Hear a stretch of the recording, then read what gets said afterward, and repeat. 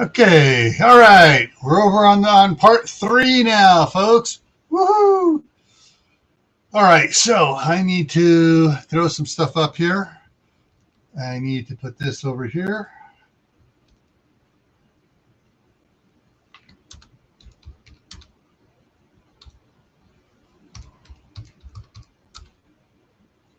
Hang on, I forgot to do this real quick.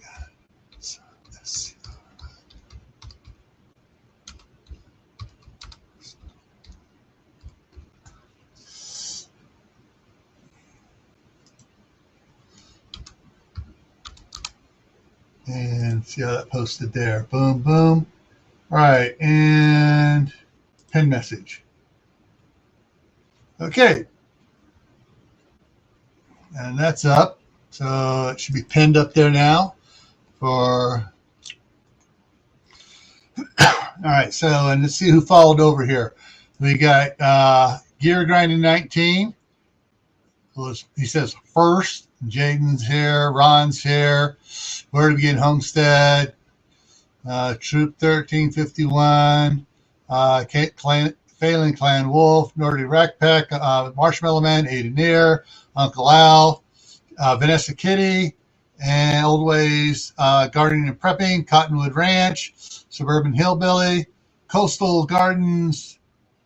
NW.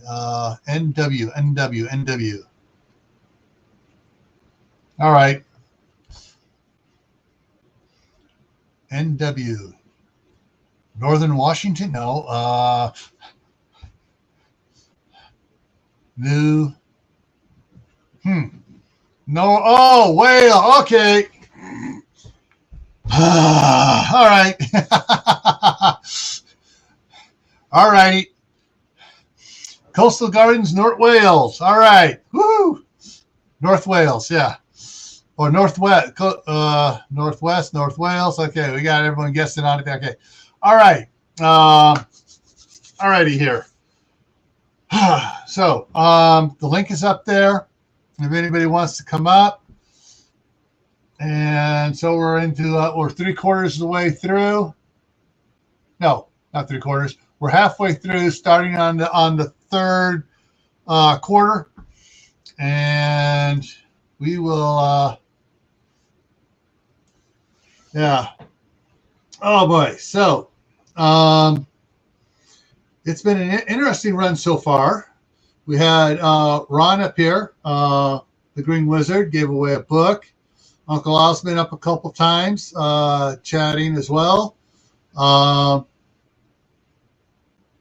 So I haven't had too many of the usual suspects come up here yet, but probably because some of them are just getting home in Eastern time zones, and it's just 3 o'clock in Pacific. So, okay, so we've done a lot of garden talk. We had a couple hours of garden talk, and hey, preppers, preparedness people, plant a friggin' garden. If you're a prepper, you should be planting a garden because you know the balloon's going to go up. SHTF, or if you prefer, the defecation is going to make contact with the rotary oscillator.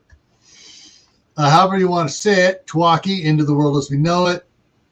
It's, you know, if something happens and it doesn't have to be the big SHTF or the Twaki. It could be, you know, a life-altering event, and where you lose your job, or where there's an earthquake in your area, and bridges get knocked out, and it takes months for stuff to return to normal. And I froze. Shipping and everything else, you know, the supply chain to return to normal.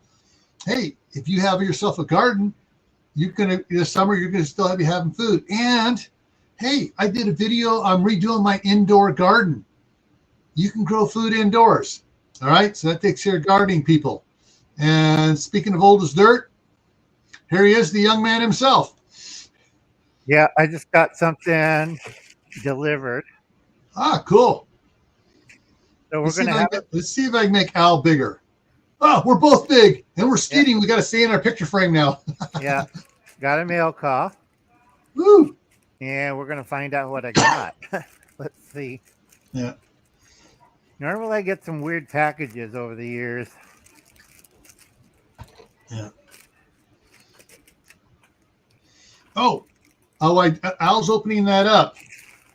Talking about mail calls. Oh, what do you get? What'd you get? What'd you get? Yeah, let's see.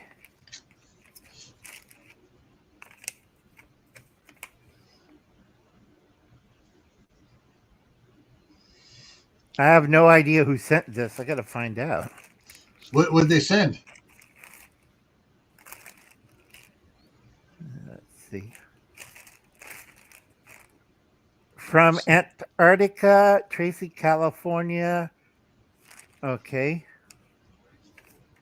Antarctica emergency survival gear, outdoor tool, bracelet, whistle, pliers.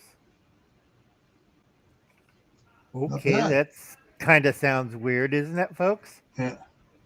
And let's see what I get. Al's doing a secret reveal right now. 60 and 1.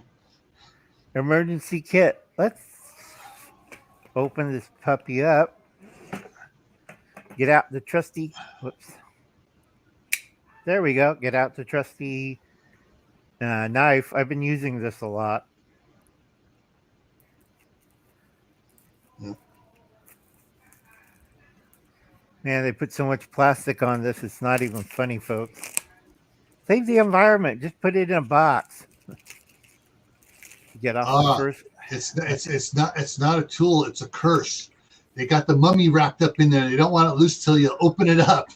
Right. And the monster comes out. See all that stuff it's supposed to have in there? Yeah. Tactical flashlight, multifunction pliers, folding knife, USB LED mini light, tactical pen, EDC waterproof capsule tube, camping utensil, screwdriver, whistle, keyring, wire saw, compass, carabiner, pocket, bellows, starting a fire. In other words, it's a straw. Yeah. Hyperventilating, man. I've seen people smoke something else through it too, but okay. I've seen people draw something else through it. There's the kit. We're taking it out. Whoa. What fell out? Here's the emergency space blanket. It's the cheaper ones, you could tell. Oh, and do not smoke or be near a fire. This type. All right. It's a mass-produced blanket. This kind of foil type. They have a heavy foil and a light foil. The light foil. Can you guys hear me? I can hear you. The light foil one is flammable. So you're hunting around the fire, keeping warm. And what spark happens? Comes off. Yeah. Why is it melting? No, why it's got blue flames on it. Yeah, and why are you dropping, rolling around in a burning silver foil with melted plastic over you? So be careful, folks. Know your space blankets. Yeah, let's see. We're opening up the kit.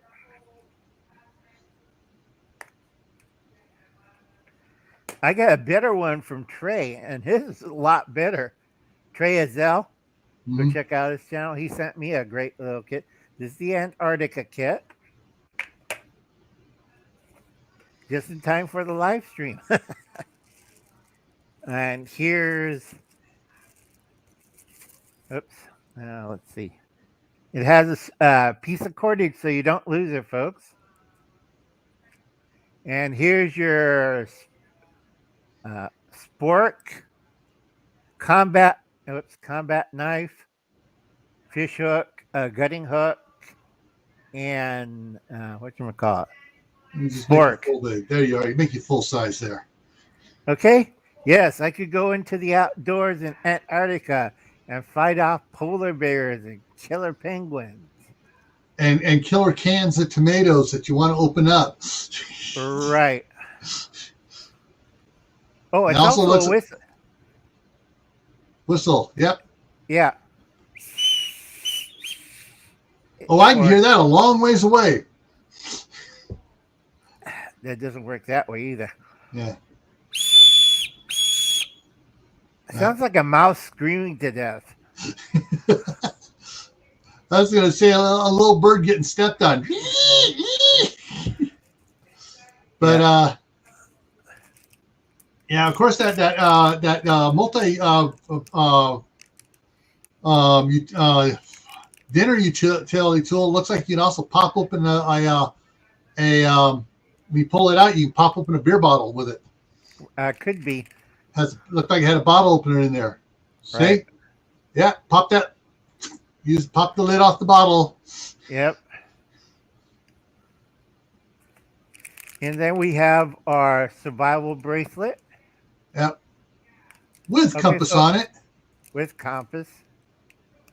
Wait. Shoot. Yep. I don't think it's even moving. I don't think it is either. Maybe they forgot to put the liquid in it. No, I think it's just painted on.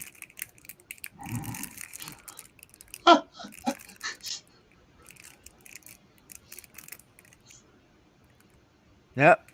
It isn't moving. It's painted on. Oh, wait. Tap it. See that you tap it. Now it's moving. Yeah. Not good, but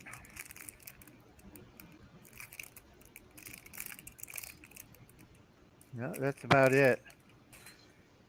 I feel real safe with that. Let's see. Here's the pocket bellows.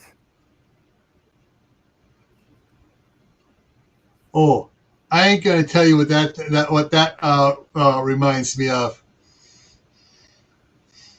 Didn't we arrest people that used to put, and go, yeah. No, this is pocket bellows. Yeah, it works pretty good. Yeah. A little stiff. That's so the air doesn't leak out while you're blowing through it. All right. So we'll give this an A+. This one, other than the paracord, the compass is shot. Forget it. And definitely, I got spoons at home. Why do I need something like this? Not even a good fork. Yeah. Ooh, a tactical pen. It's not too bad. I wouldn't trust it. Now the back end there, away from the that end, is that sharp enough to pop glass or something? Break a window? Probably break the pen. The cap is plastic. The tip is metal.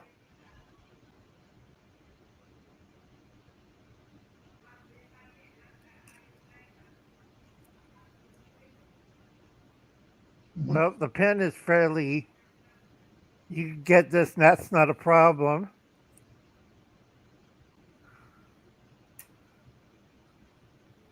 I was wondering because it probably says you see that metal tip on the end there. Well, you can pop window glass with this, to get out quickly out of your car. Right. The cone right here is plastic. Uh-huh. This is aluminum or some kind of cheap metal. Yeah. It probably break and the glass won't be even dented. Yeah. Folks, if you want a real easy glass breaker, get a washer. And what you do, you put it between your thumb and finger and then smack the window. Even better than that, go to like Home Depot, Ace Hardware, Lowe's, go to the tool section, get a spring. Froze again. Froze again? Yeah. Can you? Okay, so you go to the hardware store, get a spring-loaded center punch. You go up to a car window, and it goes away. Go up to the house window, pop it, and it all turns to dust and just falls right down. And great. I don't think it'll. I'll take it later.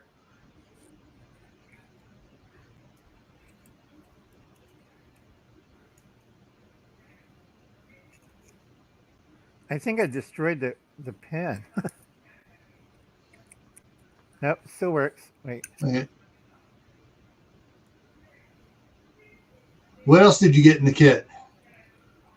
Yeah, I'm going to take time reassembling it. That's great. Tactical pen that you can't reassemble.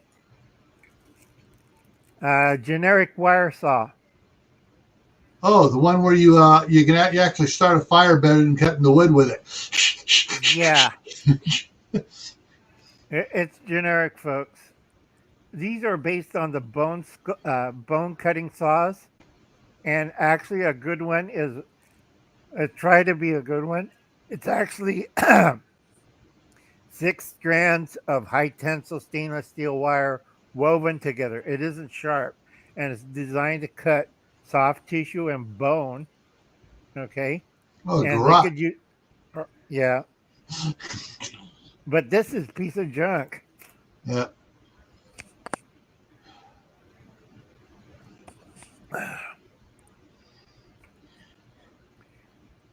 Typical. Mini ferro rod. Right. And by the composition of this, it's one of the softer rods, so this won't last long. Yeah. And yeah, A shoelace. no, that goes to the ferro rod. Oh. A ferro rod lanyard, huh? Yeah, that's real great.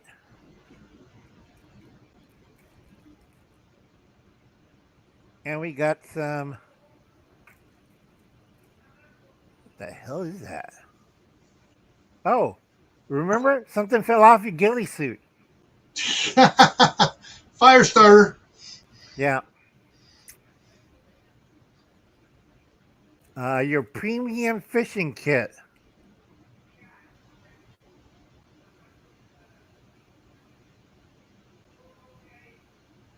Yeah, that's worth the money. Yeah, premium. That always cracks me up when I see a lot of kits. And let's see. No, they don't have a tactical speedo in the kit. Oh, here's the bait. Tactical fishing bait. Okay. Yeah, the fish will come up to that, go to bite it, and the chemicals go, oh, you're dead.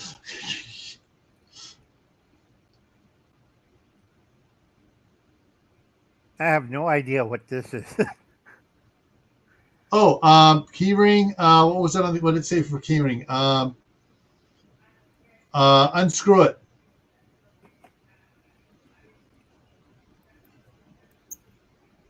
It's empty. It's empty. Yeah, it's just something to put like matches and stuff in. It's a waterproof container. It'd be nice if it fits together properly. I don't know. My matches are bigger than this. Oh, Courtney got you. Uncle Al has a tactical speedo. Okay. Hi, Courtney. And like I said, I don't know. Yeah. That's a weird thing. And P2E says it could be a pill tube as well. It's probably some sort of waterproof container because it said that on the box. Right. And then we have a rip off of the Gerber. Yeah. With keychain. And let's see. That one looks better than some of the ones I've seen. Right. But it's kind of small.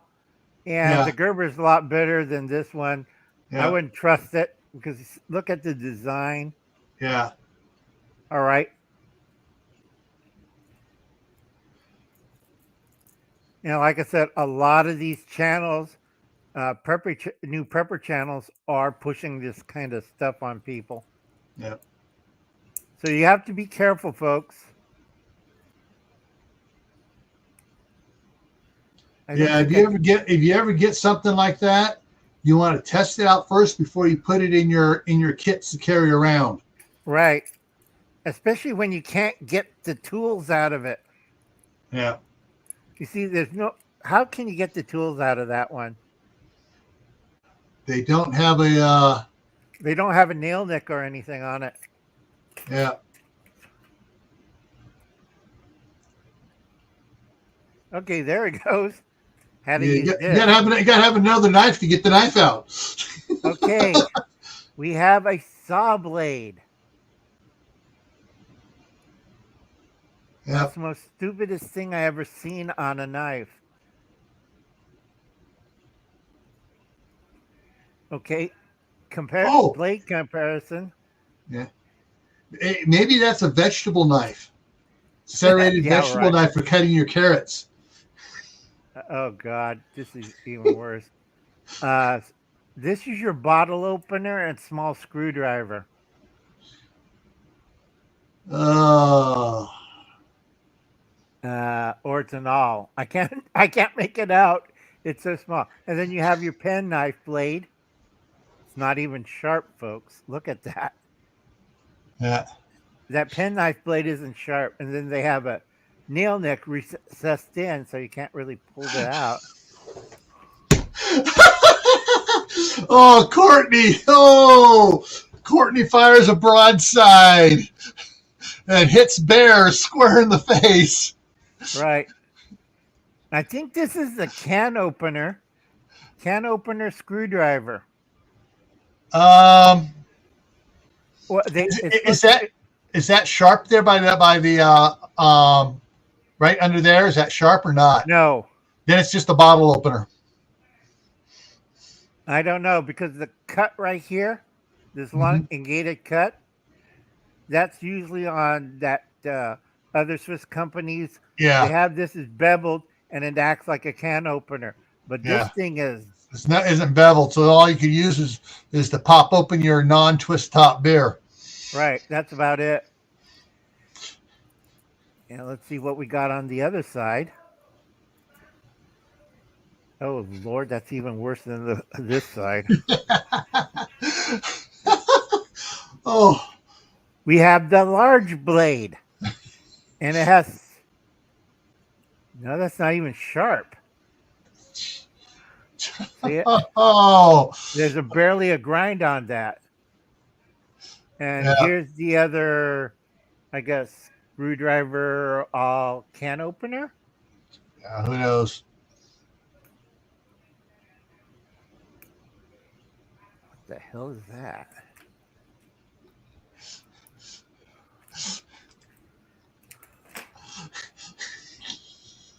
Okay, less than 1 micron millimeter screwdriver. That's a small. Look how small that. Yeah, but it's not small enough to work on your glasses, though. No. Courtney is fired off the broadsides. Yeah, the nail file works pretty good. That's about it. Toenail clippers be better. Oh. Yes, folks, I am not afraid to go in the woods with one of these things. Yeah, I'll be dead. Like I said, it gets pretty hilarious when I have a lot of people saying I'm making up stuff, and I keep telling them, when you start talking on survival channels, money market accounts, like, okay, that's time to leave the channel. Yeah. Okay, where is this other stuff? There it is. I think we got more people because people wondering what the hell's in this kit. Yeah. Oh dear Lord. We have another whistle. How many mouths do you have to blow whistles with? Or do you stick it up one up each nose and you get whoop, whoop? Probably.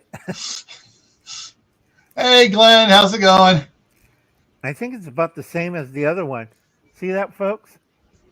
It's about the same decibel, so we don't need to open that one. All right, Normatic. Yeah. Man, I'm getting tongue-tied here. Nomadic Rat Pack. Okay. And here's our survival knife. And it comes with a carabiner.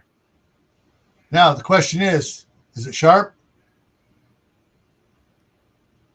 Not really. Okay, if I was desperate enough, I think the nail file was more sharper than this. And then we go back to the. No, this has a sharper edge than this thing. Oh, man. I'll probably save the box and give the rest away. Oh, God. And we have everybody should know about this, except they put nice little string on it. Yep. It's one of the survival cards. Yeah, credit card survival tool. Right. And the can opener isn't sharp. Way too funny, folks. Let's see. Oh, here's our first aid kit. 2 Band-Aids. Oh, man. That is a first aid kit. Oh, and this is the bottle opener striker for the fire starter. Yeah. Now let's see.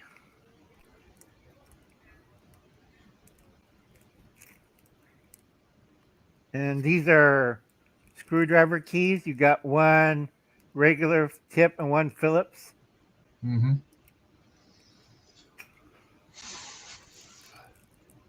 Oh, great. We got another compass, and it works. Woo! That's the carabiner compass. Yeah. Okay. And it's working now. Okay. Well, it's turning. Whether it's working or not is another story. Right. I think this is a tourniquet. Yeah.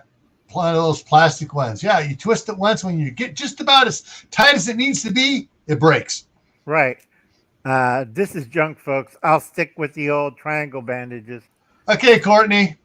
Courtney's going to come up and join us here in a minute. Hey, Stidham family gospel. I'm in the background hiding while Al opened up his mail call here. I got a flashlight. Does it work? No batteries.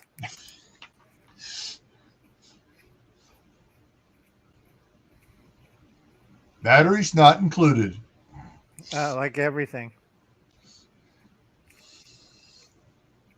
Oh. Ugh.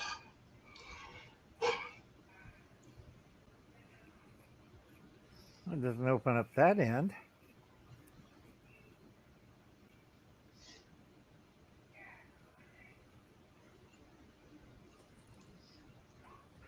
Let's see if I have an AA battery. All right. Maybe not. I've been using batteries like crazy the last couple hours. Oh man, I needed to see that. That was a good laugh. There's no batteries in it.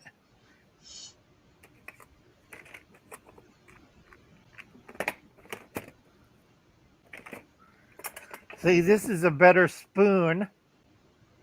Yeah. Okay. And this is a real fork, folks. Yeah, you can. That fork you can actually stab a piece of meat or vegetable with. Right. No, I don't have a. I have an AA, but yeah. I only have the AAAs. Yeah. When Courtney comes out, I'll step down for a second and get a battery for it. All right. What the hell's this? Okay. Uh-oh. Another surprise. Ooh. Oh, that's a USB light. But I need a USB plug for it. I think you're supposed to plug it in, charge it up, and then take it in your backpack. Either that, or you're supposed to use it on your cell phone or whatever. Pros plug in so you can see what you're doing. I don't think it'll fit. Yeah. It doesn't fit any of my ports. Yeah. That looks like a USB 3. I have 3. It doesn't fit in it. Don't fit it. Turn it upside down the other way. It may be backwards.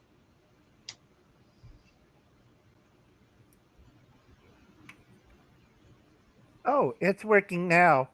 Woohoo! See, I can't tilt the camera, but it is working now. Yes, that has got to be the best laugh I've had in a while. Was that kit? The only thing good about this is the case, and that's about it. I came up here to show you my new knife I just bought. Okay. Is it better than this? Ooh. Oh, that is better than this. That's a nice kitchen knife. Yeah. I used it to cut up an onion the other day. Okay, I'll be right back. I'm a little afraid of it because I'm afraid I'm going to chop my fingers off. Oh. All right. Before Al got that, I was wanted to share something with you guys. So, Where to Begin Homestead sent me this, and this here. Did I do it? No, I don't. Sorry, I forgot to get the screen ready to share. There we go. This is where she got them made at, and the prices for singles, but you start getting like as you go up, the price drops quickly on them. Oh, it's called Made in Stick. And so on demand. So let's see, what did I click on it last time? So custom stickers, glossy stickers, got the different sizes, 3-inch by 3-inch, looks like the round one.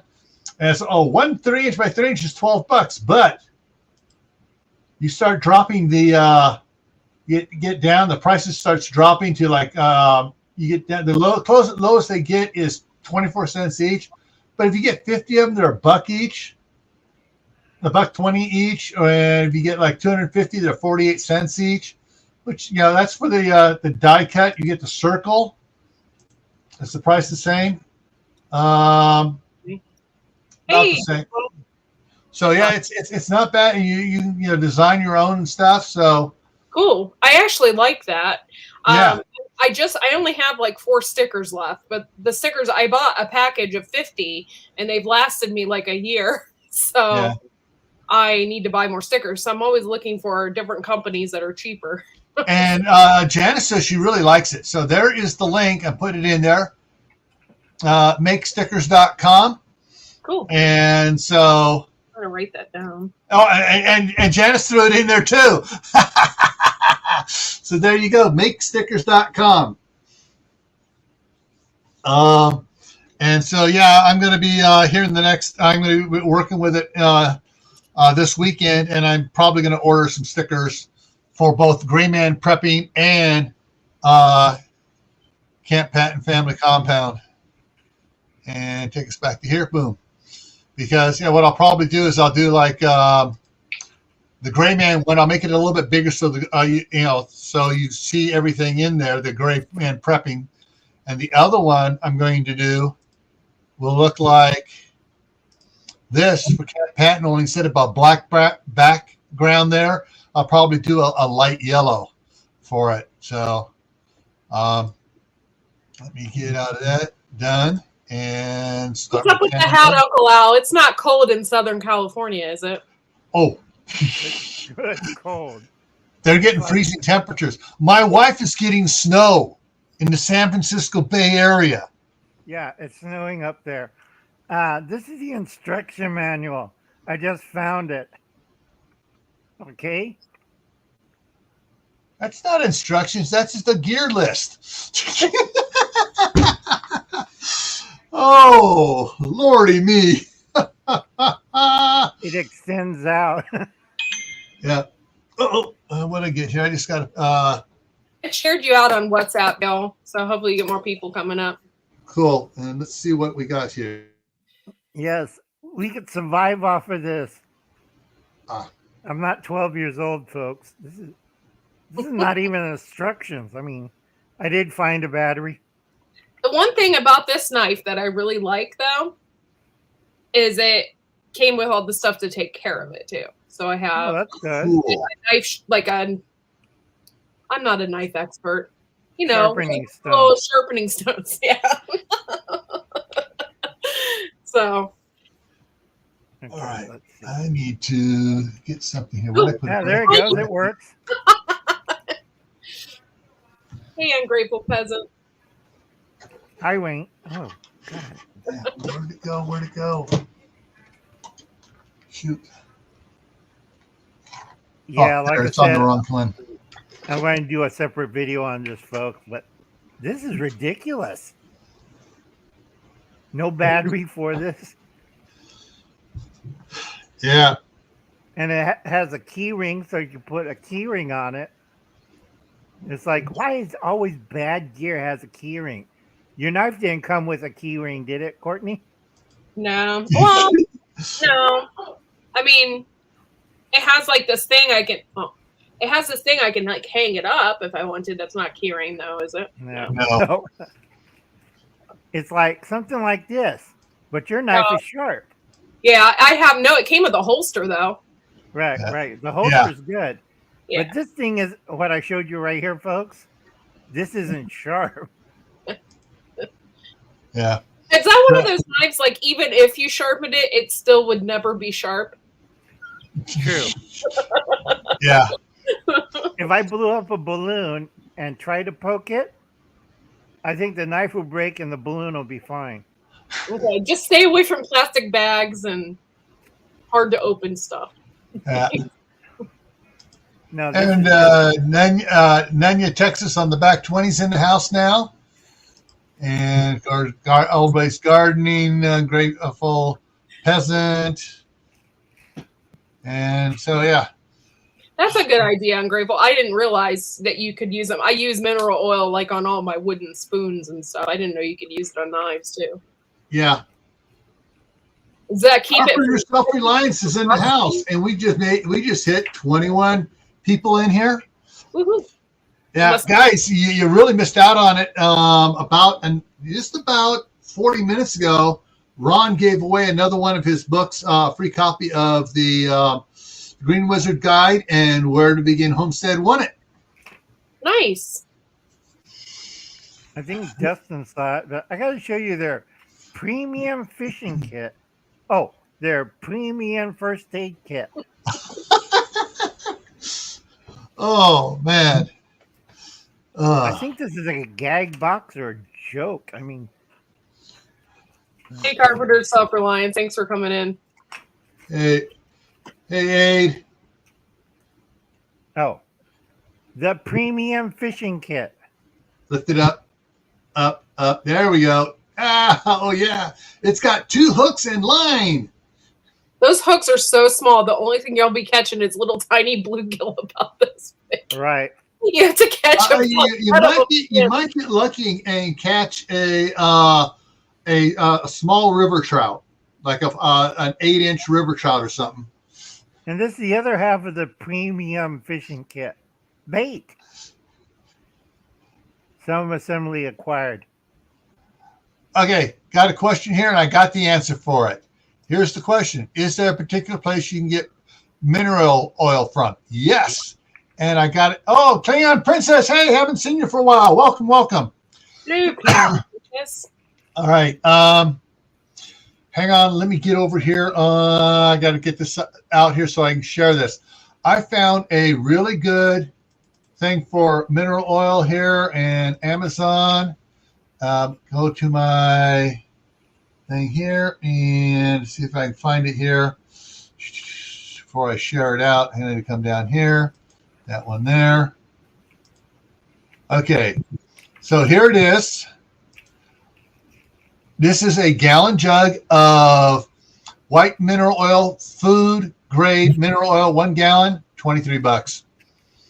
I've seen it for a quart for that much. Yeah.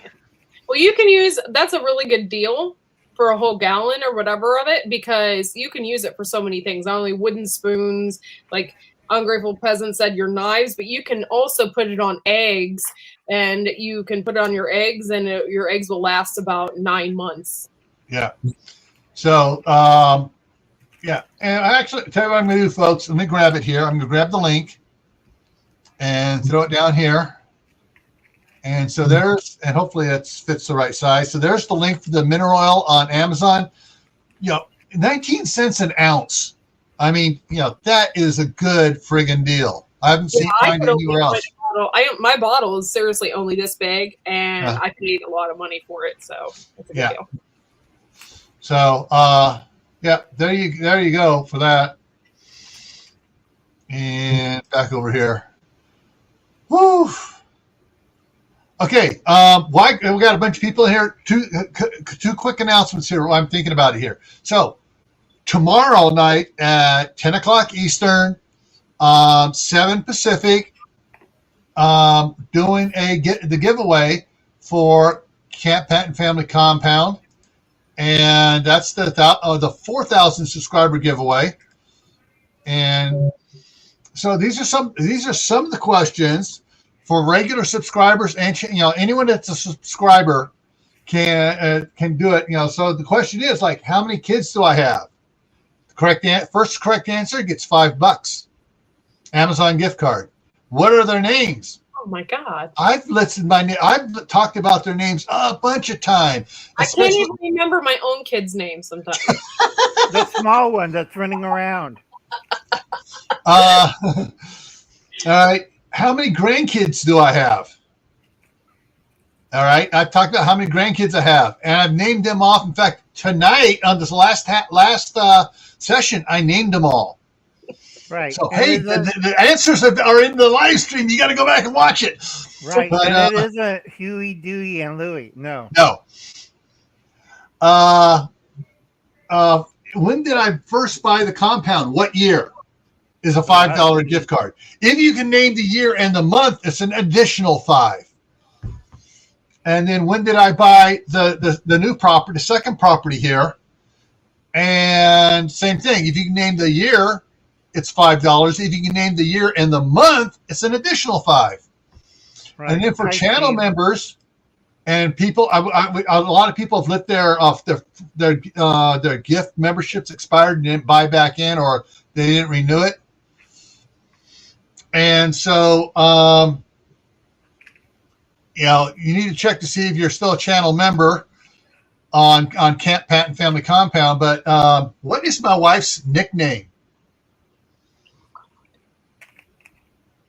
We joke about it, and it has something to do with the milk. Prize is Uncle Al will show up with his tactical Speedo. Oh, hell no. No. And Steve's here, so hi to Steve. Steve's going like, what the hell? And that was before Courtney came on. This is 60 and 1 piece survival kit. Hey, Steve. It's going to take me a while to put everything back into the box. Yeah. All right. And I had Steve. batteries. Yeah. Steve better know what my wife's nickname is. He's used it a couple times. Yeah. He knows what. Oh, the Marshmallow Man spilled the beans. And so this is for tomorrow night. And how old am I? First one to answer that when I ask the question tomorrow night gets it. What is my hobby? And so, and then I got 4 questions about my hobby. And they go up $10, $10, $20, and $50. And I got the questions already written out. And then there's a special question about my wife that's worth $100 to the first person that gets it right. Okay? I'll be right back. And I'll give you a hint. There's a video out there specifically dedicated to my wife. So you got to go find it, and I'll answer the that last question when we get to it tomorrow.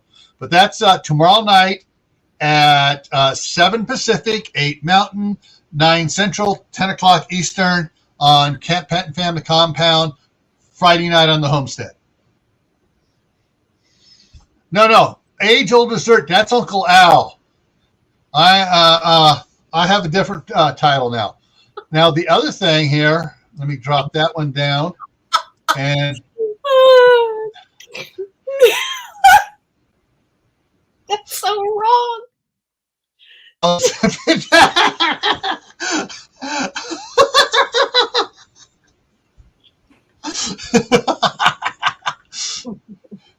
right. For GrayManPrepping, we're still doing the giveaway here. Actually, hang on. Before I throw this up here, I want to check one thing real quick here and go refresh and see where we're at. Oh, we're getting closer. We're getting closer. Yep. Okay. So I got to change the message board here. Hang on. I got to edit this so I can throw it up here. One.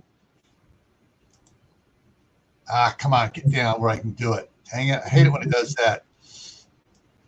Okay, one and save. Okay, so we're 51 subscribers away from 1,000 and the 1,000 giveaway contest. As soon as we get the 1,000 subscribers and YouTube says you're monetized, then 2 weeks after that we have the giveaway. Because I'm going to, besides what I'm going to show you here, we're going to do something special once in. So this is the 1,000 subscriber giveaway contest. So in order to qualify, you need to get others to subscribe and ring the bell, because I get an email when they ring the bell. If they just subscribe and don't ring the bell, I don't get the thing. They got to watch any 3 videos, but these are 3 good ones here, the 3 most popular ones. And they got to, most importantly, all for you, they got to leave a comment saying that you sent them over, such as Corsair Trainer sent me over, or Where to Begin Homestead sent me over, and that way you get a point towards the final thing. Come on, next one. So you get a point for each person that completes the above. And if one of your new subscribers, gets other people to do, you get a half point for each one of those that come on anyways. This is what I did for Camp Pet and Family Compound. Worked out great. The channel, the highest number gets the first place prize, second highest gets second, et cetera, et cetera, et cetera. These are the prizes. The first place prize is the color edition of Doc Bones' Nurse Amy's book. Right here. The Survival Handbook, the color version, and it's autographed as well. This is an $80 value. And that's the first place prize. And then, of course, second place is a $75 Amazon gift card. Third place is $50. Fourth place is $20. Fifth place is $10. And sixth place is $5. So, hey, the people have, I don't know why people aren't jumping on it like they did on the other channel. When I did it over on Camp Pet and Family Compound, there was a lot of people they were doing shout out videos. They were sharing it all over Instagram, Facebook, and everything else. I think this is old, but I think this is an old one for Steve. I haven't updated this one for a while. So how did the feeding go, Uncle Al? What? Dustin dimed you out. I said, how did the fitting go? For your tactical Speedo. Yeah, see, Uncle Al, he was saying you're doing a test fitting on your Speedo. No.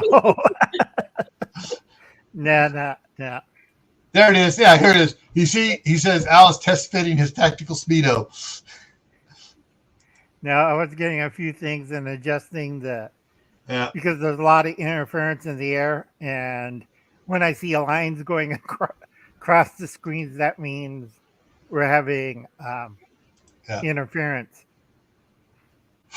Okay, that's part 2. So that one there is gone. And boom, there we go. Yeah, Okay. so there is those are what's going on right now. So tomorrow night is the 4,000 subscriber giveaway over on Camp Patton Family Compounds, CFC. And then and the link is, I think I got a link down below at this Camp Patton. If not, someone can throw one up there. And then so we're still working on the 1,000 subscriber here, and the highest thing is only 15 people. That's first place has gotten 15 people to subscribe. Froze again. Yeah, I froze. So I mean, if you put it out there, you do it on, and this person's been doing it on Facebook, saying, "Hey, go subscribe to the channel," and they come over. So and so sent me over from Facebook. Oh, that's cool. Boom, and so that's all you need to if you put it on Facebook, hey, go check it out. Here's the channel. Check it out. Watch a couple videos and cheat. Say, hey, if you watch a couple videos, remember to say I sent you over, so I get the bonus points. So I get make them work for you. Yeah. Where does he carry his survival knife?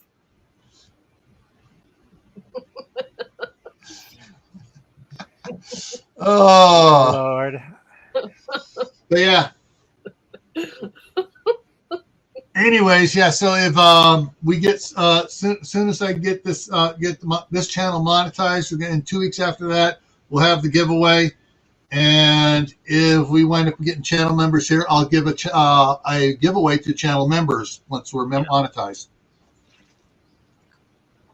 Oh boy. So yeah. If anybody's been in here watching the previous ones, they should know by now what my hobby is, and they should know several things about my hobby.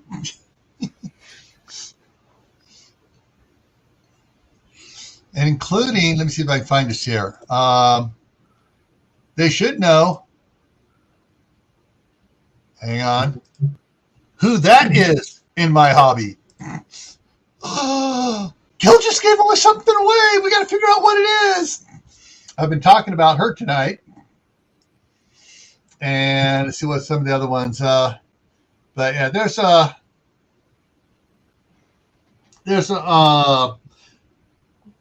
I'll give you a hint. Halloween is not my hobby. Halloween is my passion. Next to my wife, that is. But yeah, there's we should have some fun tomorrow night up there. Oh, all righty. Oh, I'm just catching up on the things you're talking about. The knife rides and the old ways. So the story continues.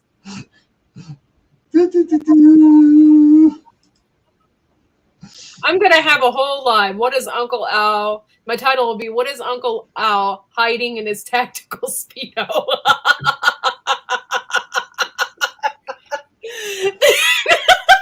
Oh, not only that, you guys say to find out before I have my little thing, you got to go watch Uncle Al's videos because he shows with. And people are watching 20, 30 videos trying to find out where's Uncle's tactical Speedo. See, Uncle Al, you get a Speedo and you get about 4,000 subscribers. No.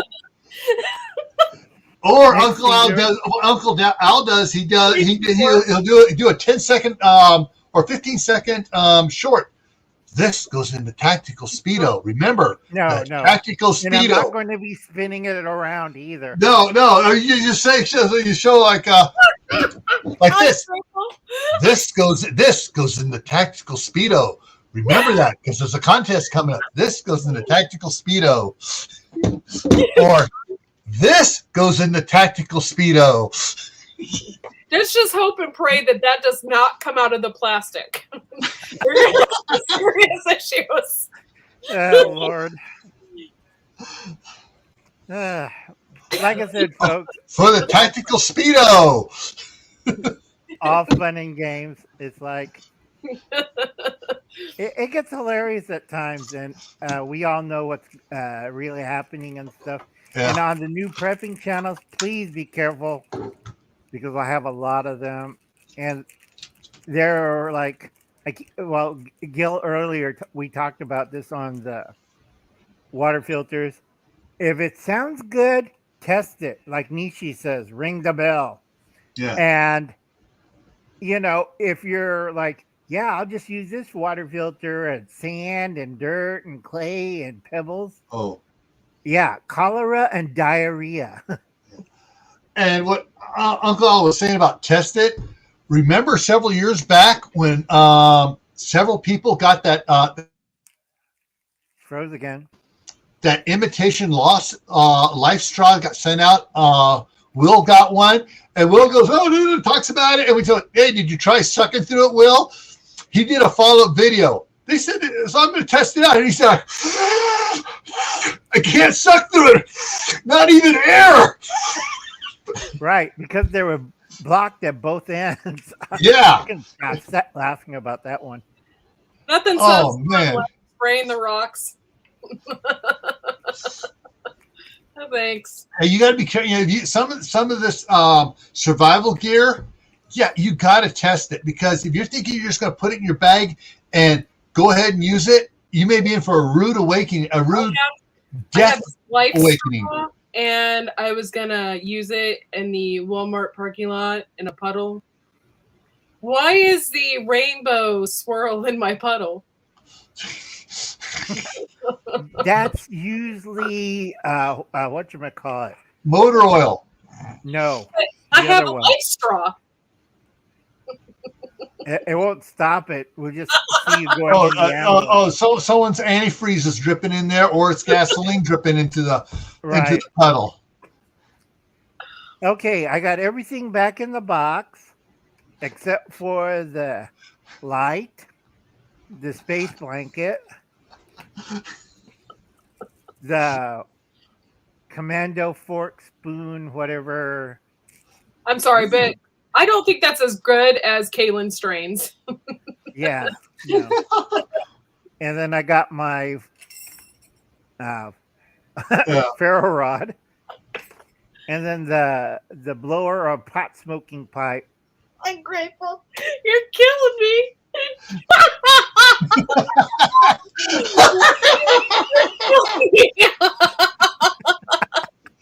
Oh, I'm sorry. Something else with that and what Al just said about just click. Al said the commando spork.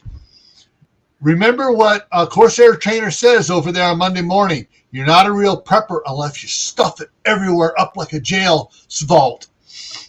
Oh, remember that little tiny capsule thing? That might go in there, but nothing else will. It has the key. It has the key ring, so you can reach up there and pull it out. Don't people usually use balloons for that? Or condoms? But see, Uncle has the one that screws tight with the O-ring, so it's nice and sealed. And you stick it up there. You just leave the little key ring hanging out, and it's like a cork. Surprise! Lord. Oh, Al, Monday, you're gonna have to tell Steve what he missed here. If I don't catch him on Monday, tell him about the pop it out, the wallet prison. That's right. Yeah, it's the wallet, the prison wallet, Corsair trainers. I gotta update the subs of the videos, and he has a live stream every Monday. Yeah. I'm sorry, but for years before I knew Steve, I thought it was coarse hair. Corsair. I didn't realize it was Corsair. One word. And like I said, hello to Keith and hello to T-Borg. And who else is here? COURS. And Old Ways Gardening and Prepping. Yeah, course, it they're does get trainers. it does get ridiculous, folks.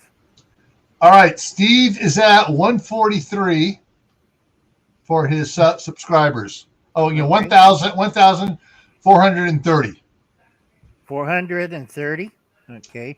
approximately, because they never gives you the last, the single digit ones. Just, it's 1.43K subscribers. Okay. How many videos? Videos. Come on, where is it? Show me. Why doesn't it show me the videos on here? Oh, here we go. Nope, that's not. Of course, they're trainers. Highest view. It says highest views was 206,000 something. Come on, why doesn't it tell me how many videos he has out? Because they're being getting taken down. Sorry, Steve. No. Froze Look again. here. That doesn't give full, because they're changing things around right now tonight. They pulled off of the your the YouTube studio. They took playlists off of there and they hit it up under content. It says that used to have like content stuff. Okay, these guys asked for it. Here they go. Banned.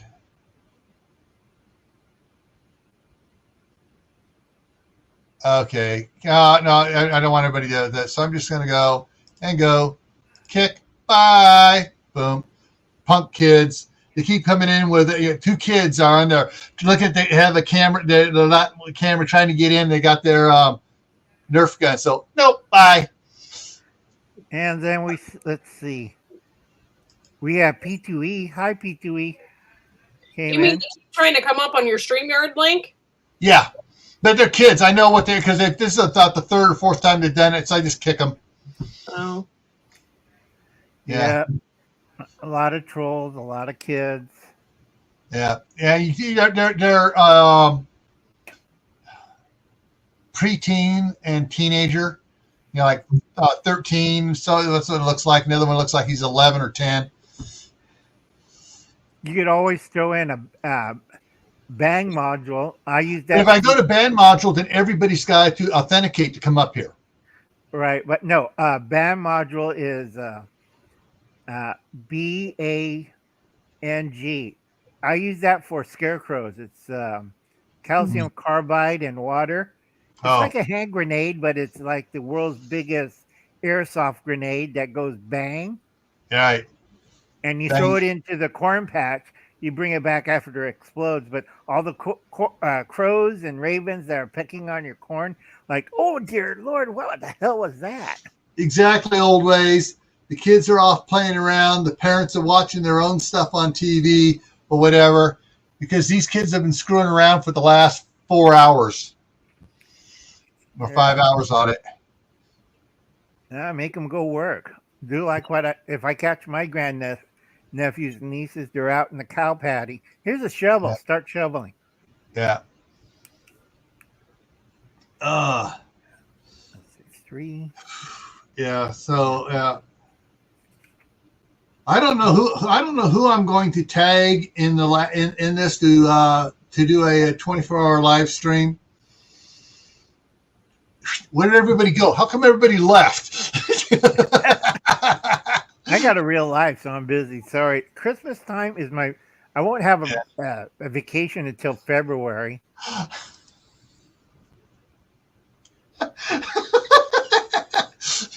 Tactical suppository. Yeah, I mean, think about it. What exactly would you put in your tactical suppository? I say I would put some kind of matches or something. No, I have a list for. You know what was stupid in my book? Oh man! Right, I did have a tactical suppository, and it was the most stupidest thing I ever wrote. Well, let's see.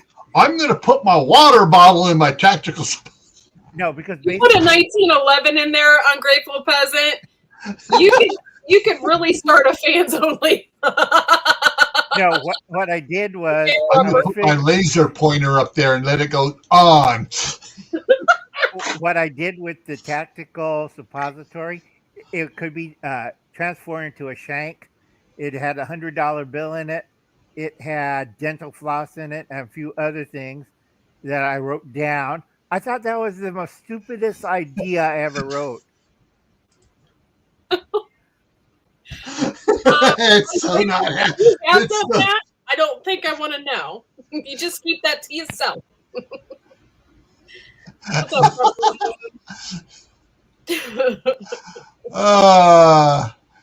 Yeah, Prepper 101. Oh, man. Wait a minute. I got the special screwdriver for the tactical suppository. Ouch. Exactly. Ouch. Oh. Wait a minute. So do I.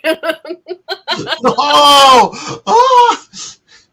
Yeah, you better have the sheath well secured to that before you stick that. And make sure you use plenty of mineral oil on it, both to get it in and out. Oh, Steve, you're missing stuff. Olight. This is a super hot one, man. This one is hot. You don't want to accidentally coming on in their prison wallet. What is he? Is it hot enough to be solderized? That'd be horrible. It's like that outer space science fiction show. We have heated suppositories to keep us warm in the cold weather. No. Oh. All right. My excuse is I've been up since 2:30 this morning, my time, and it's now 5 o'clock my time. Oh. You're killing me tonight. Killing me. Cauterize your butthole. Cauterize your butthole. Like I said, this is a lot better crowd than most of the new preppers live stream. It's like, God, that's horrible. They have no sense of humor. And they're always looking for a link. I'm sorry, but if people don't have a sense of humor, there's just no Could point. you imagine your O light turns on and your whole ass of your pants is glowing? That's like a disco up in there. Yeah, try to explain that to TSA. Sir, what do you have in your butt? We're gonna have to use the metal detector. No, we're gonna have to use the farm glove. All right, where's the gallon jug of Crisco? Oh, there we go. Oh, happened both at San Francisco and Oakland Airport back in the beginning. One of Oakland PD was there at the doing the airport instead of the sheriff's department for Oakland. One of the officers had a long glove like that. Oh my God! Can you imagine if they wanted to search you and he puts on that glove? I think I'd rather die. Put it this way: when he had someone said, "You're not searching me. You're not going to do anything," talking to the smart mouthing to the TSA people. Walked up, looked at him. I go, "Hey, Sergeant, you got the glove?" They're talking. All right, this guy, 6'5", 280 pounds, all muscle. Walks up, reaches in his pocket, pulls it out. Yep, we can go right in. Oh my God, T-Board, that's gonna be the topic of my Friday night. But it's tactical, using butt, B-U-T-T. I gotta write that down. Yeah, you see a smart mouth guy mouthing out the TSA. You can't do that. I don't give permission to it. He whipped out that glove, and I said, when you bought your ticket, it says right on it, you give permission for the searches, all searches. Nice. And I looked over at him. You got the lube? No, we're going to go dry tonight. The guy about peed his pants. Okay, you can check all my stuff. Don't get him away from me. And over in San Francisco, one of the guys over the airport police over there had one, and he had a can of Crisco. And someone was refusing to allow his laptop bag. Said, "Well, we're going to have to search you everywhere." Dropped the can open and started putting it on. The guy passed out over there. He literally fainted. Well, yeah. And what the funny part was, when he came to, we're all done. Oh, that's even scarier because you don't know what somebody did to you when you're passed out. No, I tell you, San Francisco airport police have the best sense of humor. Especially when they show you a dead hamster.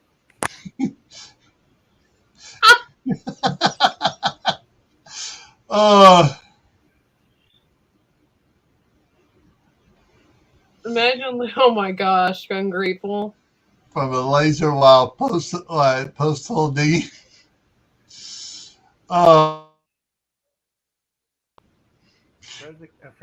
Furs again? Yeah, it's like they put that glove on and somebody's going to meet Jesus. Oh. Gerbil. Yeah, Gerbil. Wait, Gerbil. Richard Greer, we found your missing luggage. Oh my God, Jose, that is horrible. I would have been in such a panic. That's horrible. I took a last-minute vacay out of the country and grabbed the backpack from my son's closet. Had bottle rockets in it. Oh man. Oh. It's TV, right? That's horrible. I would have been so angry. It's like something's wrong with your machine. Soccer mom on the terrorist list. Right. Or worse is the dogs are barking. Oh. It's All like right. More water, guys. More water. Right. I drank some water. It's like that. They found that. What was it they found in the suitcase last week? Oh, yeah. That sheep in the suitcase at the airport. Yeah, but the sheep was tranquilized and the dogs were barking at the suitcase, and they popped it open. There was, there's a sheep in here. That's weird. It is. It's like everybody was looking at it. The lady who had the suitcase, like, I don't know why it's in there. Who paid you to take it? Unless food's really scarce in America, I don't think there's any reason to smuggle in a live sheep. Oh, I know why they were smuggling in. It's for Ahmed the dead terrorist. Think about it. Yeah, I already figured. That's an Arizona thing. What?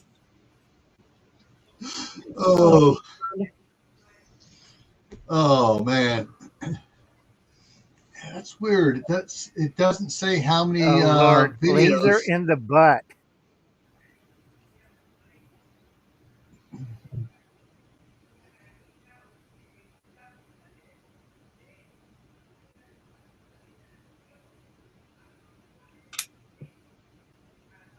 Thankful I can't fly anymore. No job. Is that really a thing? You can't fly if you have that now? If you have what? If you don't have the antidote for the Ku-Flung Fu? No, I think people are getting sued for that.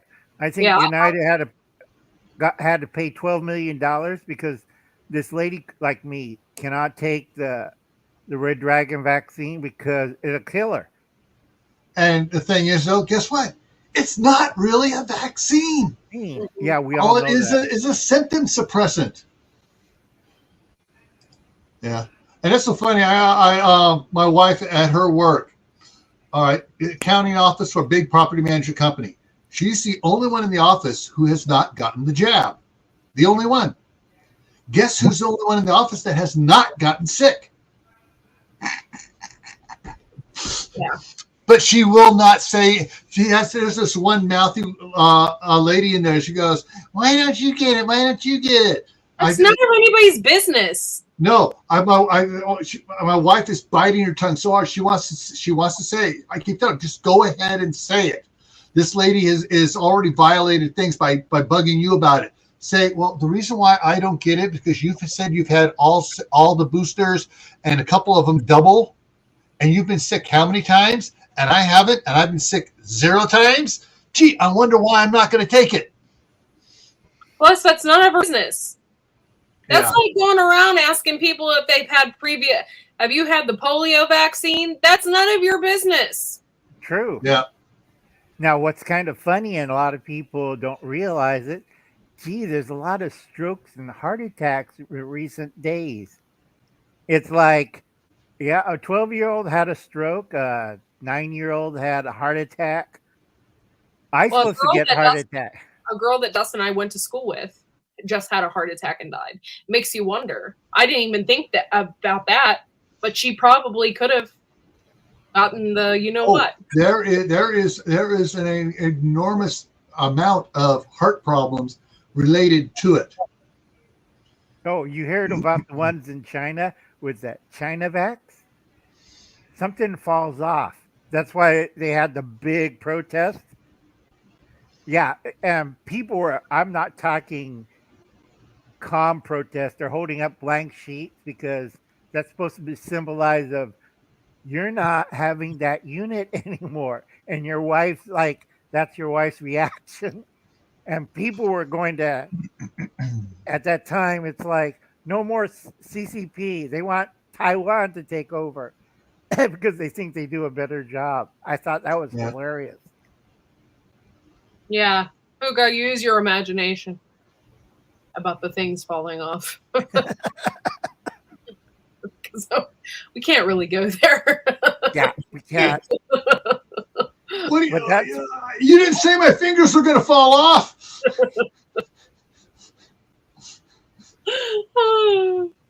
And right now, China has like the worst repeat of it. Half the scientists I heard from, it's not the red dragon. It's more of a flu. RSVP. RSV. RSV. Yeah. And they're saying, this is new and it's going rampant. No, that's been around for like 15, 20 years. Right. And it comes and it goes. It comes and it goes. It comes and it goes. Yeah. My aunt, she did end up getting it. She got it, and then she ended up getting the shot and then got it again. Well, her T1 or whatever, her blood cell count is way down, like you would have like if you had cancer or something, right? And the doctors are not understanding it. It's probably because of all that. And like you end up losing your hair and everything else. That's scary. Because, I don't know what it does to you internally, but it can give you heart problems, make you lose your hair and everything else. Yeah, that's why I like to hear the new preppers. You can trust the CDC. Yeah, and then they want to tell you about, they want to, get their hands on vitamins and stuff. Right. Herbal remedies. All right, I'm going to be right back. I got to grab something here. Okay. I agree with Courtney. Between the CDC and WHO, I don't trust them because right now I tell people, if you're a lousy gardener, plant weeds. And there's 6 different kinds of weeds you can plant, like dandelion. Mm-hmm. That's an invasive species and hard to kill. Ask Courtney. Remember the dandelions all over the place? Yes. Yeah. They're hard to kill, but they're not a native weed to America. They came from France. When the French colonized like Ohio, it was French territory. That's why you have the big leaf dandelion. You ever try to kill one of those things that has a taproot like? Yeah. But you know what? I've been doing a ton of research because I have stomach problems. One of the main ingredients in herbs and like all the medicines and stuff I've been looking up for like my stomach, one of them is dandelion root. Yeah, that's a traditional medicine in France. That's why they brought it over here to America, because in early French America, everybody guessed what they had. Yeah. Stomach trouble, like we ate this corn stuff, or we ate that raccoon stuff. So every, yeah, every whatchamacallit, herb garden in America had dandelions, and that's why dandelions are so prolific in America, because it's not a native species; it's a invasive species, like Aramis. Aramis is not native to North America. There's two types of pigweeds for America, and it's the red pigweed that's native to America.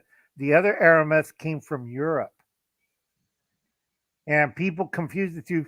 One's a heavy seed producer, and the other one isn't.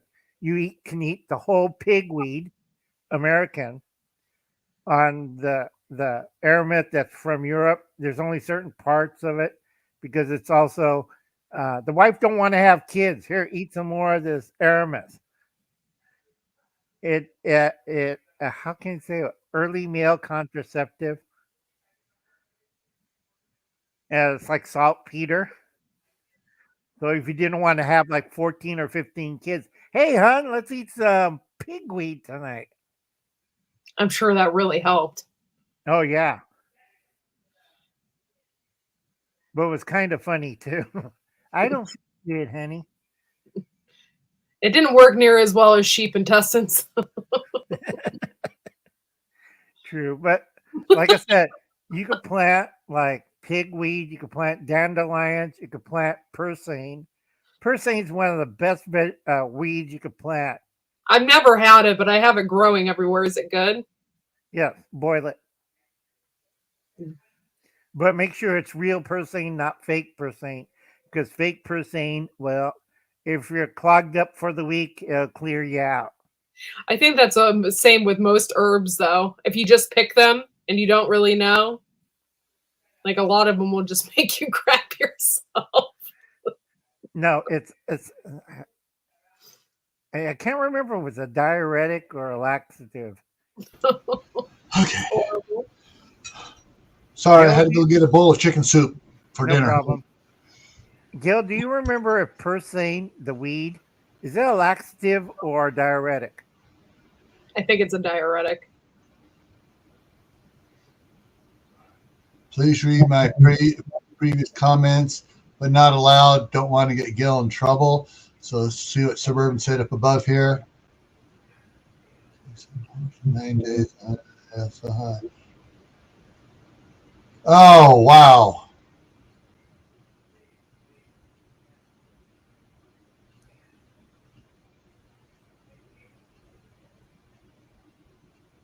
Oops.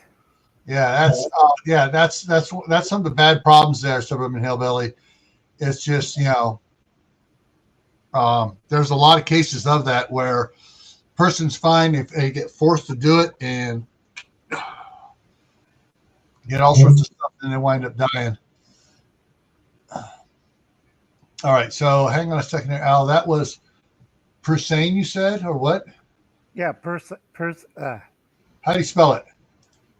Anybody know? PURLSANE. PUR. Look under edible. You can look under edible herbs of North America.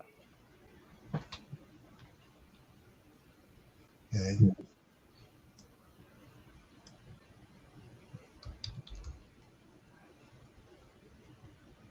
Common purslane, common food. This purslane.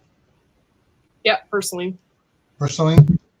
All right, and Benefits, additional tracks. Okay, benefits. Let's see. Oh, actually, what is this? Hogweed.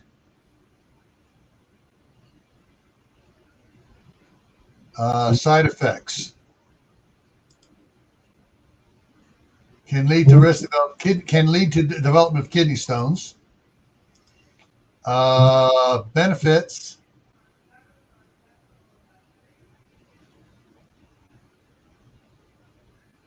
Protection against cardiovascular disease, cancer, blah blah blah.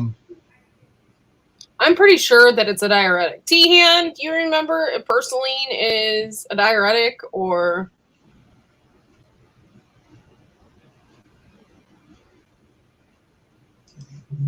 All right, it's this one here is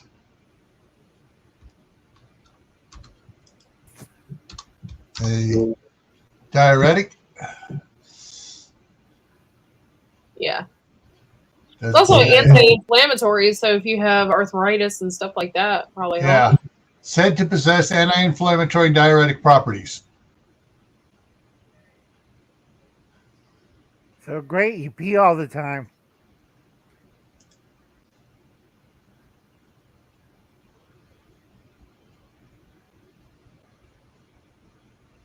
I don't know. I've never really tried it because I'm really weird about. I'm picky about my food and stuff like that. But I have it growing everywhere. It's add a little butter. That like to grow in odd places. It'll grow in between the cracks of your sidewalks and everywhere else.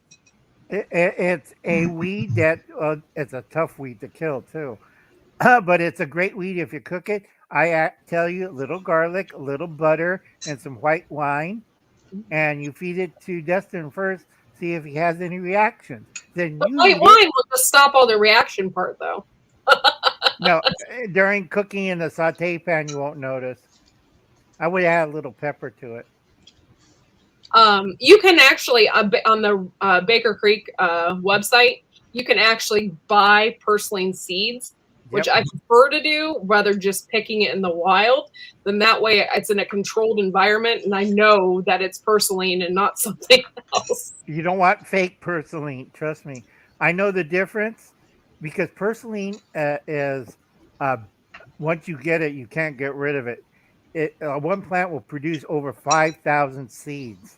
Yeah. Because of the little tiny flowers. It just Baker Creek also has pink dandelions. So for all you ladies out there that like to make things look cool, you can make pink dandelion jelly. Or wine. Or wine. A nice thing about pink dandelion, you can make coffee out of the roots. You just dry roast it. It's like I have a friend of mine. He says, I live near a desert. And I said, well, plant mesquite beans and plant prickly pear cactus. I can't see anybody killing that. Those two. Hey, Vitra. Where to begin? We'll spend the weekend at your house. We'll make dandelion jelly and wine. Sounds good to me. It's loads of fun. I'm trying to you can make it up to about 60 proof. Yeah, dandelion wine. That's good. Yeah, I don't know if I want the proof up that high though. Well, just don't smoke. Breathe out. All right, and see, Howie just went okay, and that, and take a look at that one. Okay. I used to have this awesome prickly pear at my other house. I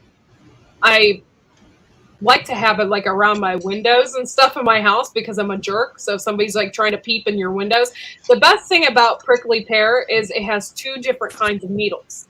It has the ones that you can see, and then it has the hair ones. And those are the worst because you can just brush past it and you're just stuck with thousands of little needles. Hello, Marshmallow Man. That's like what happened to Doc Bones.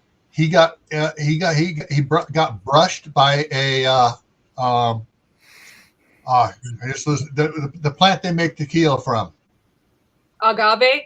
Yes, he got brushed by one of those, and oh man, he had bad reactions and stuff. And fortunately, he had another doctor friend he went straight to and got put on antibiotics and stuff. And a lot of people can't handle tequila because of the agave. I know my mom can't. She has like an immediate allergic reaction. Like she had, I remember when I was younger, she had like margaritas once, and she's like, I don't understand what's wrong. And here it was the tequila. So you have to be really careful. A question from the chat. Vitra wants to know who has the pink dandelion seeds for sale. It's Baker Creek. You have to look and see if they actually have it now. I know in the past they had the pink dandelions. Yeah, they don't live like the yellow ones do here. You'd have to plant them in a flower bed or something like that. I don't think that they're winter hardy. No, it's usually in their main catalog for the pink dandelions, and that's the pink dandelion is a very, how can I say it? The green dandelions, like you can take a flamethrower to still come back, but the pink ones has this. It's not winter hardy. You look at it and it'll die. Yeah. Old ways. I never got a chance to make jelly out of the prickly pear. I've always wanted to do that, and I heard it's really good for your skin too. I just never had the opportunity, but it's pretty cool. And always, I want to ask you about that. I have agave syrup right now, and I always put it in my tea.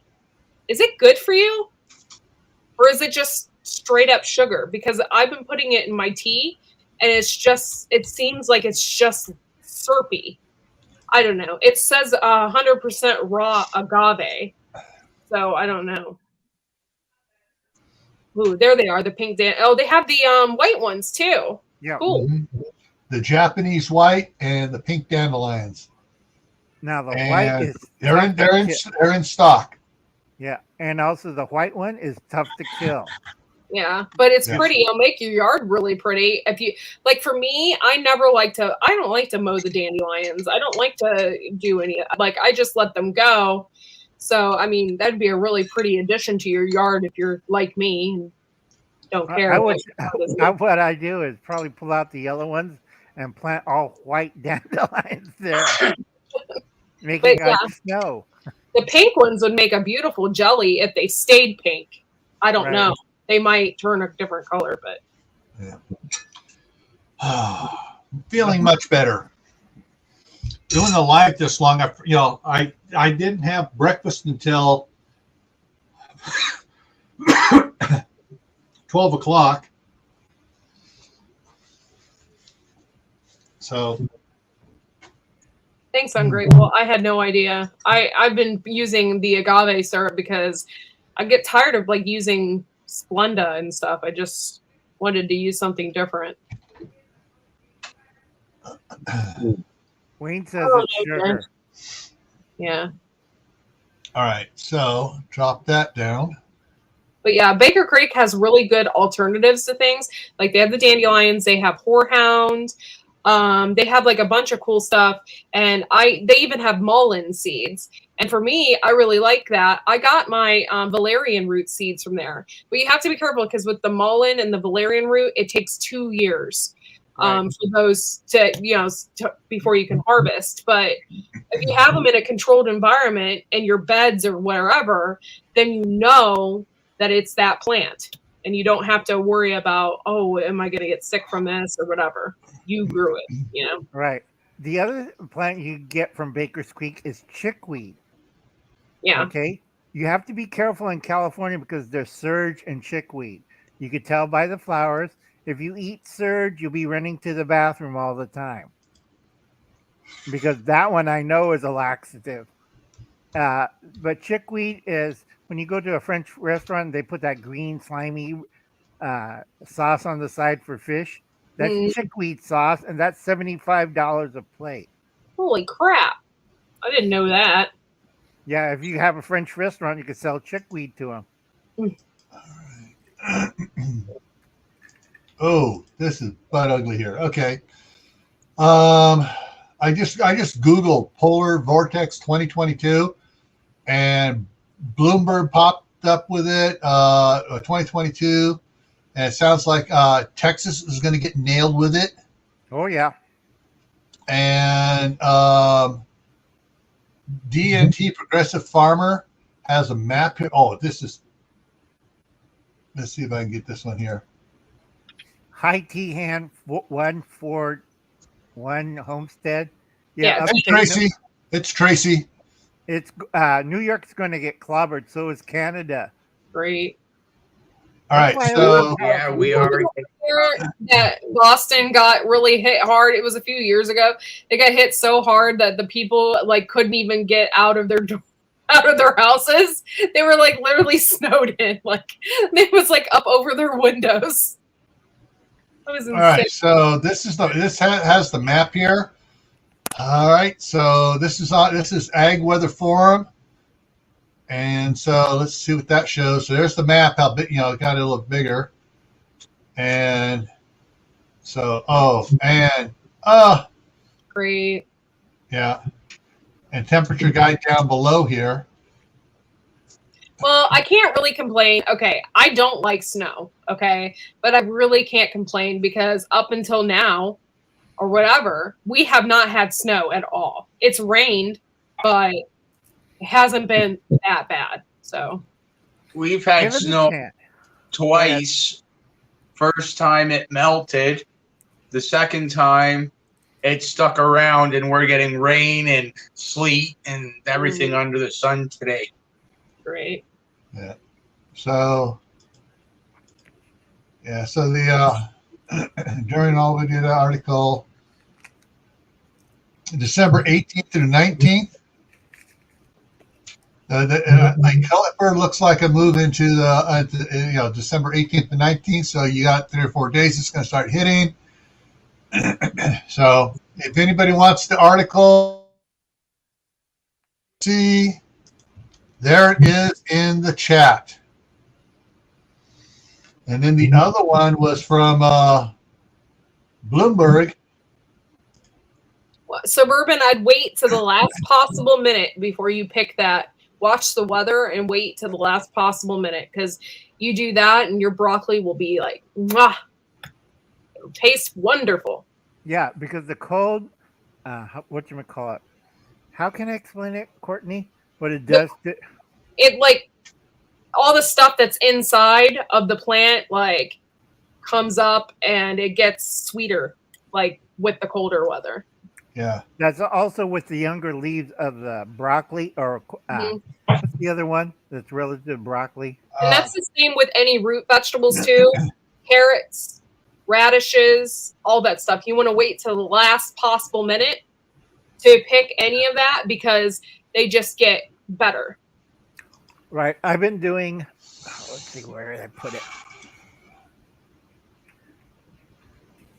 Speaking of that, I still have carrots out there. Oh my god. Oh.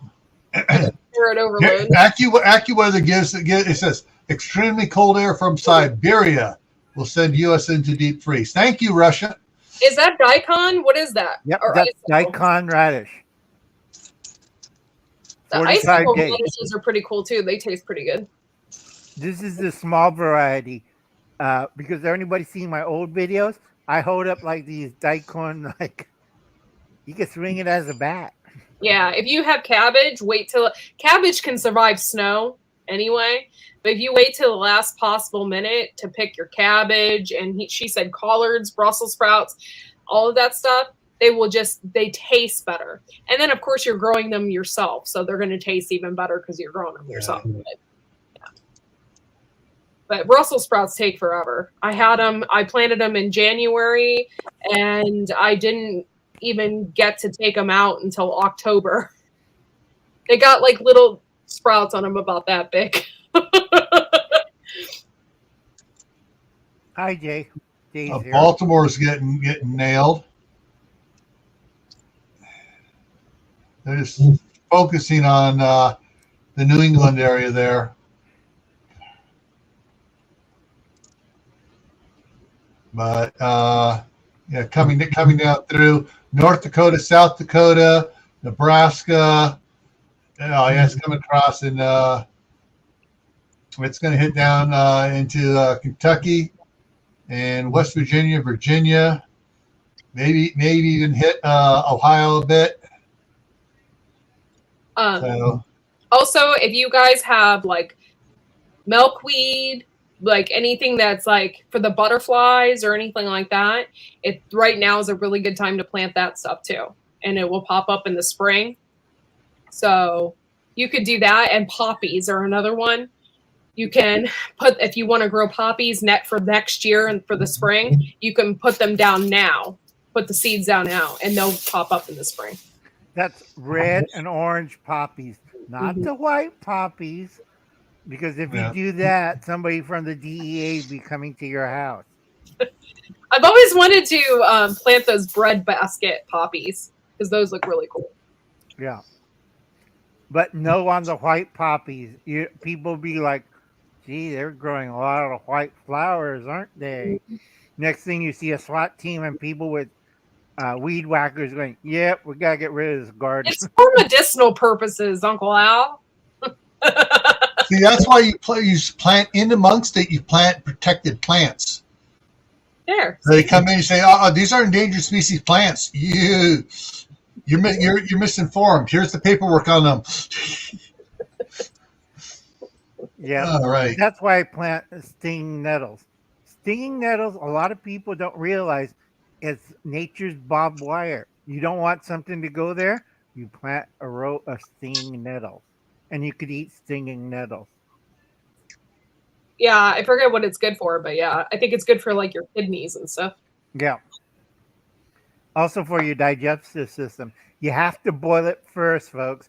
Do not eat it green in a salad or you'll be going to ER. Which kind of cracks me up because people think, well, do I have to cook it? And I'm looking at them, yes, you have to cook it. Jay, I'll be the first one to protest. Jack Daniels and grilled cheese, Jay. Absolutely love stinging nettle. Was I right about that, Old Ways? I can't remember what it's good for. I thought it was good for your kidneys, but maybe I'm thinking something else. All right. There we go. I like just making soup out of it.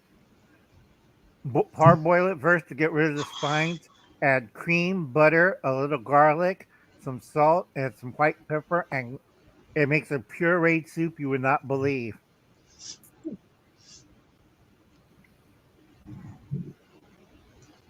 Well, they're going to be out there saying, "See this is a result of global warming." Yeah, always correct. You can make a pesto out of it. You don't need to cook it. But you got to make sure you add olive oil and pine nuts because that will counteract the needles in it. Do you ever feel bad for eating pine nuts? No.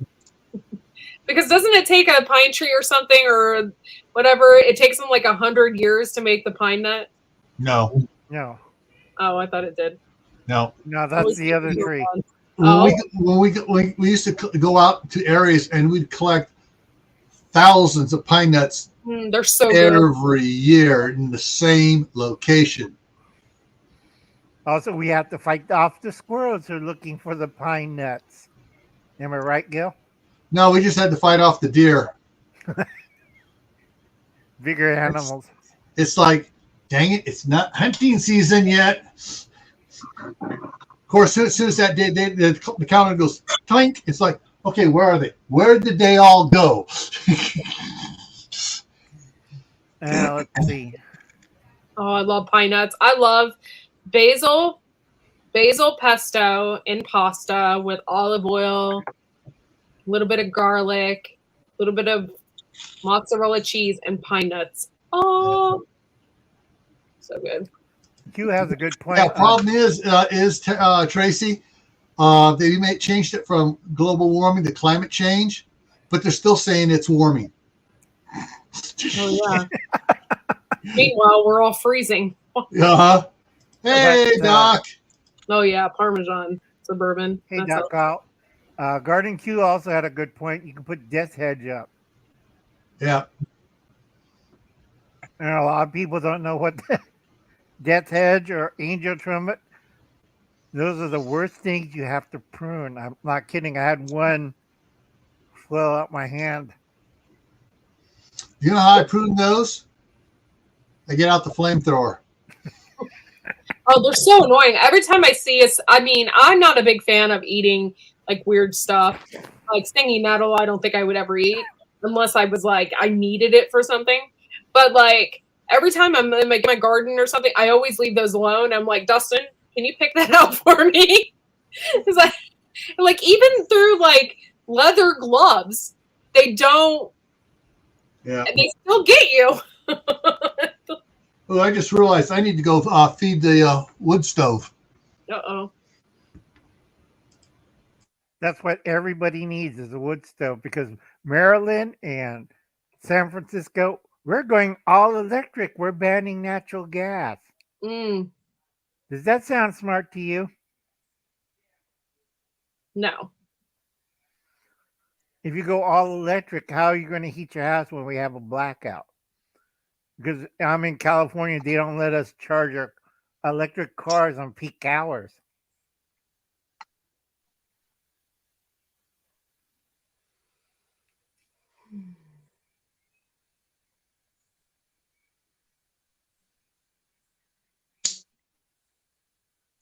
Oh, that sounds good. She uses English walnuts. That sounds good.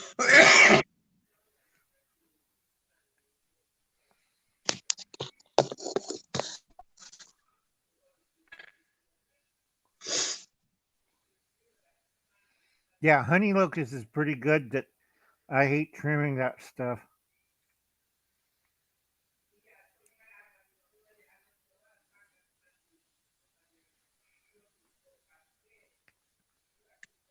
I've been binge watching, guys. Oh, by the way, old ways, I'd love to get together with you, whether it's be off air or whatever, because I just love talking about herbs and stuff. I would love to just like chat it up with you. That's cool. There's some things I just can't remember. Like I've studied a lot, but I can't remember everything. Uncle Al remembers everything. I have to. It's like my nephew's trying to feed me raw soybeans. I'm looking at them like, no, I don't want to die. You can eat the leaves, Uncle Al. No, you don't. I don't think men should have soybeans at all, to be quite honest. Not unless you want to grow some boobs. The trouble with people don't realize there's certain toxins in soybeans. You have to flush it out. Because I quit making natto videos, I'm making rotten soybeans because it's like a 2-week process. And everybody who comes in the house, like, it smells like dog poo in here. It's the beans fermenting. I boiled it for a day and a half. And you want a good weed killer and a bug killer? You use that soybean Always. broth and you just spray things with it. Yes, the soy boys, the moobs. Yeah, and it probably wouldn't. Okay, soybeans in general probably wouldn't be that bad. However, the American market has just riddled everything with soy and stuff that's so ridiculous. Your ranch dressing has soy in it, for God's sake. Right, but it's a Japanese is processed. America, it's a bean. We'll just grind it up and put it in everything. No, don't do it. It's like corn syrup. Let's make sugar out of corn plants. Again, no, don't do that. Because when they first made corn syrup, it was a sweetener and a sugar substitute. But what they did was, hey, we save money. We just don't process all the way through. And that kind of corn syrup is really bad for you. There's one soy that is not GMO, and that is edamame, and that's soy. And people just eat them right out of the pods. They usually like keep them in soy. They leave them in teriyaki sauce or whatever, and then they just eat them. But those are not GMO. Those are actually an heirloom plant. It's called edamame. And yeah, thank you. And it's an heirloom plant. Again, you have to boil it. Do not eat it raw, or you become a soy boy. It'll affect your. Sorry, everything's shrinking now. But you have to cook it to get rid of the toxins. I keep telling this to people, and they look at me. I thought this was safe. No, it isn't. Do not eat the leaves. Do not eat the stems. Do not make a smoothie out of it. It's like England, 14 people. We made soybean smoothies. Yeah, and a lot of people don't realize, like, if you eat a lot of products that have soy in it, a lot of times you don't know, you're just feeding your kids whatever. Your kids are going to develop faster as well. You know, so you just really have to watch, but it's hard to watch because everything has it in it. Yeah, the big problem with soy in animal feed, it works okay for poultry and fowl. Not a problem, because in nature the birds pick it up and they eat it and they poop it all over the place. Yeah, and they poop it really fast. Right. And then also they have a gizzard too. Okay. Cows do not have gizzards. They have 4 stomachs, but was not designed to eat seed products. So does horses. So does sheep. So feeding soybeans to them, what do you think is going to happen? Especially with horses. They get cancer. I mean, I've seen a lot of horses that were eating soybean additives in their horse feed. They get cancer a lot. And treating a horse with cancer is like treating a person with cancer. Yeah, it is. That's crazy. You know, it just makes you wonder, especially the GMO foods out there. Like, I get the concept behind it. You want to feed everybody, but at what price do you pay? I mean, it's the GMO foods are just like basically killing you. Right. I mean, that's probably the reason why I have so much stomach problems. Yeah. Soybean fields, green, it's a good deer attractant. Deer has no problems with it. They could digest soybeans. Got the fire started again. It was down to the coals were just about dead. Wondered why it was Freezing. not freezing. It was just getting kind of chilly and stuff. So I was like, I can always tell in my feet.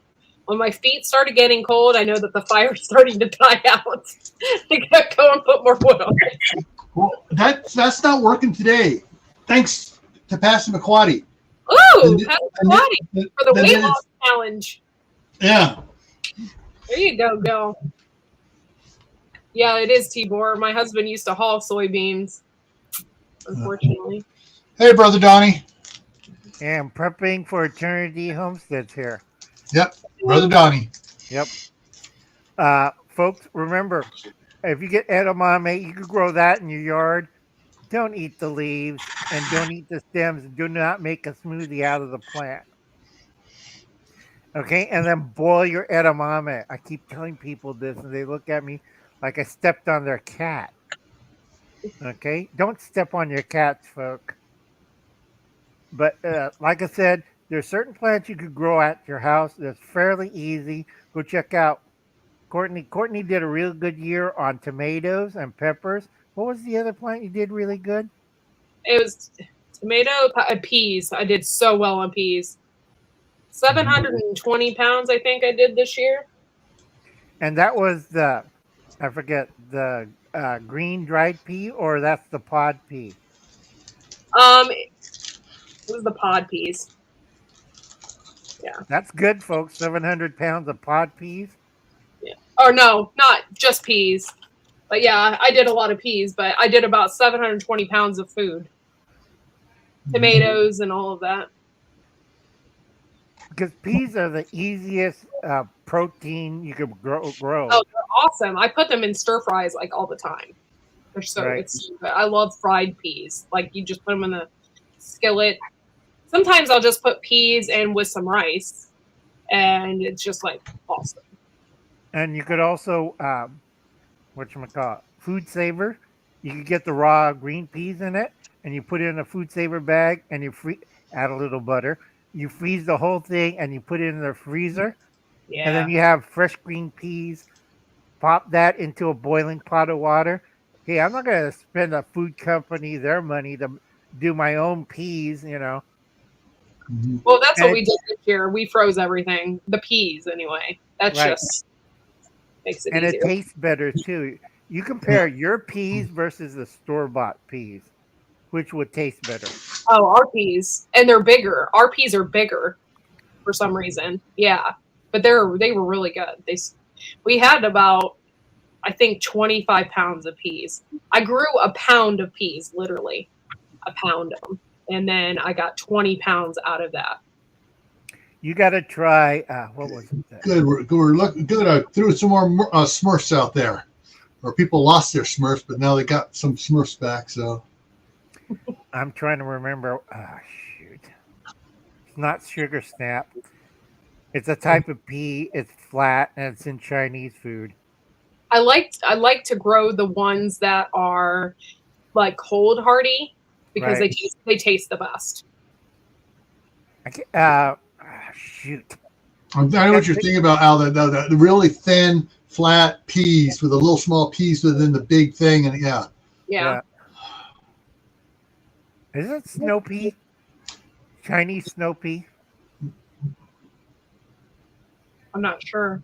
not sure. Because there's three. There's a snow pea that's English, that is cold hardy that Courtney wants to get. I can't remember the guy's name. Yeah, seeing snow peas in the side chat. Mm. It is Chinese snow pea. Yeah. There's another kind of snow pea from England that Courtney's talking about. It's a medium-sized pea. It's either yellow or green. I get the yellow one. It tastes better. It grows good. I know Ohio should be perfect climate for that. It is. Yeah. Yeah. We usually start them at the end of April. You could grow earlier. You just plant indoors a month earlier. Yeah, I would do that, but peas don't like to have their roots messed with. Oh, and there for a while we did those those peat pots or whatever. We'd plant them in that. We'd plant like 3 to a pot and get them started, and then you can like rip that pod open and plant them that way. That way you're not really disturbing the roots, but they're really particular about having their roots all messed with. Yeah, because it's a delicate root system. And what I used to do was put it in those red cups and then slice the cut open and transplant the whole plant. I get a month ahead of time. It gets away from the aphis. I hate aphis. It's like if I put in, because here is like aphis land. I got green, I got black, I got the brown aphis. So I'm spraying all the time and it produces like 1 or 2 pods, and then the plant dies because it's black with all these bugs. Old ways. It's funny that you say that because after a while we were sick of the pea pots too.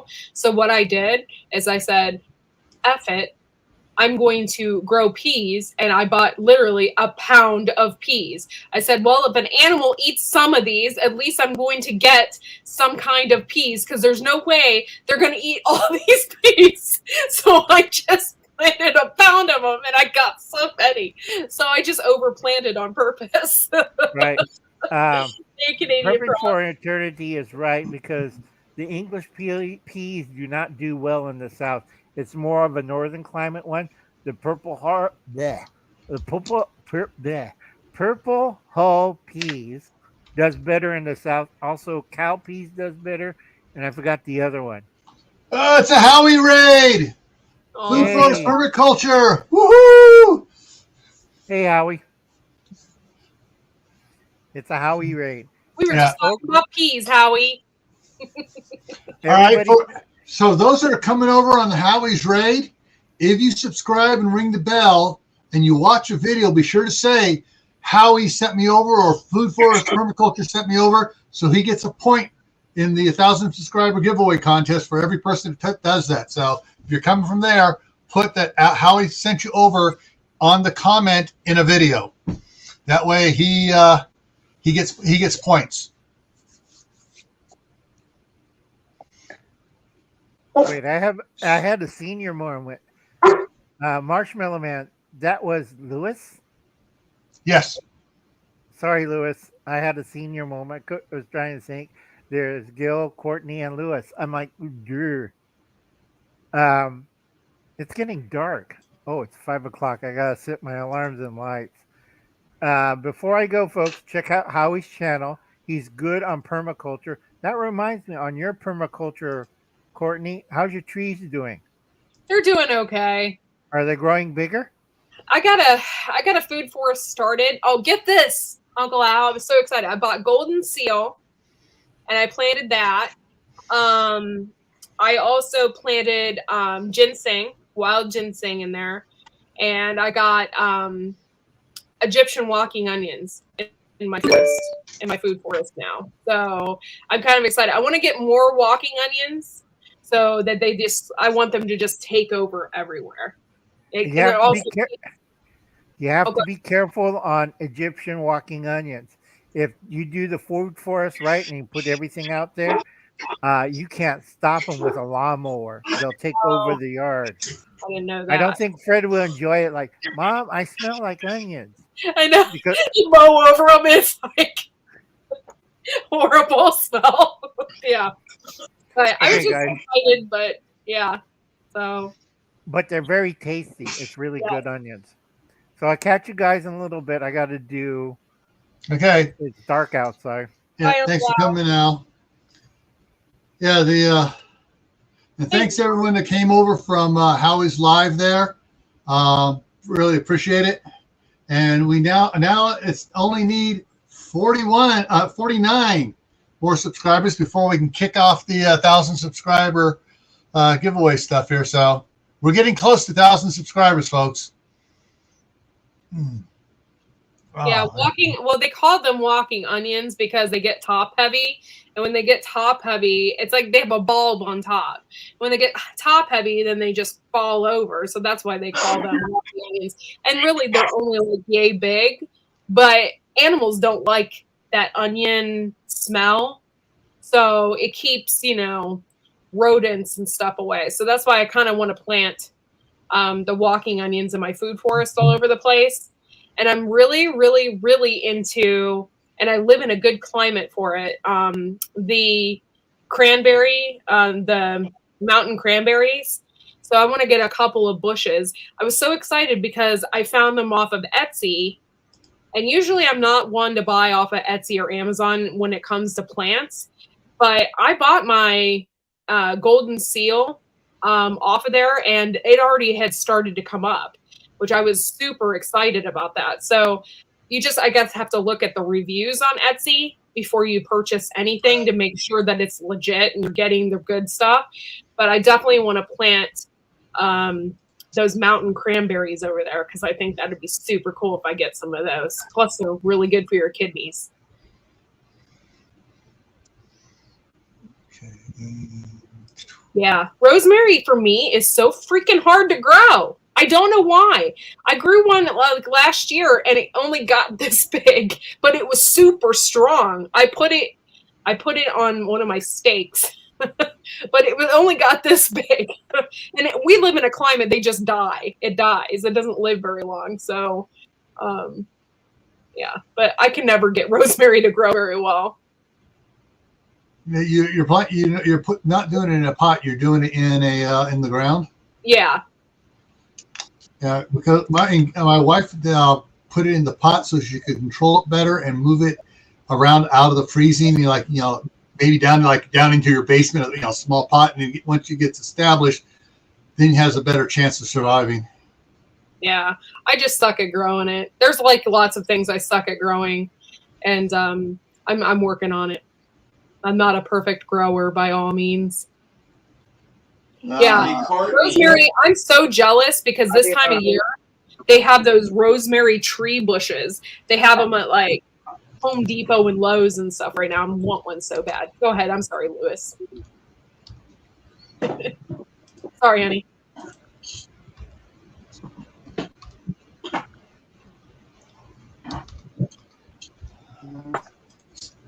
And let's see.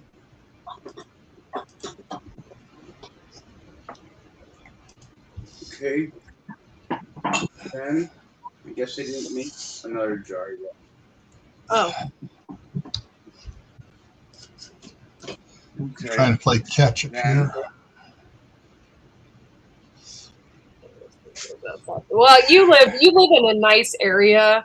I live in Northeast Ohio, so is that from your garden? Holy crap, Lewis! That's awesome. Oh my god, rosemary is so good. I'm still growing it. It's just a matter of neglect. You don't water it very often. It loves its neglect. Okay, so just don't tend to it. Plant it and just let it do its thing. Yeah, I've got them in pots. Like I got them in my indoor greenhouse right now. They've slowed down, obviously, right? Not as much real sunlight, but they're in pots. I think the next size up from a 7-inch one, right? Like, you know how you start in the small ones for individual plants, and then you go to the 7-inch one, and then it's normally outside. Well, then I think it's the next size up container of it is what I've got an individual plant in. Nice. And they're saying they've slowed down, but they love their, like, do your soil amendments, your Miracle Grow, whatever, right? But neglect with water and your soil amendments. It just loves it. I'll have to do that then, because that I think maybe I was just overwatering it then, and that's why it wasn't doing so good. But oh my gosh, it's so good on breads and everything else. It actually just smells good. It's really good. Like the oils and stuff is so good for your face and everything else. Like rosemary is amazing. Yeah, mind you, that's 3 plants though, right? And I've been on right? Like, you know what I mean? But the more you cut it, the more that will grow back. Okay. Nice. Right? Because like when you go to cut it, where you cut it, you got to kind of watch for it. It'll start like 2 more branches will start growing here or whatever, and you cut where those 2 branches are starting to grow, and then let them grow, and that's how they get more bushier. It's good in fire cider and 4 thieves vinegar. Nice. Yeah, rosemary vinegar. I bet you that would be good. Or like maybe you could do it in olive oil, rosemary olive oil.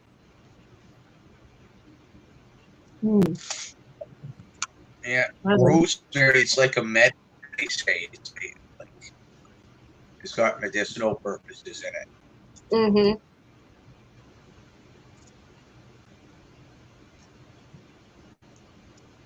So I guess there's a summer and a winter rosemary, or there's one that's good for summer and winter. I'm not sure how he's saying there, but it sounds like there's options.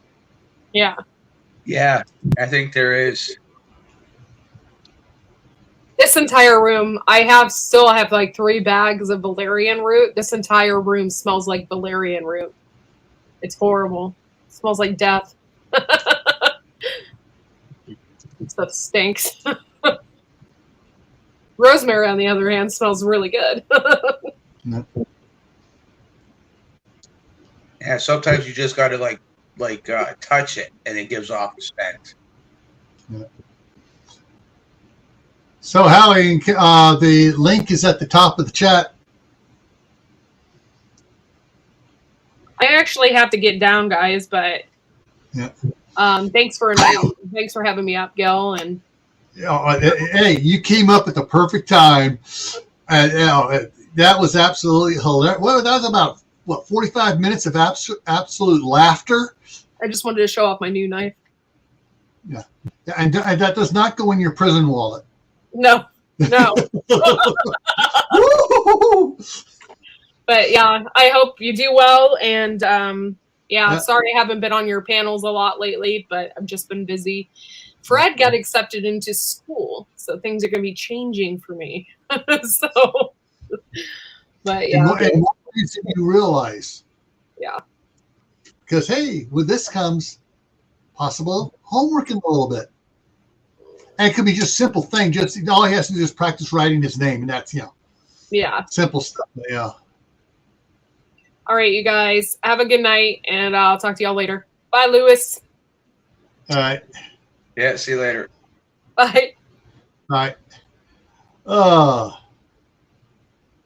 Whew. Yeah. So yeah, we were on a roll earlier, and it was I'm not sure who. Uncle Al was up here, and someone said Uncle Al's going to be in a tactical Speedo, and it went downhill, hilariously laughing like an out of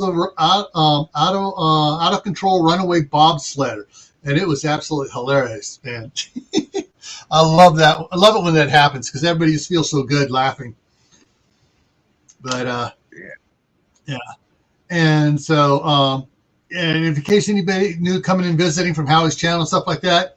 GrayManPrepping, talking about gardening. Yeah, prepper should be planting a garden. You're not a real prepper if you don't have a garden. So, Yeah. Exactly. Yeah, because if you don't have a garden, you're not really prepared. Yeah.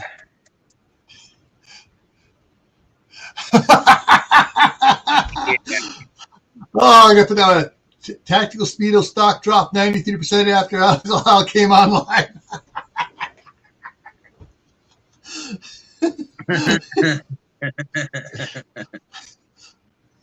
Yeah, I mean, yeah, it's a total joke and stuff. It's just absolutely, one of those things. I don't know. I think it's been about 9 months since the Tactical Speedo made the rounds again.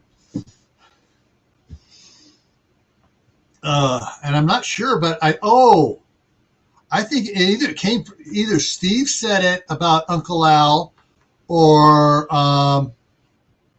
who else from having a brain fart here. Poopa. Yeah, King Poopa said it, but someone before King Poopa said it. It may have been Keith. I'm not sure if Keith Kronk said it or one of the other.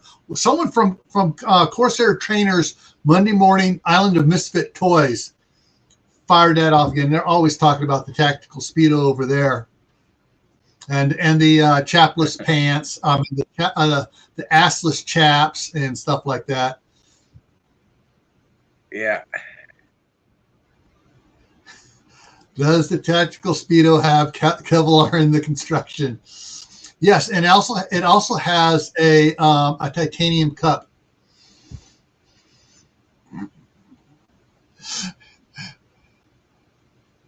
Yeah. All right. It's 2:30 this morning, so I'm a little punchy. Yeah.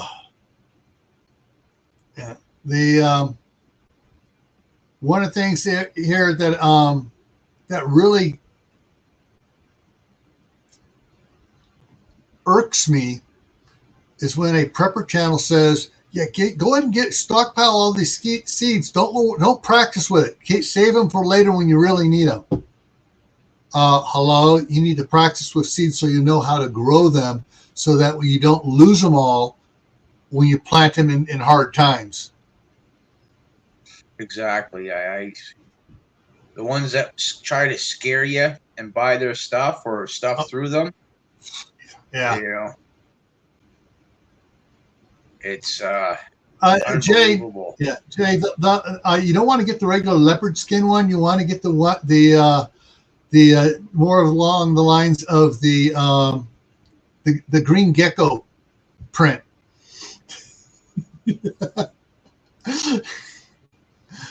All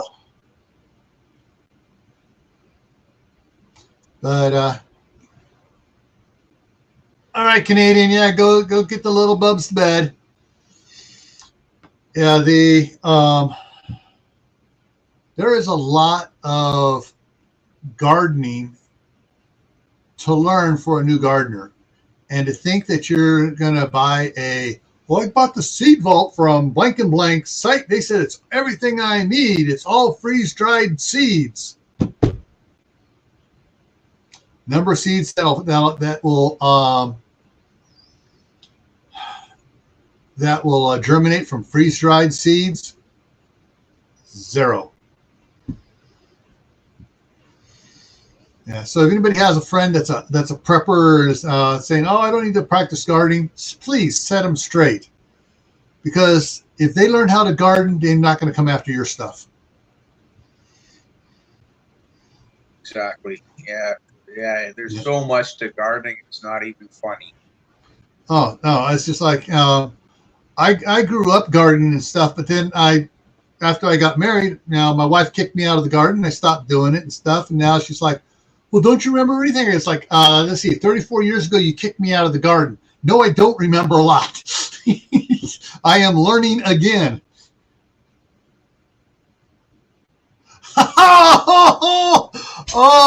Oh, 6 cents. I love that one. Oh, that is hilarious.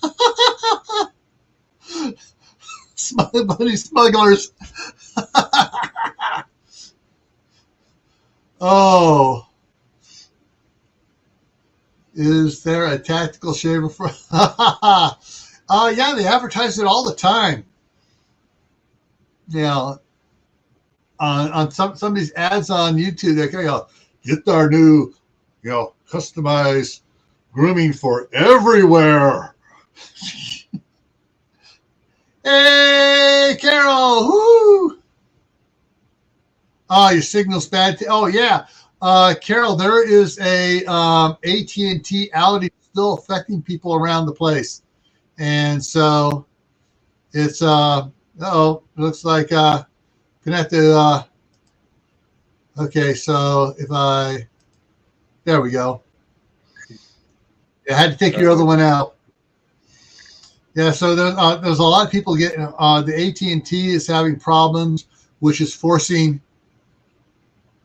putting pressure on other carriers' systems and stuff. All right, old ways, take care.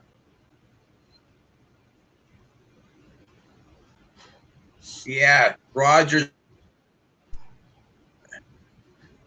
had that happen a while ago, where across Canada, I don't know if it affected the States. Across Canada, some people couldn't buy stuff with their cards and stuff like that if they were through Rogers or something like that. I'm just looking at the side chat there.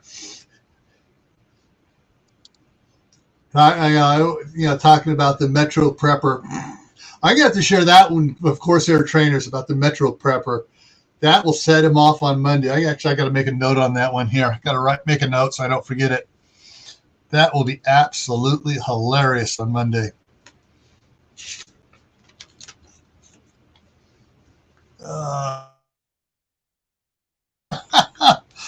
Oh.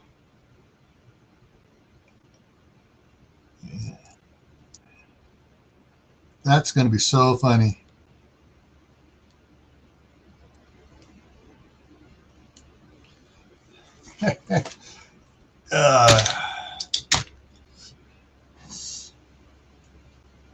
Cast out of the garden like Adam.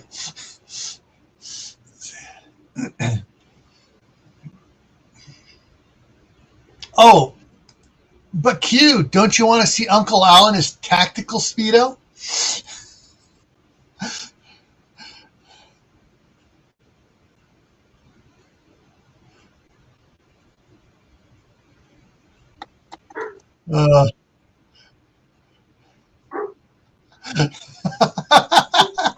Oh, man. Okay, I'm just catching up on some of these comments down here.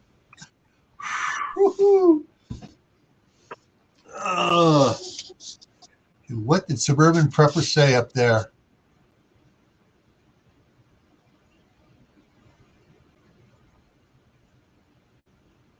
Hard wax. Okay, hard.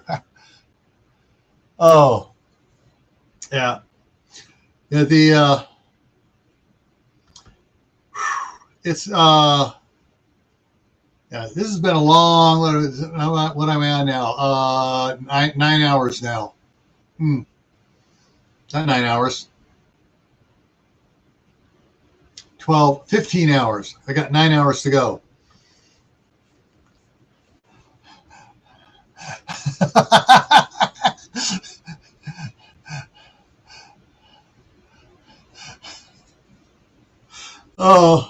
Oh, the neon green mannequin. You're still having nightmares about that one,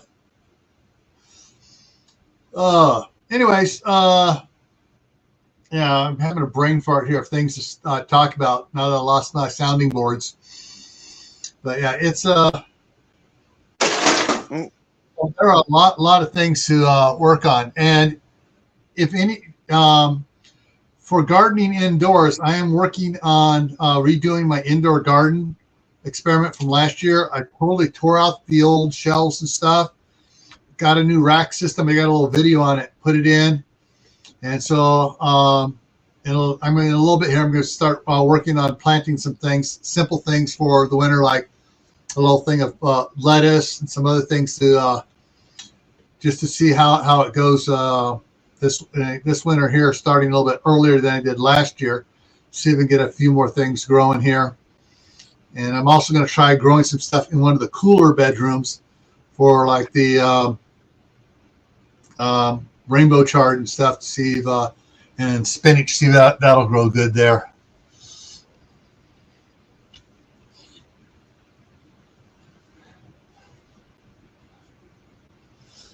All right. Let's see here. All right. Anybody have a topic they want to talk about?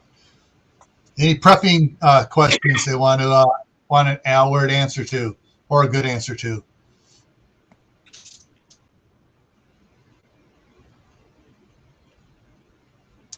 Oh yeah, Jay.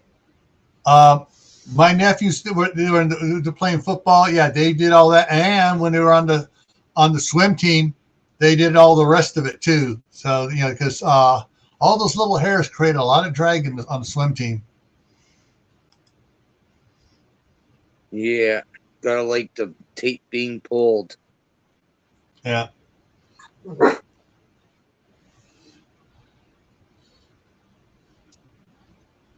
Yeah.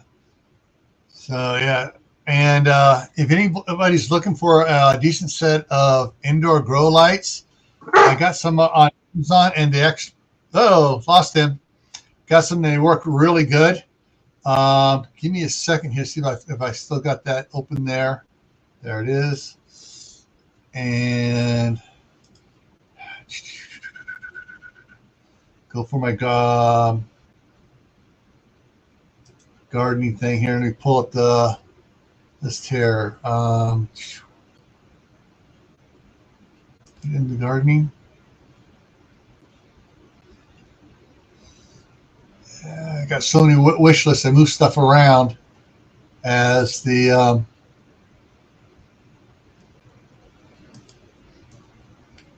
the price dropped on that one. 18% off deal on the one grow lights here. These are the pink ones here. So let me show that. So these are $89 now, so it's 18% off. And I have one set of the pink ones and two sets of the white ones. The white ones dropped to the same price as the pink ones, and I just got I'll have to see if I can scroll down here and see if they have the white ones listed. Yes, they have the white ones. The white ones are at the white ones are $10 more than the pink ones right now, and so the white ones are $99. The white, full spectrum lights though, and I love these things because of the way I can move them around and adjust them to certain plants. And I actually hung a bunch of these vertically around my tomato plants this year, and I was pulling off so many cherry tomatoes and baby Roma tomatoes.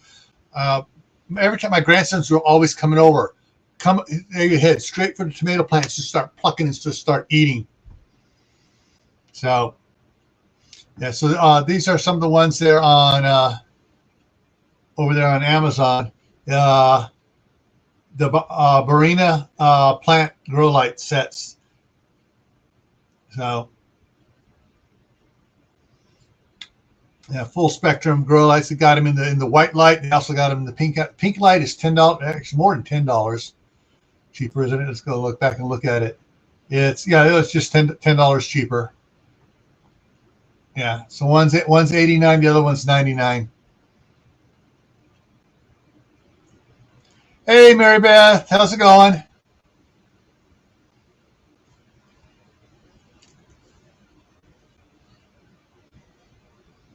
Yeah. Yeah. All righty, and so go and drop that back to here. Now, if anybody else wants to come up, scroll up to the top. At the top there of the chat, there is the I got the link pinned, and we can come up and talk about things. And the other thing is, if nobody wants to come up, I can drop back to what I was doing earlier, and I was reading some excerpts from one of the novels I wrote, Against the Wind, and do that as just watch.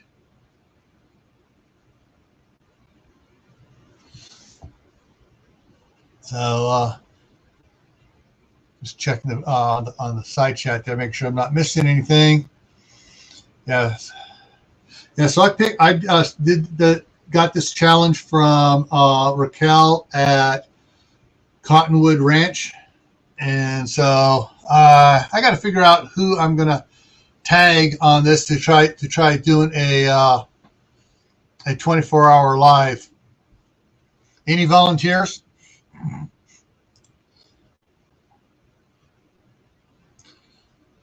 Pacific permaculture. What part of the San Francisco Bay Area? My wife. I retired from Homeland Security, and we bought our property up here in Idaho. And when I retired in 2018, I came up and started working on it, trying to get it ready. And then we bought the second place up here. My wife is still working down there, down in Concord.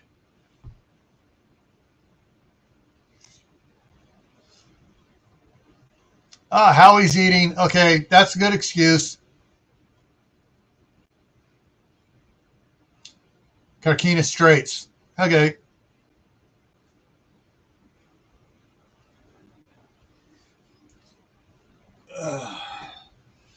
Yeah. So you're not too far then from the Jelly Belly factory.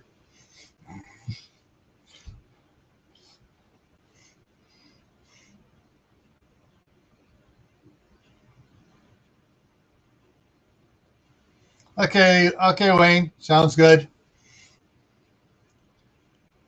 Oh.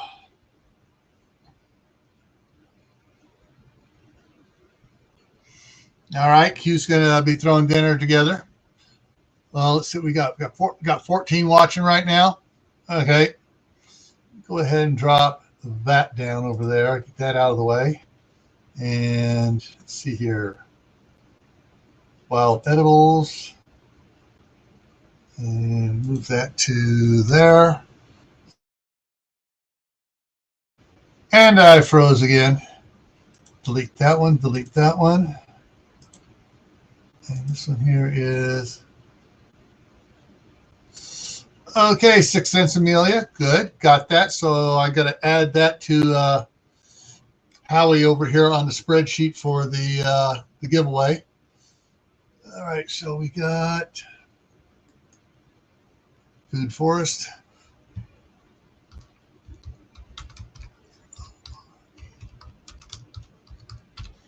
And then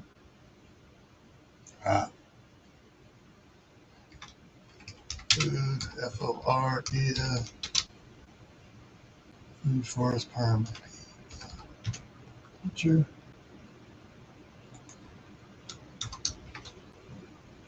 That is 6 cents.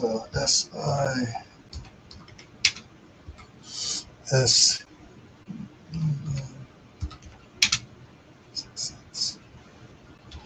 And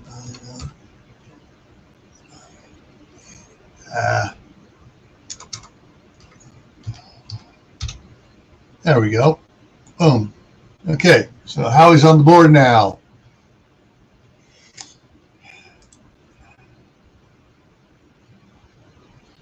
All righty. And hit this up again one final time. 59. And just make sure.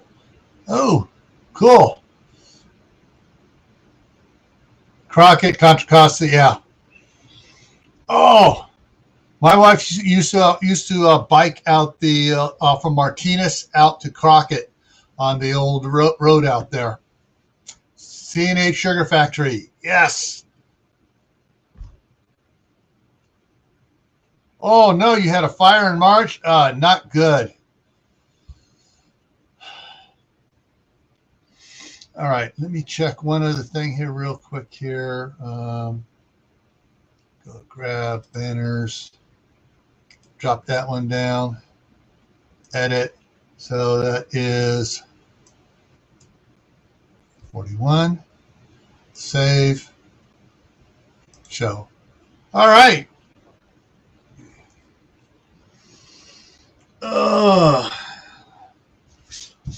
It would be great to be able to have the 2 weeks. No, we're not going to hit it tonight, and I'll take a couple days for that. So it'll probably be hopefully in the first half of January. We'll have the giveaway stuff going on. At this rate, hopefully we'll make it to 1,000 by Christmas, and then do the giveaway in January. What do we got here?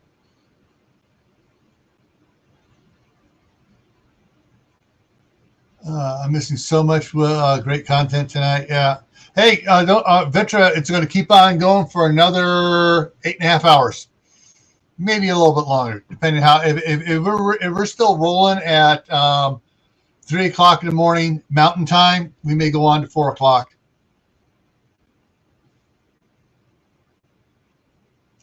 How many hours have you been going? I started at 3 o'clock this morning Mountain Time, and it's now 6:30, so that's 15.5 hours. And I actually started an hour early because I woke up an hour early. Then my alarm was set. It's like, oh, great. I only got 3.5 hours sleep. I guess I'll go ahead and start the live early.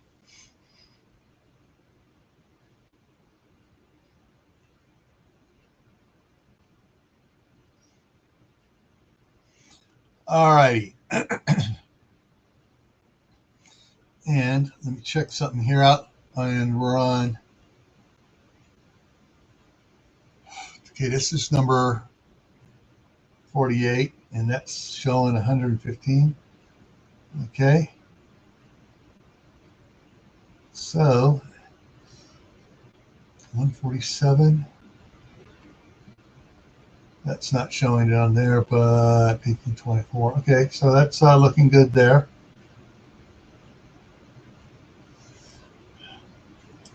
Yeah. All right, so nobody has any suggestions, so I'm going to drop back to do the fallback. And let me move this over. You're new to me. I got multiple monitors. I got, multiple computers going, multiple monitors, but my big main ones are right here in front of me, and I kind of shift back and forth with stuff here. So let me change this up. And so I started out this morning after a little bit reading excerpts from Against the Wind, Book 1, and I'm now up into Chapter 4. Page 81, and so we'll pick up just for those that don't know about what it is. What's the best way to explain this real quick? All right, so it's a survival disaster survival novel series. Has to deal with the main premise of it is a giant asteroid comes out of the asteroid belt. It actually came from the Kuiper belt and was hidden by the most of the planets, and the fact that it was coming at a direct plane of the asteroid belt towards Earth. So it was kind of hidden the entire way till it exited the asteroid belt and became visible. And it will pass between the Earth and the Moon. So you got the Earth, the Moon. It's going to pass about a third of the way from the Earth to the Moon. That's where it's going to pass. Its gravitational pull is almost that of the Moon itself. So it's going to cause tremendous tidal waves around the world from drawing all the water. It's going to cause massive earthquakes, volcanic eruptions, all sorts of nastiness. And then it's dragging asteroids from the asteroid belt behind it. And so as it passes the Earth and the Earth continues its orbit, all the other ones, all these asteroids just start coming and start hitting the Earth. But the main character it deals with is Walt Rogers. The book starts off with him inheriting his uncle's ranch. His uncle got killed in a car accident by a drunk driver. And he inherited his uncle's 15,000-acre ranch up in northern Idaho. And so that was the first major change in his life. And then he got railroaded into running for sheriff by his uncle's good friend, the sheriff who's retiring.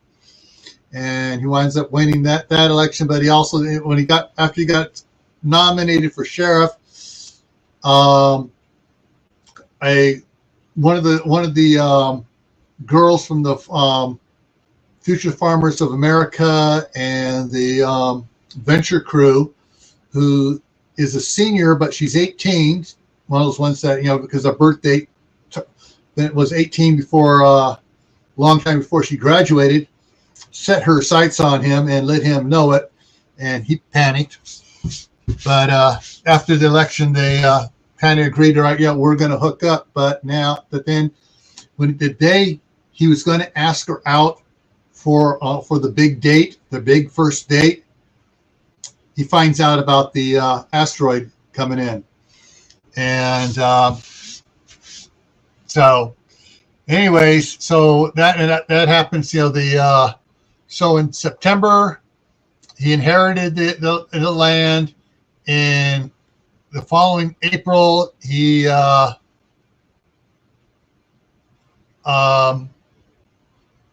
nominated to run for sheriff. In November, he won the election. In early December, he finds out about the asteroid coming in because he was he got part of a government telecom on it, being a sheriff, and things go on. And now in late March, his older brother is getting married at the ranch, and he's trying to figure out a way to tell his family, hey, something's happening. You need to get prepared for it. But he can't tell it because he's under the non-disclosure from the teleconference briefings, and runs into his oldest brother's. Her mother is a colonel in the Air Force who, on the Air Force side, was attending that briefing and knows about it as well, but she can't say anything either. So this is what's going on here. Back up here a little bit. Walt was trying to he had his parents, both sets of grandparents, Candace and Kurt Smythe, the mother and father of Jenna, the wife of his now older brother, and trying to explain to them what's going on and not being able to. And him and Hanway Well, the girl that has her sights set on Walt, her name is Sarah Ahern. She's figured it all out. And so she just kind of, she was there listening to Walt and Candace trying to hem and haw and give hints. Finally, she walks out she was listening from the other room, walks around and says, all right, this is what's going on. Da, da, da, da, da. You can't tell anybody. You'll get them in trouble. You'll get in trouble. You need to prepare for this stuff. You need, these things are happening. She didn't tell me exactly about the asteroids coming. There are things coming. Read these books. These books are talking about it. And it's a pretty cool thing going on. And so basically, she's just said, hey, she's just told Walt, get busy, take care of this stuff, take care of your family, take care of the county, but you need to ask me out on a real date. And everybody's mouth goes, who is this girl that's telling our Walt what to do? And when she leaves the room, and one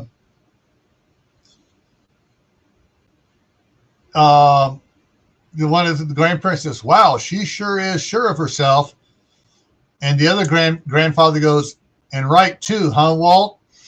And Walt goes, I don't know how, but yeah, Sarah's pretty much spot on. Then he thought to himself, I've got to marry her soon. Then Walt's father, Mark, says, so there's something very important and desperately you need to tell us, but you can't, because you're prohibited by law. There's something has to do with national security. Kansas knows about it, but she can't say anything. It has to do with her specific duties. We need to get prepared for this event, which is supposed to take place at the end of October. Now, we can't go tell anyone because it would cause Walt and Candace legal problems. And this would jeopardize our own survival.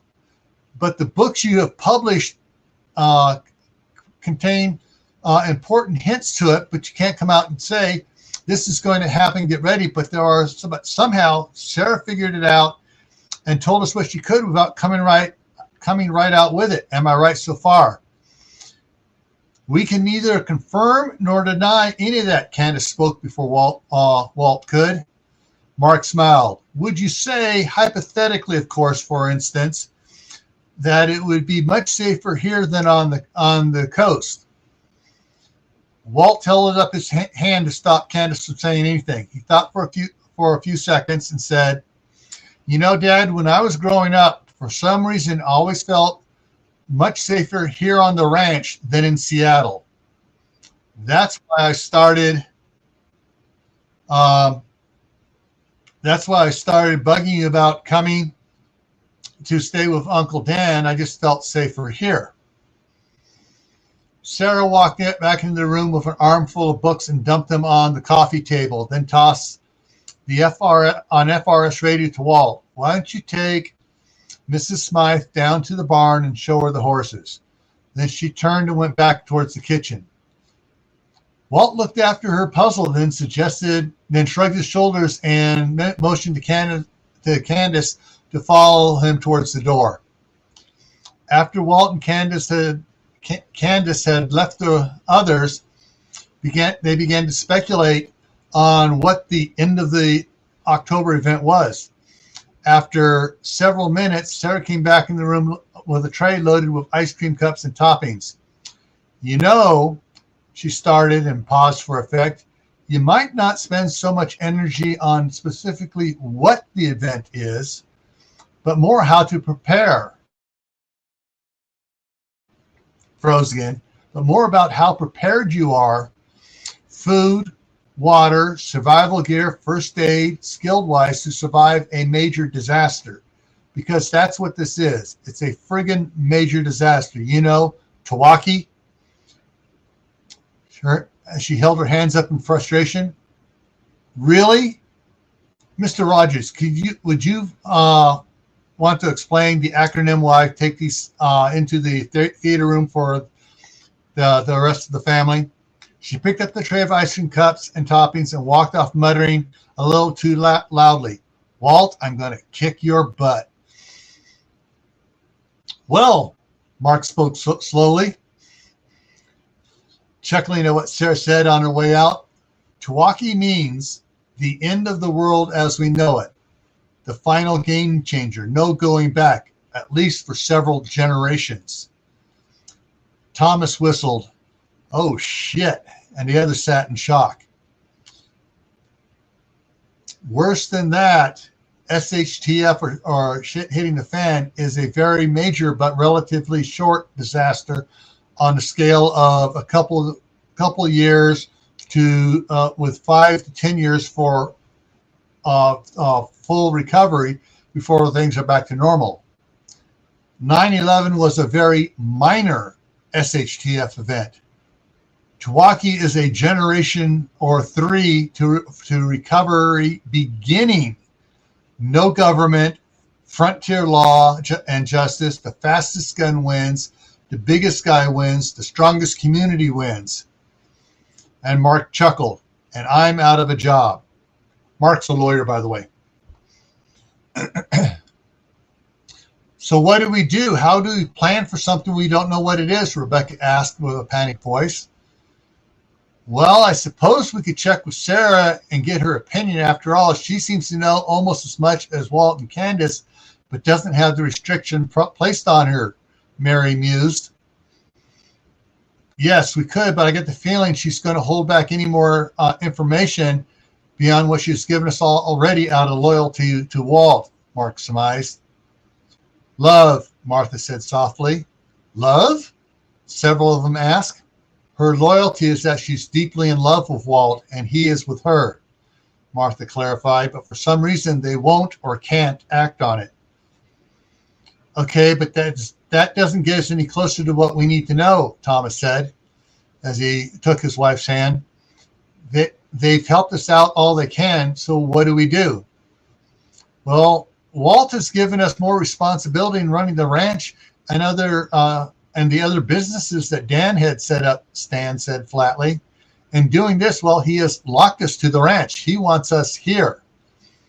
He has been following Dan's plan and building up the ranch to be totally self-sustaining, but at a very accelerated rate.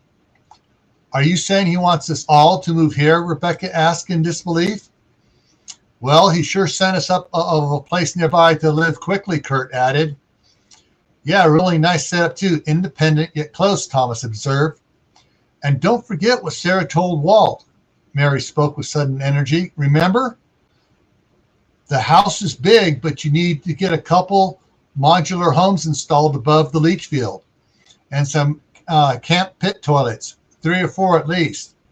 I think she knows that he wants us to move here by the 1st of October. If that's so, what do we need to get prepared? Kurt asked. Sell everything we own on the coast. Buy land here, Thomas said, surprisingly enthusiastic about the idea. But not just land. Walt has land, but supplies to live off of for several years, Mary corrected. Freeze-dried food, canning equipment, stuff like that. Ugh, freeze-dried food storage, Rebecca groaned. I can't imagine what that tastes like. There's some really good stuff out there. You ought to check into it as soon as you get back, Mary said. I have found some really great recipes for it, and you can't tell it's freeze-dried. Really? Rebecca asked in disbelief. That casserole you like so much, Mary replied. Yeah, Rebecca questioned cautiously. Freeze-dried, Mary said proudly. Back on topic, Thomas interjected. Okay. Several years, he questioned. Well, if it is Tawaki, like Mark said, then I would agree. Froze again. I would have to agree. Several years, not 2 or 3, but 5 or 6, Kurt said. Candace has been making some retirement and relocation budgets, most of which she doesn't know I've seen. I don't think she was ready to show me yet. And well, she's created some plans for long-term food storage for the 2 of us for 5 years, some for 4 people, some for 4 people plus babies, and some for even longer time frames. Whoa! Babies, the next generation, Mark said as a light bulb went off in his head. I totally forgot about that. Baby supplies, sanitary supplies, toilet paper for 10 years at least. 10 years? Yes, we may start recovering somewhat in 5 as far as food production goes, but what about the stuff we can't grow or make? Mark put forth. And clothing too, bulk fabric, buttons, zippers, socks, shoes. There's a lot to consider, Mary added. And what if this event doesn't materialize, Rebecca asked. Thomas hugged her. Well, we'll be well stocked for our retirement. Guys, Stan interrupted. What? Several of them answered him. I think I know what the event is. What? Mark asked. Stan held up the books that Sarah dropped off and wiggled one of them titled Blood Moon Falling. This is a planetoid passing so close to the Earth that it causes all sorts of disasters, earthquakes, volcanoes, weird weather storms, tidal waves, total and permanent collapse of the power grid, water supplies, gas supplies, everything. It can't be that. There are too many observatories that would have spotted it and information would have leaked out by now, Martha said in disbelief. Not if the government clamped down on it and threatened anyone who talked about it, Kurt said inside. It's got to be this or something similar. The other books are a part of the series. Are you sure? Rebecca asked in desperation for it not to be that. Couldn't it be something almost as bad? I don't think so, Stan hesitated in a way that caught everyone's attention. So they just stared after him. A couple seconds he spoke. Last week I heard talking to this guy. He pointed to the back cover of the book. Professor Raymond Johansson. They were talking about something in October. Okay, Mark spoke. We have a good idea what we need to prepare for. The question is, what do we need to do? We may need to build some protected greenhouses, Mary said quickly. Why protected? Thomas asked. Well, Professor Howard Earp and I have been working on modular aeroponics systems for NASA for the last month, and our funding just got doubled, and Homeland Security and the Department of Interior took over the project. They want units that can produce higher crop yields per cycle and more cycles per year. The units are mobile and protected, and we can do the same thing here.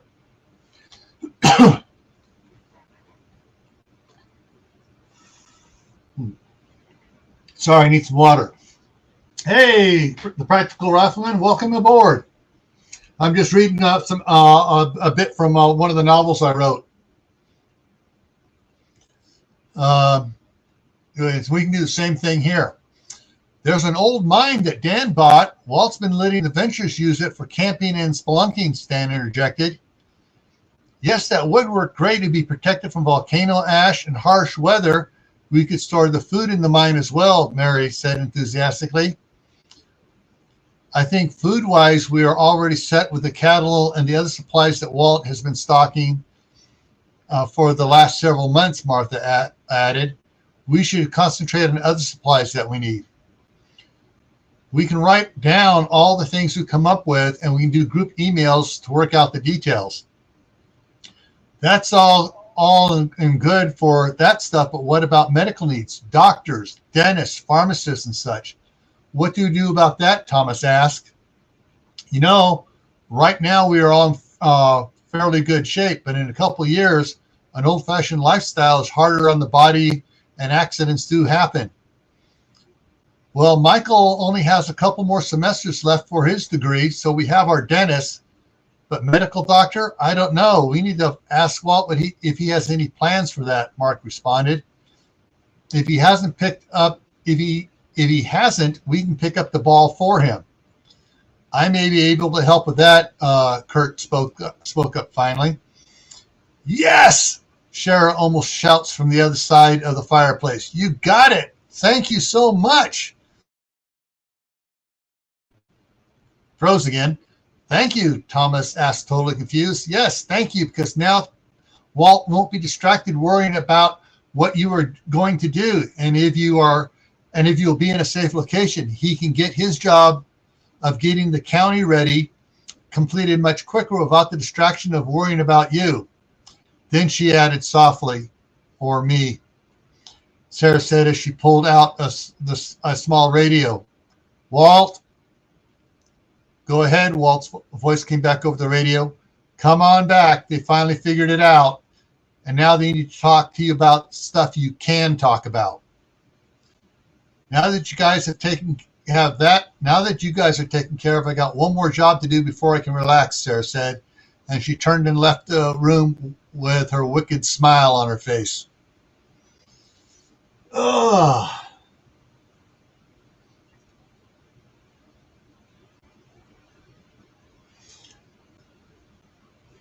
Okay, so Pacific Permaculture took off, and how to gardens here, and so Glenn says Ron's a really great guy, so everyone should get to know him. So actually, in that case, I am going to go check out his channel here real quick and see Pacific Permaculture. Go to channel. Oh, okay. Subscribe, ring the bell. Oh, boom, I got him.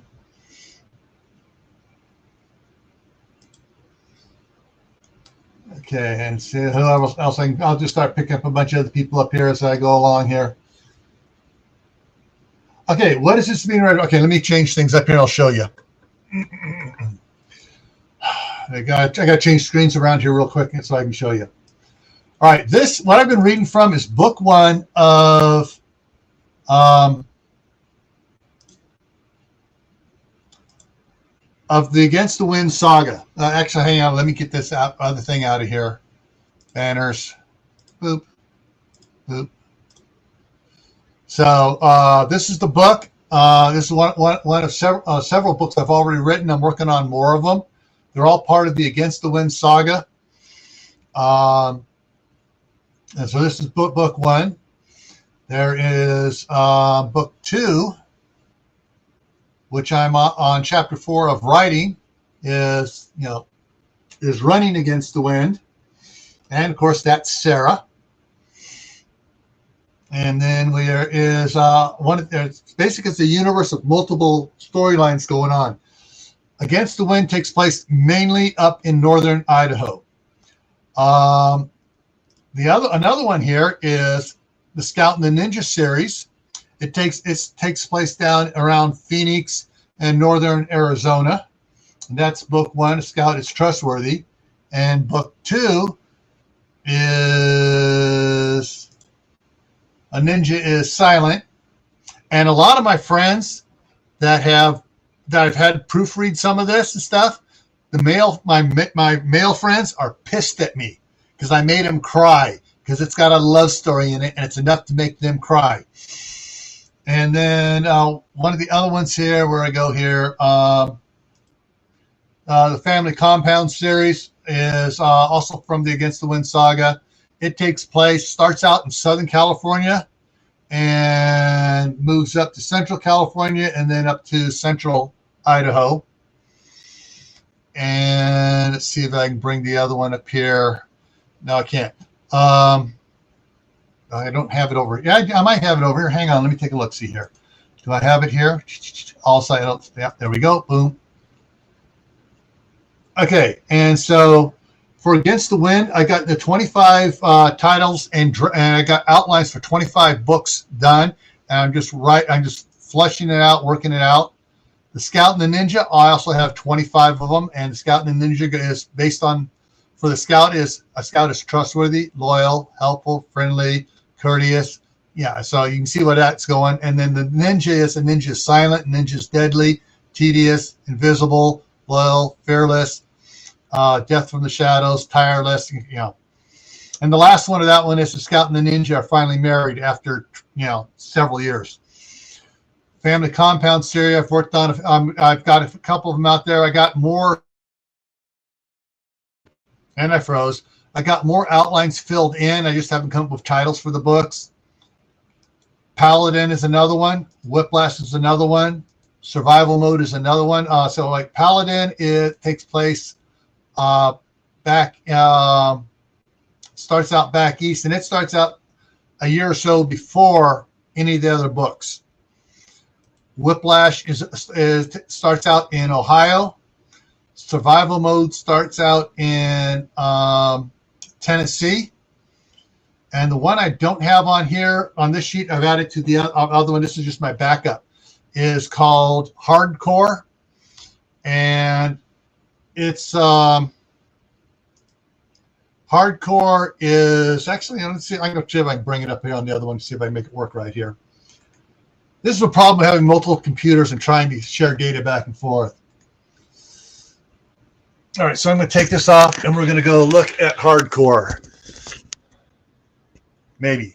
So there's Hardcore. I've got 18 books lined out and titled, and so Hardcore is a direct spin-off from Against the Wind, because the main character of Hardcore is in Against the Wind for the first two books.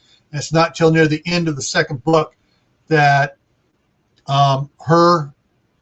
she leaves the area, and she's a and when she leaves, she's a staff sergeant in the United States Marine Corps, the Marines 4th Forcon. So that's what I've been reading from book one. And move this back over here. And so probably I may or may not on tomorrow night, depending how quick the evening goes. I may wait until we hit the 1,000 subscriber for this channel here for GrayManPrepping. But tomorrow night on Camp Patton Family Compound, I got the 4,000 subscriber giveaway going on. And I may give out a couple of password protected PDFs for some people that want to read the book. Yeah, and so and you get feedback on it from them. But most likely, I'm going to wait to give out several copies from coming up on the when the 1,000 we get the 1,000 subscriber completed here, and get it monetized and that. Oh, and Kaylin Strain has a copy of The Scout and the Ninja. She got one a while ago, and so that's what I've been reading. And so yeah. So right now, the first book in the series is a shorter one, because it works better on selling books on Amazon. You sell one, it's like, oh, you sell it for a lower price and get everybody enticed, and then like the next one's big. So like the first one's going to be like the Harry Potter series. It's going to be a small book, and the second one's going to be much bigger. Because right now, this first book, which is completed, is 333 pages of actual book, not counting the glossary and everything at the end. The second book of the series, let me pull it up here so I can look at it here. Against the Wind 2. I'm at the end of chapter 4, and I'm at page 301 already. It's going to be about a 900-page book. And most of the books thereafter are going to be big books, like Harry Potter books or big, massive books. That's what these are going to be like too. So, yeah, and so I'm trying to use these books as teaching as well as entertainment. So, like, let me get back up here to where I was before.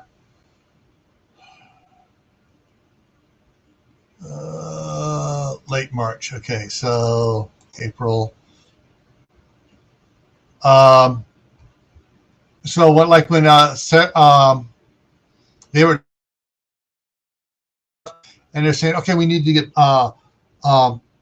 sanitary supplies, toilet paper, baby supplies, clothing, bulk clothing, zippers, buttons, and they're talking about all the stuff that most preppers should be talking about, what they're storing and using. And so that's what I try to talk about stuff. I talk about how they set up their solar systems, solar power systems, how they use both batteries and they use hydrogen production for it. So, yeah, let's see here. Okay, I'm getting back to where I was there. So that's basically what it is. There's going to, all the stuff that's going to happen. A lot of people, I just noticed that the Practical Rifleman said he's experienced the New Madrid fault. Well, a lot of people may have experienced small earthquakes once in their life, and they totally freaked out. Example, when I was working for Homeland Security, they had that earthquake in New York about 8-9 years ago, and it was only a 5. In California's terms, that's nothing. A 4-5 to a 5, that's nothing. You sleep through that practically. And they were just absolutely freaking out. And then DC had one that was a 5.2, and they shut down the government. Literally, they shut down stuff. They had everybody go to their COOP facilities. COOP is Continuity of Operation Plan, and basically they have facilities outside of the DC area, like 50 miles away, and they sent teams. All right, go set up and keep things running because we're not sure how. And they ran for 2 or 3 days there before they realized, okay, it was a one-off, earthquake's done, and they brought the teams back. But so there's a lot of interesting things. Oh, okay, Amelia, the New Madrid fault back in 18. I forget the actual thing. There was a massive earthquake there. They speculate upwards of an upper 7 region, and it happened. There were several earthquakes over a couple weeks period. The Mississippi River flowed backwards at one point, and where the Mississippi River goes around the corner of Tennessee, it moved. The river moved and actually cut off a portion of Tennessee. So, and it was it rang church bells in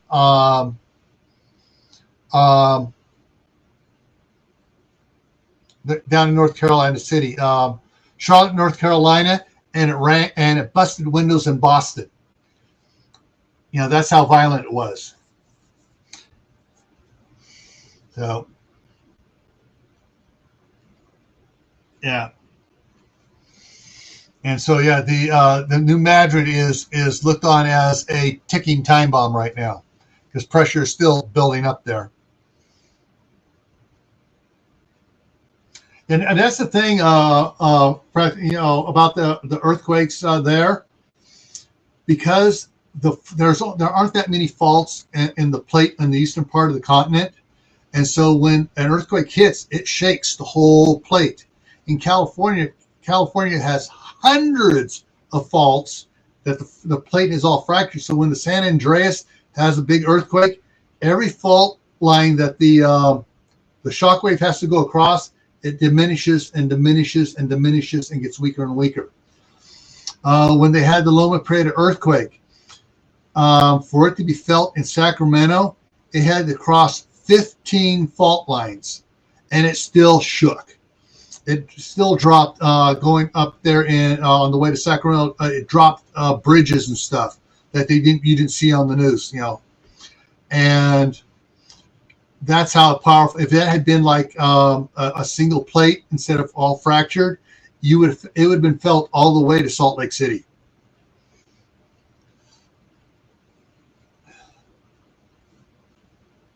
Hey, Howie.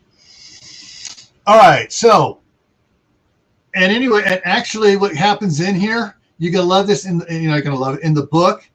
When the asteroid gets close to the Earth and the magnet of the Earth is moving like the ocean tides and shifting from one point to another, a volcano erupts at the epicenter of the New Madrid Fault, right there in the Mississippi River. Yeah. And so, and actually I got information about the probability from that from some friends that work at the USGS Center over in Roanoke Park, California. Excuse me. Okay, let's see. I'm trying to get back where I was before I dropped off. Okay, so picking up where I just dropped off, Sarah has left the room. Now that all the adults, parents, grandparents, and stuff are figured out. Okay, what's going on, and they know they have to figure out what supplies they need to get and everything.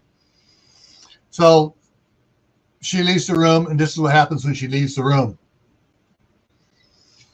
Entering the theater room, Sarah saw David and Nikki snuggling in the back row on the left side, and Brian and Sally doing the same thing on the right side. She approached each couple and whispered to them that she needed to speak to them outside the room, and they quickly followed her out to the hallway. What's up? Just a second first. She stood there thinking and then continued. David, stand here. Nikki, stand there. Brian, stand here. Sally, stand there. She had them stand about 3 feet apart. David facing Nikki, Brian facing Sally, Brian and David on one side, Sally and Nikki on the other. She stood slightly between him and slightly between and behind David and Brian, with her right hand on Brian's left shoulder and her left hand on David's right shoulder. Now, I need you to be totally upfront and honest with me, please. Brian, how do you feel about Sally? David, how do you feel about Nikki? Brian, you go first. What's this about? Smack! Sarah slapped the back of Brian's head. I asked the questions. How do you feel about Sally? I feel that she's the only one for me. And he flinched.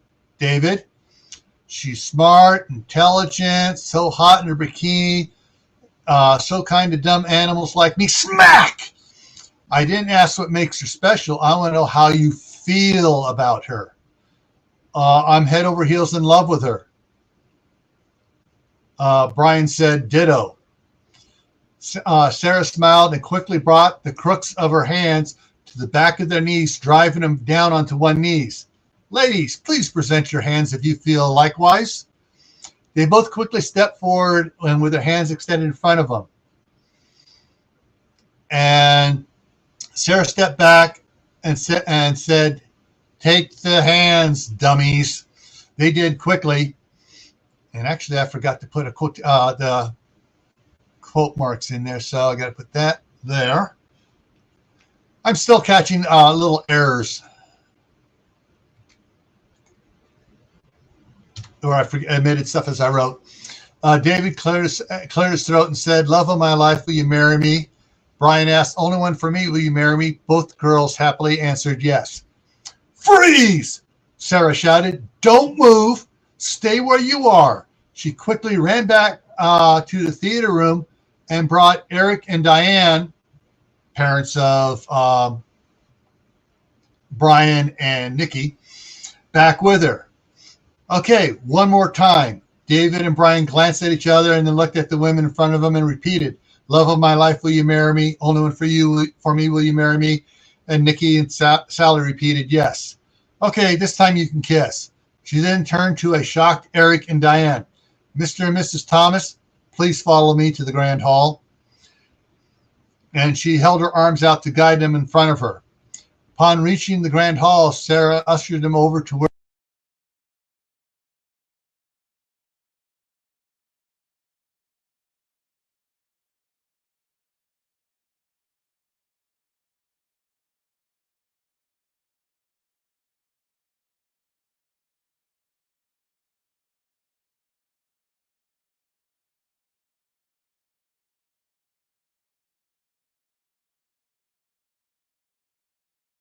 let me get myself unfrozen here. It's my microphone and camera does this on this particular set. There we go. Now I'm moving again. Okay, so back to where I was before I froze. Eric and Diane looked at each other for a second, and then Eric spoke. It seems love is in the air. Our boys have asked our daughters to marry them, and the girls said yes. What? What? When? Where? What? Who? What? Came like an avalanche, followed by Walt's. Was this your doing, Sarah? Sarah smiled at him. I just took down the roadblocks. What did you do? Don't worry about it. Just because we have to take the higher road right now doesn't mean I can't help your family be together. But, shh. Sarah held up her index finger. Mark, will you do the honors of bringing the Thomases up to date on the topic of discussion? Okay, Mark nodded. Sarah walked over to Walt, took his hands in hers. Walt's eyes got big. Oh, I've got something here. Got to add a apostrophe S there. Walt's eyes got bigger as he glanced towards his parents and grandparents. Sarah smiled a little and said, "They know, Walt. Tell them why the higher road." She held his hands up, kissed them, and dropped them as she stepped towards the door. Sarah, Walt started. Don't, she cautioned, or I'll be spending the night in your room riding on top of you like a cheap bicycle. Remember, the higher road. Okay, Walt said, regaining his resolve.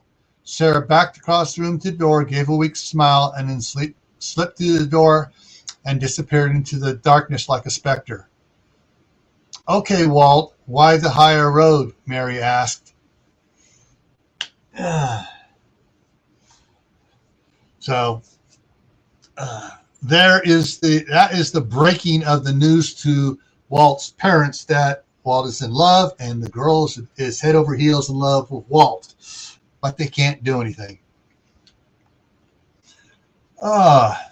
So let's see. Cool. I'm glad you like it, Amelia.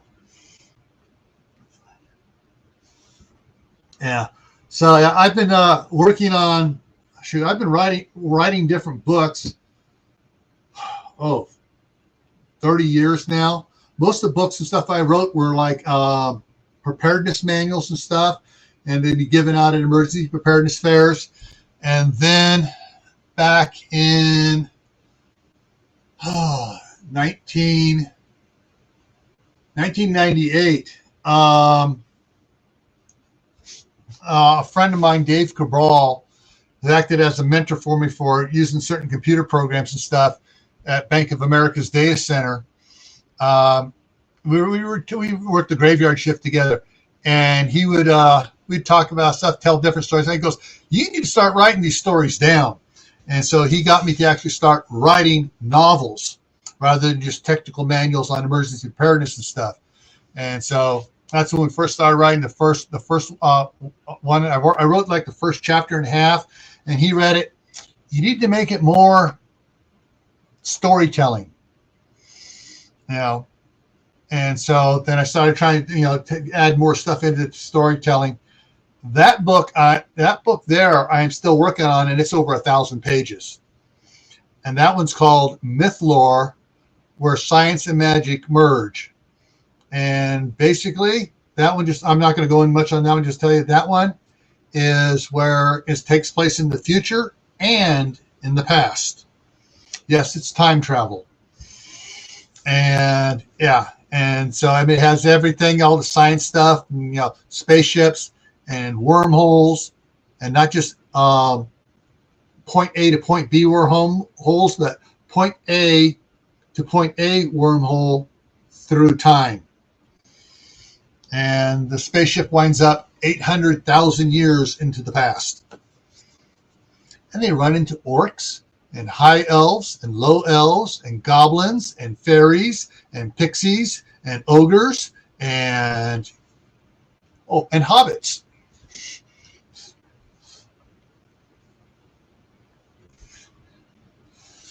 All right, so continuing on here, let me get some water here, and then we'll continue on a little bit. Unless somebody wants to come up and share the up here, we can talk about stuff up here. prepping, gardening, those topics are all open for anybody who wants to come up.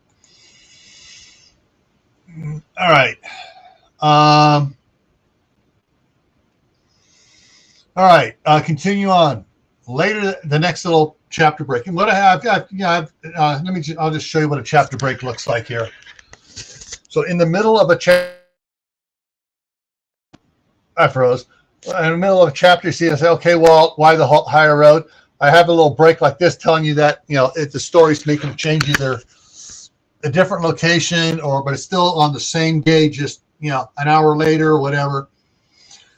So this is later that night after everyone else had gone to bed. Walt and Mark, remember, Mark is Walt's father, were sitting in Walt's office going over some points of the discussion that Walt had led everyone in on after Sarah left.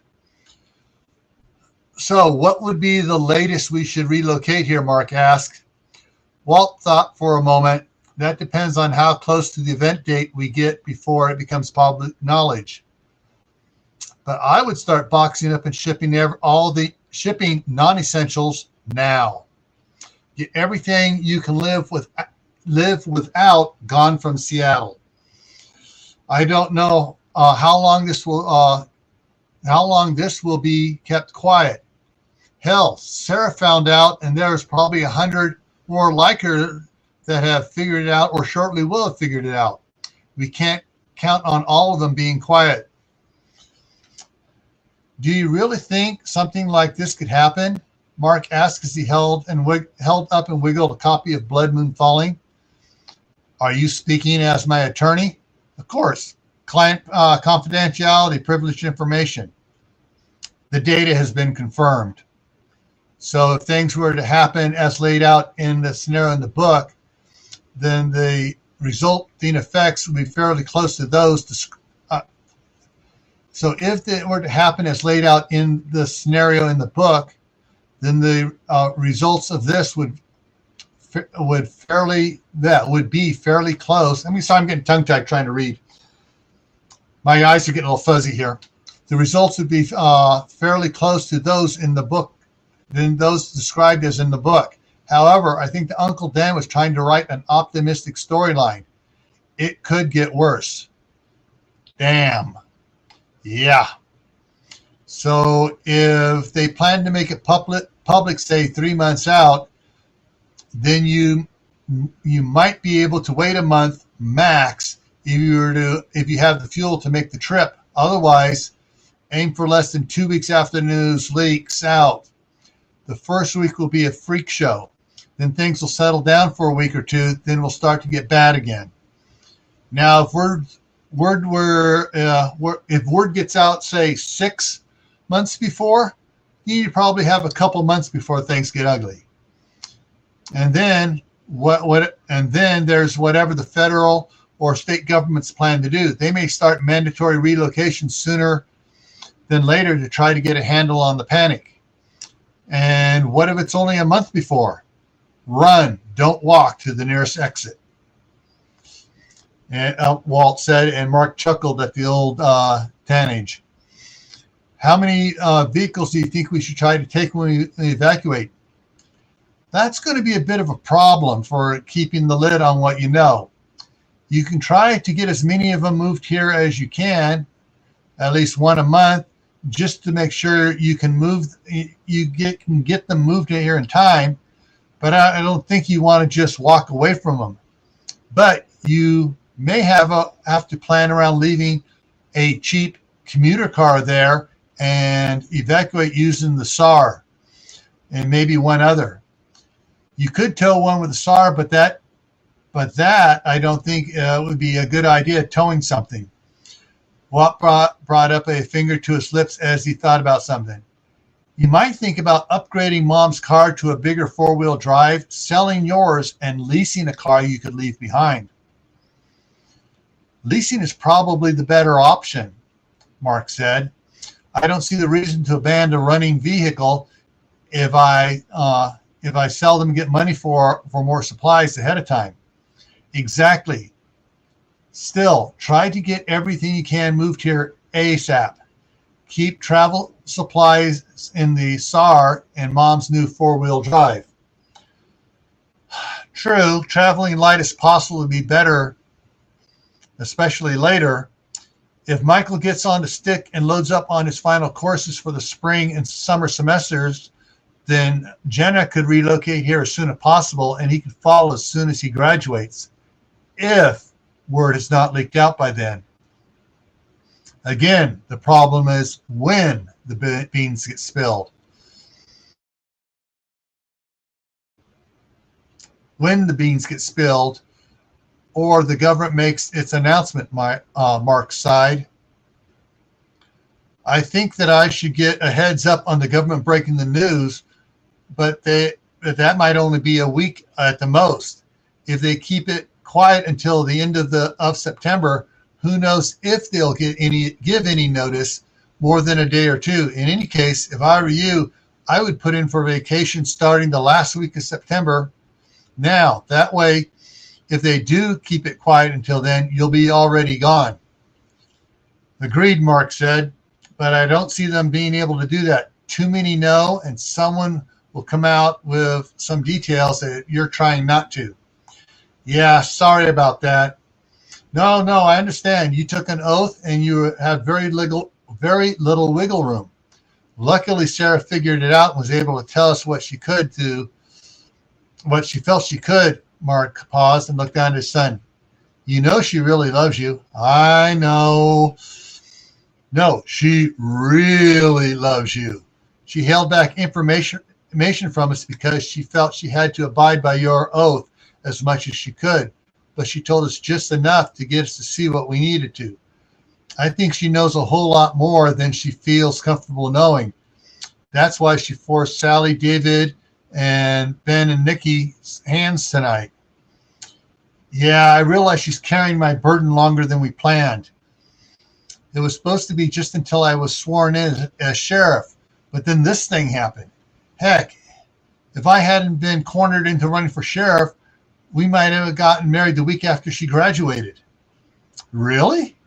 Yeah, maybe even sooner if she would have agreed, but, well, she's stronger than me sometimes. Mark laughed. So is your mother. Walt nodded that he understood.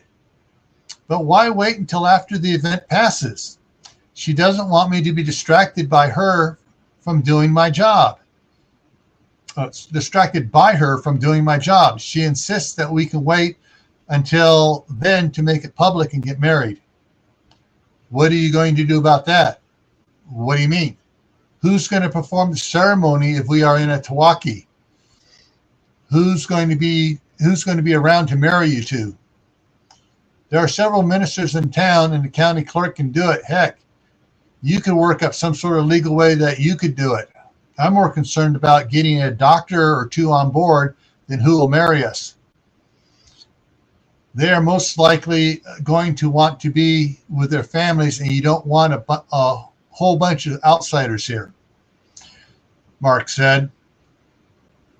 Anybody outside his family will have to sign some sort of agreement or contract of participation to be part of the group, Walt thought out loud as he picked at his goatee. It still itched a little. Much like the group at the lake in Blood Moon Falling. What you need to do is form an LLC survival group that rents the land from the ranch. That way the LLC board of directors picks who is admitted and removes anyone who becomes a troublemaker. You as the landowner can always trump the LLC if needed. Well, I guess you still have a job, Walt smiled. Chief Legal Officer of the LLC. Okay, I'll get it done and the paperwork filed within a week. But what about the residents for members? They can't stay in the house. No, Sarah was right. I'm going to need to put in some modular homes and RV pads. But for the LLC, I'm thinking about up the canyon a mile or two, possibly beyond the upper hay barns. There's already a well up there, and I can get a septic system put in in a month. You might want to plan on 10 to 15 homes and RV pads. the RV pads will need covers in storage buildings. Yeah, Walt said as he leaned back in his chair and thought. Then a smile came across his face. Cargo containers. Cargo containers? Yeah. Each RV pad is, say, 30 feet wide and 50 feet long. It has two 40-foot cargo containers on it. And then all we have to do is build a peak roof over the area in between for the RVs to be under, and a truck or a car or whatever else. Walt explained excitedly. That sounds like something that can be done fairly cheap and quickly. We sell memberships to the LLC to pay for it. They can store whatever they want in the cargo containers. And power, they pay extra for solar panels or put in their own system. We'll have to put in a big water tank up on the hill so the water will have some pressure without individual pumps. That way the water will be provided and we'll have to meter it to prevent waste. There are a few doctors I know of that would love to get in on this. And there are a few good-hearted preppers that the firm has dealing with. I can do background checks on them and drop hints to see if we get any takers. Thank you, Star, saying I look pretty good. Yeah. Oh. Yeah. Okay, what's going on here? Listening from the Lurkers Lounge. When you think you have twice as much as what you need, you actually have half as what you need. Exactly. Hang on. Yes, that's very true. And a lot of people don't figure on all the small details. One of the things I teach when I was teaching at emergency preparedness conferences and seminars, when a person starts prepping, the first thing they need to do before they start planning on anything is take an inventory of what they have in their house, in their kitchen specifically. Spices, the sugars, oats, wheat, flour, everything they have in the kitchen, breakfast cereals, canned soups, everything. And then from that, they can start figuring out what they need to buy. And they also need to start making a menu.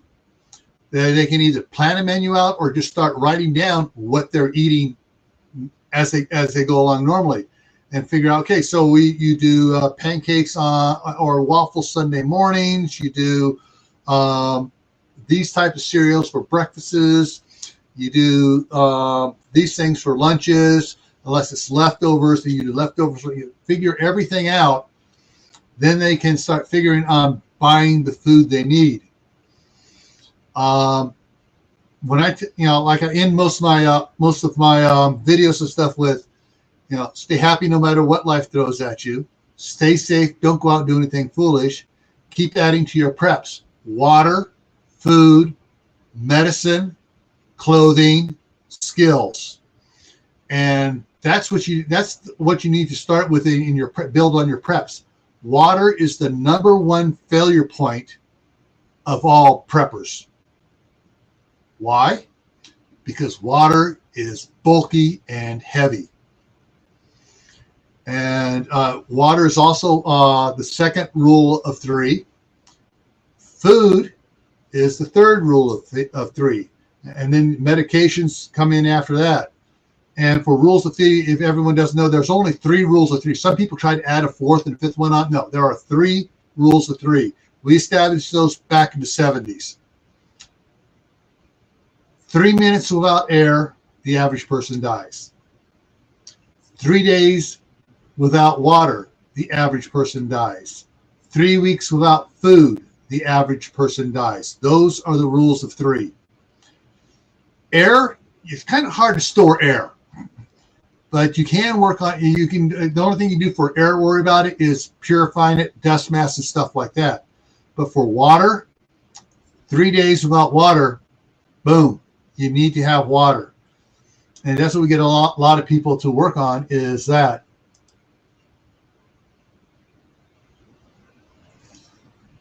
I've been knocking back the water.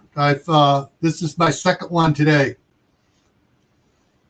and when you're looking at medications, don't go strictly for pharmaceutical medications. Look at herbal alternatives, because hey, before when they had chemicals, they had the apothecaries and stuff, and doing the herbal medicines, and that's where a lot of the chemical medicines came from. Aspirin, willow tree bark, and a lot of stuff comes from that. Clover is good for toothaches and stuff. And there's a lot of things to work on with that. There's a lot of books out there. If you get some of the better books and find out some of the reviews on them. People write, this is good. This one has shortfalls here. This one has excellent stuff on this. Find out the best books, get those, start reading those, add those to your library.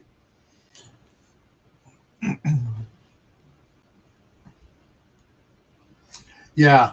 Shawnee, yeah, that's my wife and I have had a few little disagreements on the food storage. When I had all the freezers stocked up, she goes, we need to eat these down. I said, fine, eat stuff out of there, but replace it immediately. No, we need just to eat it down. No, you need to keep the freezers full. You date the stuff, you rotate through. You don't just eat the freezers down. You pull from them and keep them full, because if everything goes and you have the solar systems to keep the freezers running, you're not going to be able to restock them from the stores, because the stores are going to be empty almost instantly. So you need to keep the freezers full.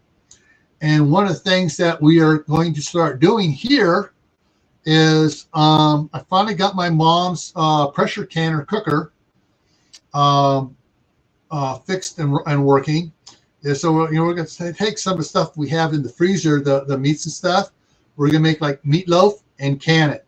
We're going to cook different things up and can it. Can't make chili, make soups, get it and can it in the jars, and that will go on the shelf, and we don't have to worry about the freezer going down. Some of the newer people in here, I don't know if you know Rebel Canners, Tammy over at Rebel Canners. If you're interested in canning stuff, check her out. Good information over there. She has a Facebook group called Rebel Canners, and the Facebook group has, hang on here, I got Facebook up, and I'm going to go take a look at it. Rebel Canners. Where is it? Rebel Canners. Okay, open a new tab. Okay, Rebel Canners has 123.5 thousand members on Facebook.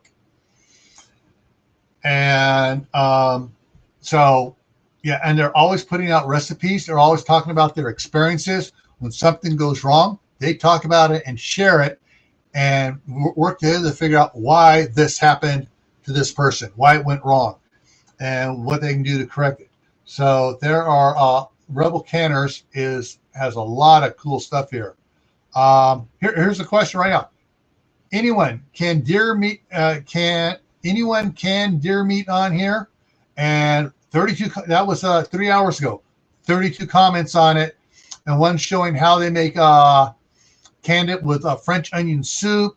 Others talk about I have cubed it, raw packed it, pressure canned in pints, 75 minutes, quarts, 90 minutes.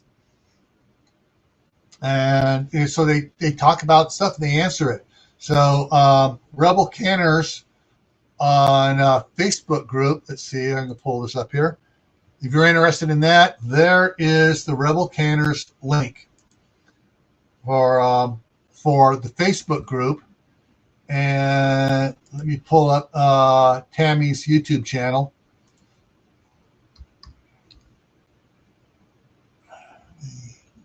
Rebel. And Tammy has written a couple books as well. Rebel Canners. Okay, and there's her. And I've had Tammy on my channel several times, and I've been on live streams with her as well. There's the YouTube channel for Rebel Canners. Yeah.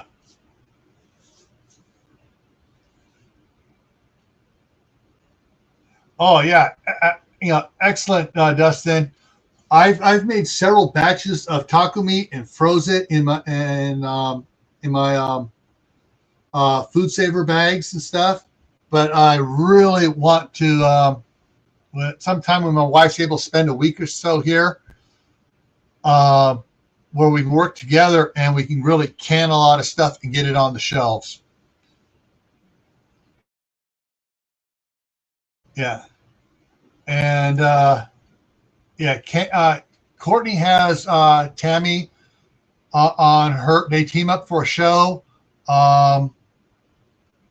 Fridays at. Is it 12? Yeah, it's 12 Eastern on Fridays for the Blue Ribbon Canning Show. They usually run it more during the summertime and stuff. And Tammy got invited to the to Superb Canning Lid symposium thing, and as a demonstrator over there. And All American Canners gave her 2 canners because she did because of her display and stuff there, and she has videos of going through the Superb factory and everything else. So Tammy is recognized by the canning industry as an expert, and they had her there as a speaker. So, 12 noon on Fridays. Right now, Courtney's not doing it every Friday, and also because things are hectic. But when they do it, it's always great. Tammy's usually canning, and Courtney's playing the advocate. Well, why are you doing this? Why are you doing that? Playing the student, and it works great. Yeah, and Courtney Courtney was the second for Tammy, and then they went in. They both have a lot of footage from that show.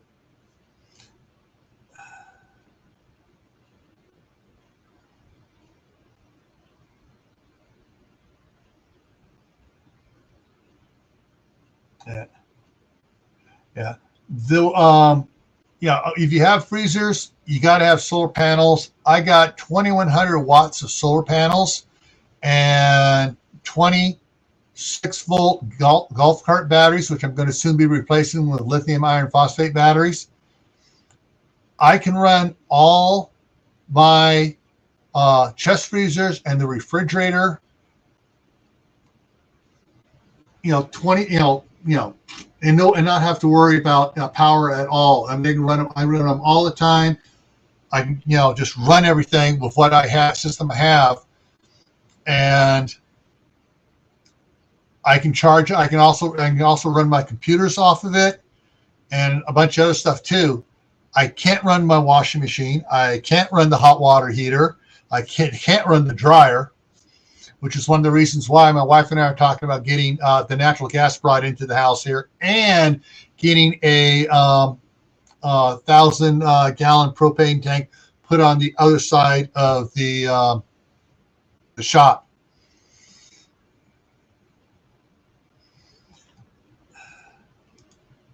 Having multiple, the adage, 2 is 1, 1 is none.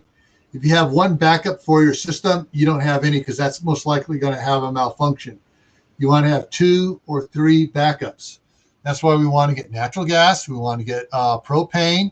We have a tri-fuel generator. We have the solar panels. And the solar panels for the big one. I got a couple small portable power stations that are solar charged. So really good stuff.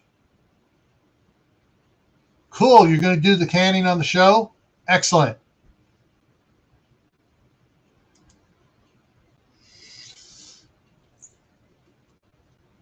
All right. Okay. I took a break from the reading. That's no one wants to come up, so I'm going to go back to the reading. All right, where are we at? Okay, there are a few doctors I know that would want to get on this, and there are a few good-hearted preppers that the firm has dealing with. I can do background checks on them and drop hints to see if we might get any interest takers. Walt added, we'll set aside several plots for those that want to bring their own modular home. Mark nodded and said, that'll have to be on a special lease agreement. They will have to know they are buying into the LLC, not just for the space, but for each person. They can't expect to bring along extra people. They have to have enough food for 2 years at least for each person, stored. Recommend 5 years. No, scratch that. We'll make that 5 years minimum and 10 years recommended. We'll say that's what one of the containers is for. There has to be a limit on the number of residents for each pad and modular home. Since each modular home will have one cargo container that comes with the pad for the modular, they'll have the option of leasing more space for more containers. Okay, what else? They can lease or bring more containers, but that eats into their ground area. Lot sizes will say start at 10,000 square feet, and then they can lease up to more, up to 20,000 at the compound there, or up to 10 acres elsewhere on the ranch for farming a garden, livestock, and such. They'll give them room to extend their supply of food longer. What about our family? Mark asked. I have 10 years worth of mountain house ready for us in the basement, but that does not include the Thomases or the Smythes. Also, did you see the new hay barn by the horse stables? Yeah, I noticed that this morning. It's not for hay. It's divided into several sections. The middle section, there are 5 portable shipping container freezers and 2 portable shipping container refrigeration units. Each of them are 40-footers. I plan on processing enough of the herd to fill 2 of the freezers, and the other 2 will be for frozen vegetables, cheeses, and such. So the family's taken care of. And the fifth one is backup in case one of the other ones break down. And the refrigerators for fresh food will grow and store, like potatoes, carrots, beets, and such. Well, Mark said, it looks like you have the family taken care of. Not until everyone's here, Walt said, with concern heavy on his shoulders. When word gets out, we could go straight to the worst case scenario. Seattle could erupt into chaos immediately, and you might not be able to get out. And if you do get out, some towns between here and there may try to block the roads to protect themselves. You may not even be able to get through even in the SAR. And you'll get as far as the Snake River, and I have a bad feeling some idiot will try to blow a bridge, and if he's successful, others may get the idea to blow the bridges by their towns to stop the evacuees from crossing the river to our side. I see what you mean. I wouldn't want to try to swim across the Snake River. We'll have to come up with a plan for that. I will let Chris, Special Agent in Charge Davies, know about our concern with the bridges. What about the cousins? Mark asked cautiously. That's kind of up to them, Walt said as if he didn't care, then added, we can bring in 3 extra modular homes above the leach field, like Sarah said, for them. Then when the news break, you can contact them, see if they want to buy in or not. If any say no, then that they have other plans, well, then those can become homes for newlyweds. 3 extras? Mark asked. I'm thinking of 1 for the Thomases, one for Grandpa, one for Grandpa Tom and Becca, one for the Aherns, one for you and Mom. If you want more room than a bedroom here in the main house, one for the Rourkes. Sarah will want her family here with her and her best friend too.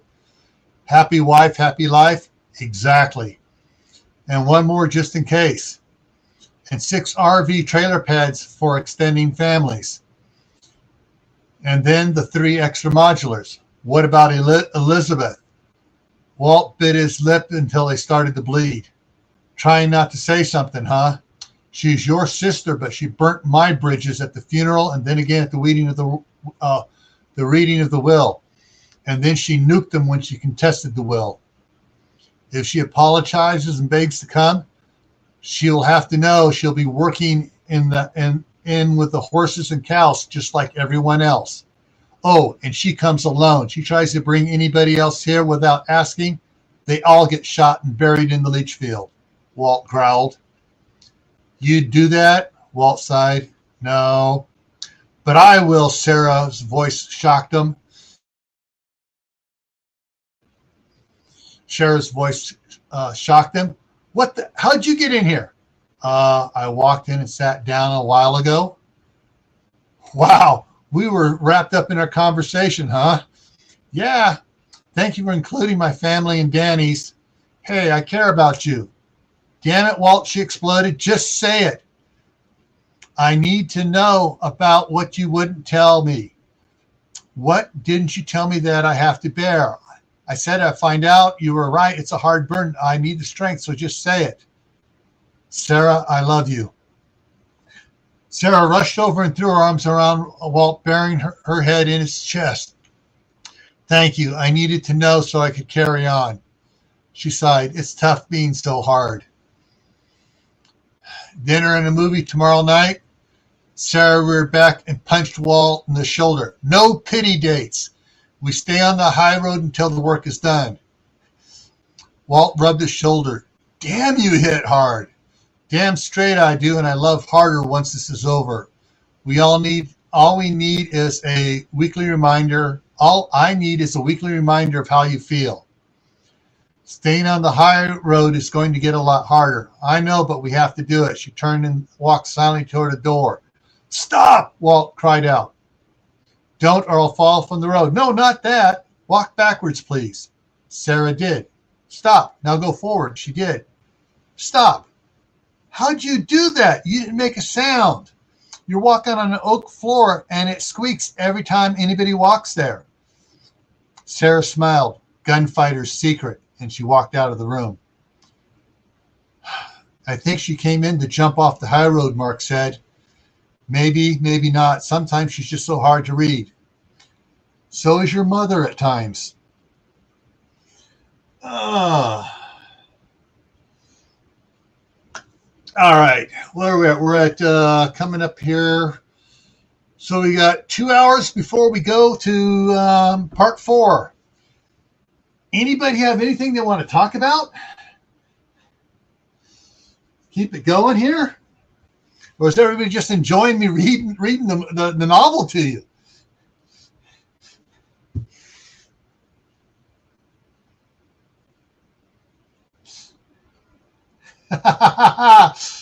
Purple 101, you love that one, huh?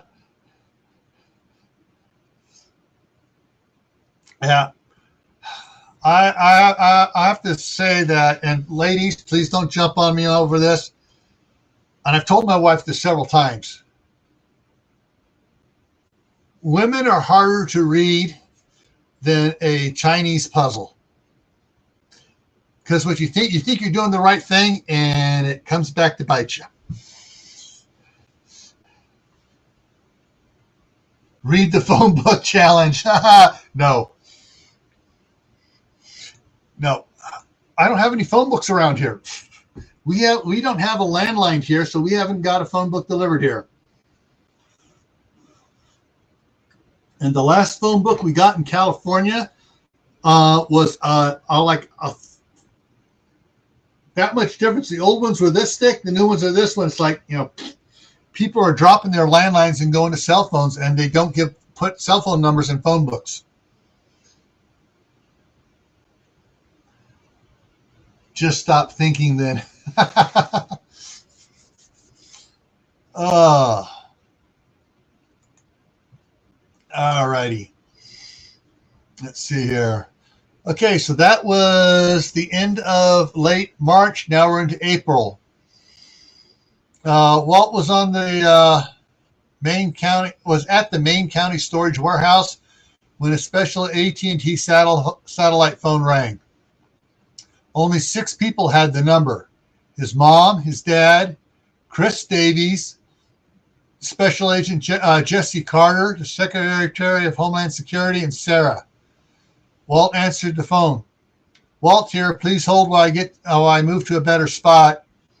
He stepped off to the side away from those that might overhear him. Walt checked the area, and then he really answered the call. Okay, I'm clear.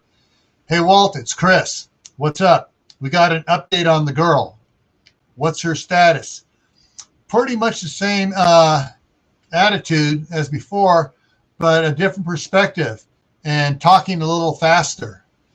So am I still going to miss her? I'm afraid so. When will you see her? 2 weeks before I head. And froze. 2 weeks before I head home. Does she have a boyfriend? Not sure, but Jesse will know soon. Okay, I'll talk to you later. Walt hung up the satellite phone and quickly walked over to the warehouse manager. Robert, I have to go. Keep me appraised of your progress. Any problems? Sure thing, Walt. Walt headed to the door and he called his dad. When his dad answered, Walt said only 6 words. She's coming home 2 weeks early. It was late in the evening, and Walt was another little break there. It was late in the evening, and Walt was still going over the data that Jesse had delivered after lunch. Basically, what happened was that after the asteroid passed Mars, its course altered by 0.02 of a degree, and its speed increased from the slingshot effect. So the asteroid, instead of passing at the end of October, would pass mid-October. The thing that really bothered him was the new path it was on. It would pass, which would pass Earth. It would still pass between the Earth and the Moon, but would pass at a slightly different angle. And on the other side of the Earth, it would pass closer to both the Earth it would pass closer to both as such its effects would be much greater on both. Sorry, I'm getting blurry-eyed here. Hang on, let me wipe my eyes.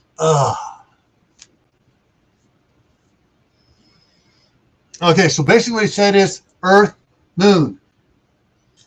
2 weeks before the Moon would have been on the other side and would have passed over here, straight shot through. The Moon has moved 2 weeks. Moon has moved, and now it's coming at an angle between the two. Okay, that gets explained later on a little bit better, but just so you catch up what was said there and what my stuttering reading of it, because my eyes are going blurry.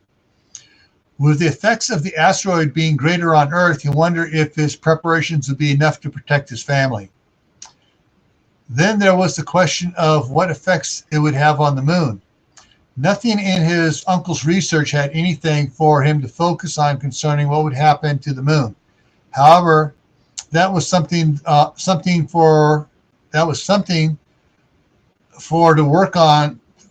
work on later.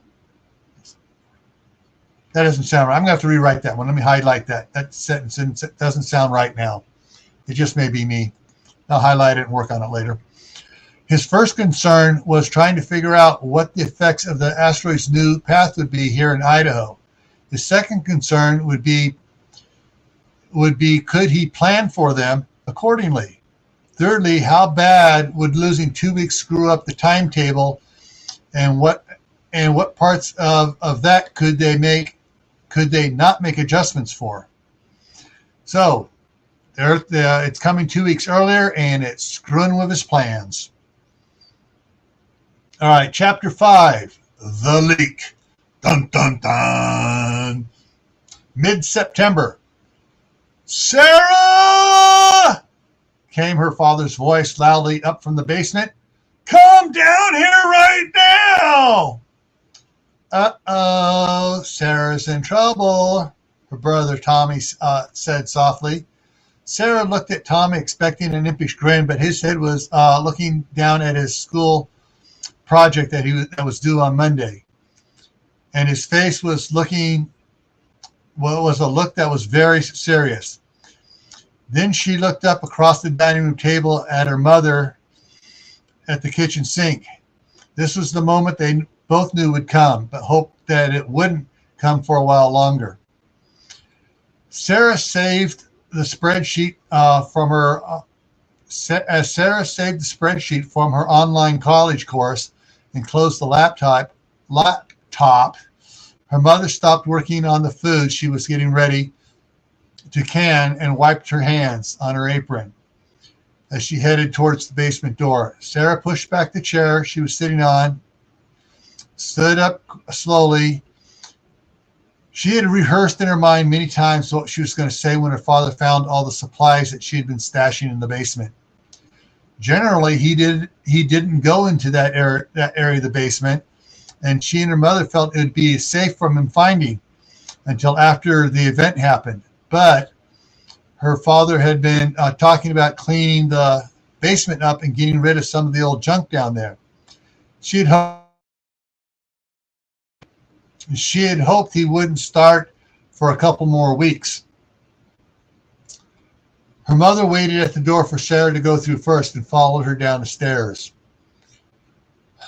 The stairwell had been finished off with sheetrock and painted to match the kitchen, and the stairs themselves painted safety yellow with non-slip black grip tape across them.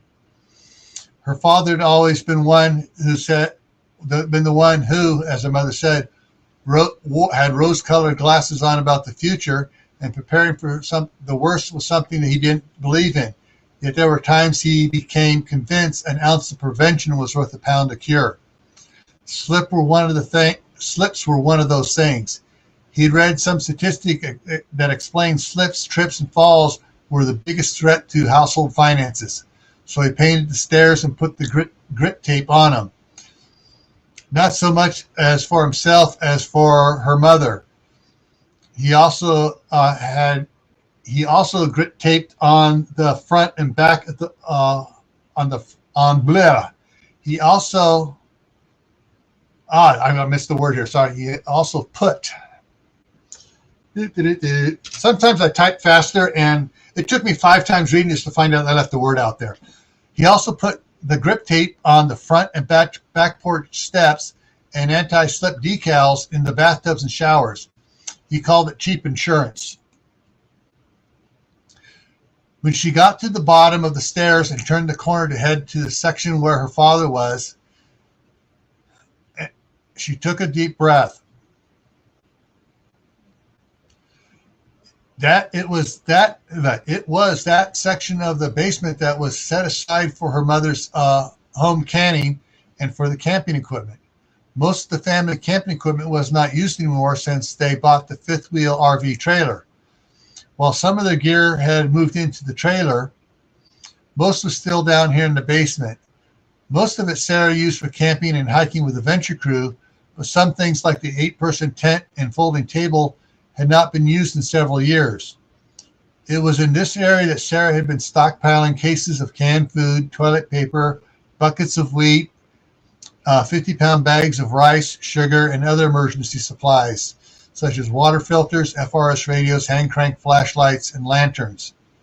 She had just about killed off her college savings account on this. She had told her mother what she was doing and why. At first, her mother was more skeptical about it until she showed her pictures of what she took in Walt's office at the sheriff's department. She had been there after New Year's to get the venture crew signed up for the search and rescue program, and he had left her alone in his office for about 15 minutes. She had gotten rather bored just sitting there, so she started walking around looking at things and found several documents laying out in the open about something called the End of October event. She glanced at him and couldn't believe what she was reading. After a couple minutes, she knew this was something very important and that Walt wasn't supposed to talk to her about it with her or anybody. Yet she had the feeling that he wanted her to know about it. He had left without much. He had left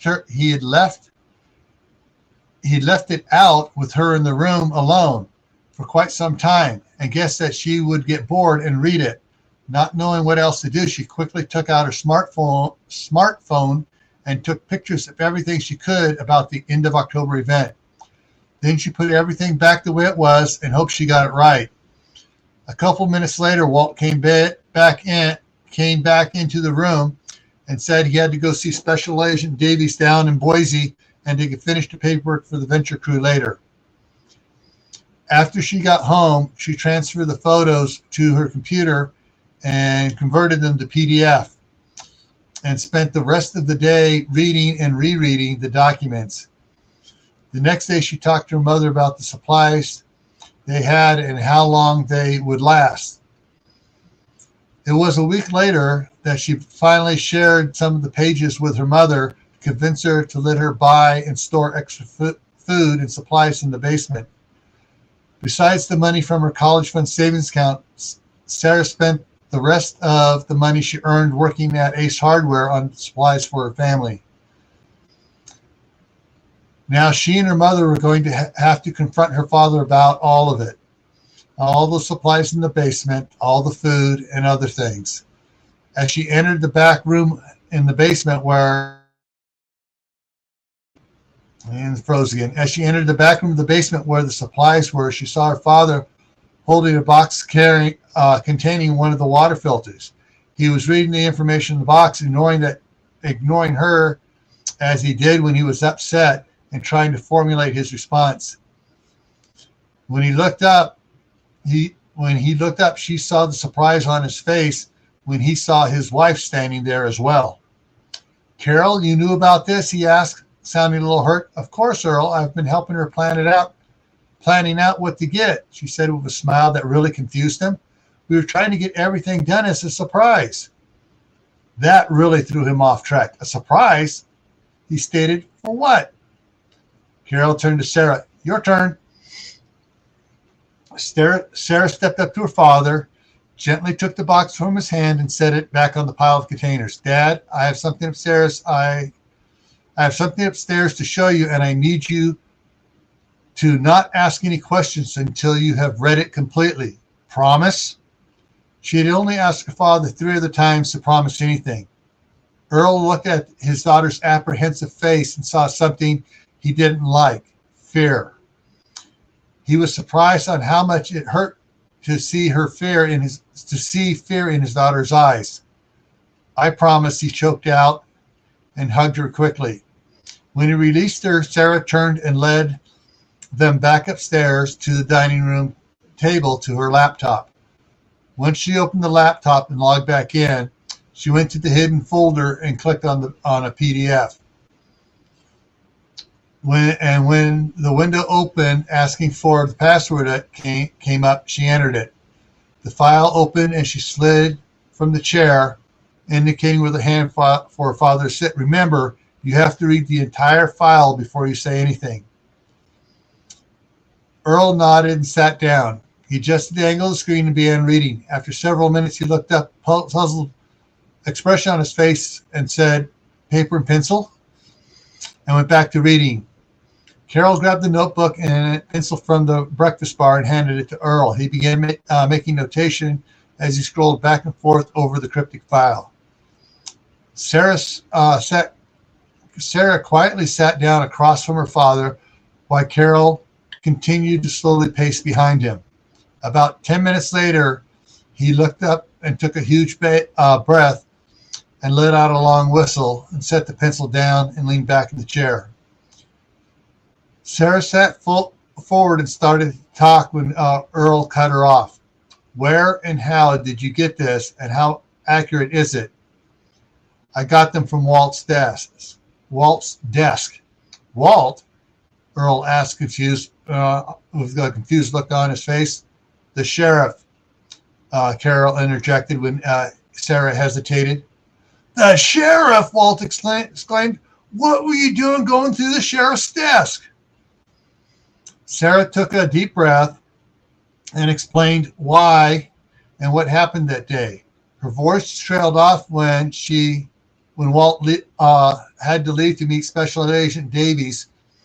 She looked down at the table. What happened then?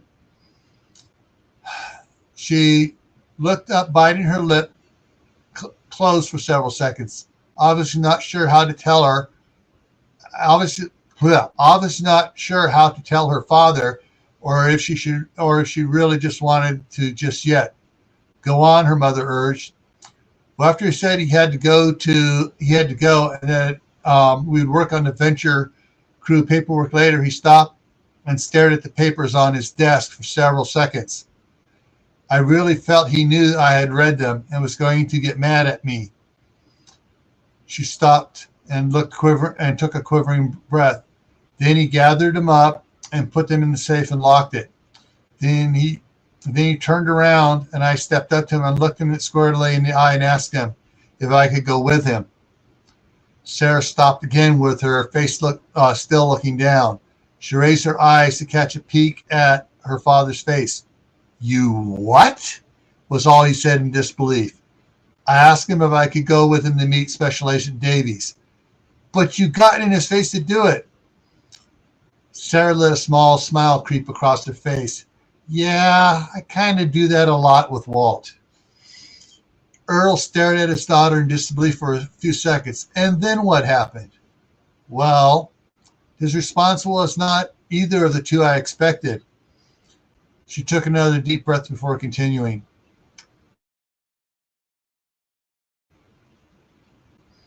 Okay, froze again. He quickly grabbed me. She paused and swallowed hard, pulled me in tight to him, and hugged me and whispered in my ear. Knowledge is a dangerous burden. You have to bear it well to protect those you care about. Sarah was blushing as she related her life to her father. When he finally eased the hug and held me at arm's length and smiled and stared at me, and I nodded and said, I understand, but I have one question, though. And then I asked him, when are you going to ask me out on a real date? A real date? What have you two been doing? He started to get angry. Talking, behaving ourselves, acting like we're not interested in each other so he could win the election and be a good sheriff. And then to get the supplies the county needs. She sat back quickly and pouted. It really sucks taking the high road. Earl stared in surprise at his daughter's concern for the appearance of the sheriff. Carol came up behind Sarah and put her hands on Sarah's shoulders and patted them. So what did he say about the real date? Sarah swallowed hard before continuing. Well, he pulled me in close to me and said, soon, really soon, I hope. And then he gave me our first kiss. She choked as the tears came flowing to her eyes. We love each other, but there's nothing we can do about it. We have to keep a secret so he can keep doing his job to protect everyone in the county without marshaling and the others causing trouble. She looked up at her father. Dad, I'm afraid we won't ever be together if this thing is as bad as it looks. It looks serious, but it's not the end of the world. Bad. Her father was trying to comfort her daughter, but it is worse. Worse than those reports say. I have overheard Walt and others talking about it, Dad. It's really bad, and it's going to happen sooner than these old reports say. Now they're calling it the mid-October event. So what exactly is the mid-October event anyways? Earl demanded. I can't say. National security non-disclosure thing. Well, we'll just have to go talk to Mom, Dad! Sarah's brother Mick screamed from the family room where he had been watching TV. Come here, quick! They all ran through the dining room and living room to the family room. As they entered, they saw a flashing red banner on the TV saying, Breaking Emergency News. and heard the announcer saying, once again, sources at NASA have confirmed that a massive asteroid is heading towards Earth, and it is not clear whether or not it will impact the Earth or miss it. Scientists are trying to calculate the exact path of the asteroid, but there are unknown problems in doing that. What our sources do know is that it should arrive here around mid-October. And Sarah said, that's the mid-October event. All righty. Sorry, I got to take a break. My throat's getting sore.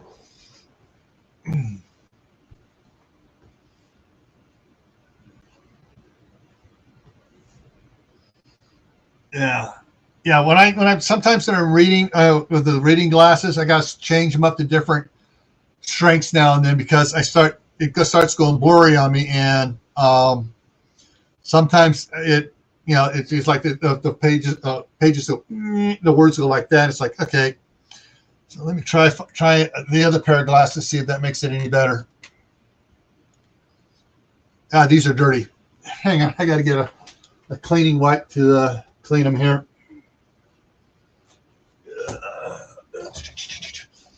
Always keep cleaning wipes near your glasses.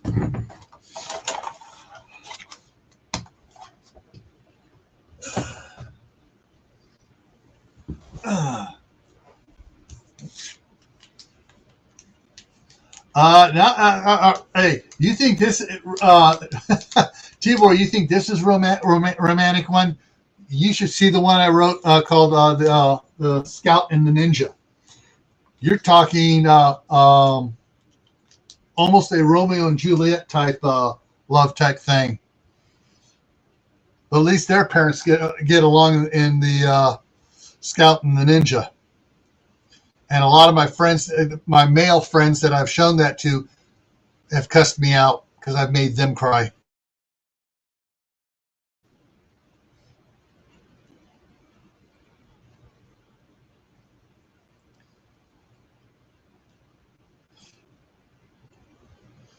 Yeah, so ladies, if you want to see your guys cry, get an action adventure novel that has romance in it.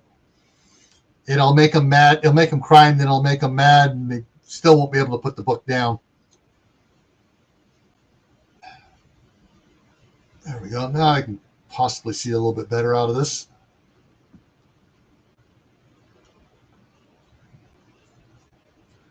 Good night, Mary Beth. 13, yeah. Okay, that was about 5 minutes ago. Catch up here on the chat, see what happened.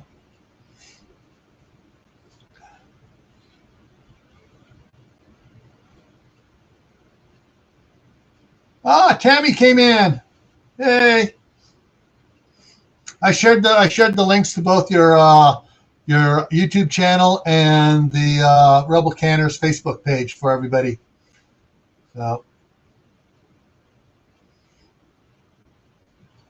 all righty.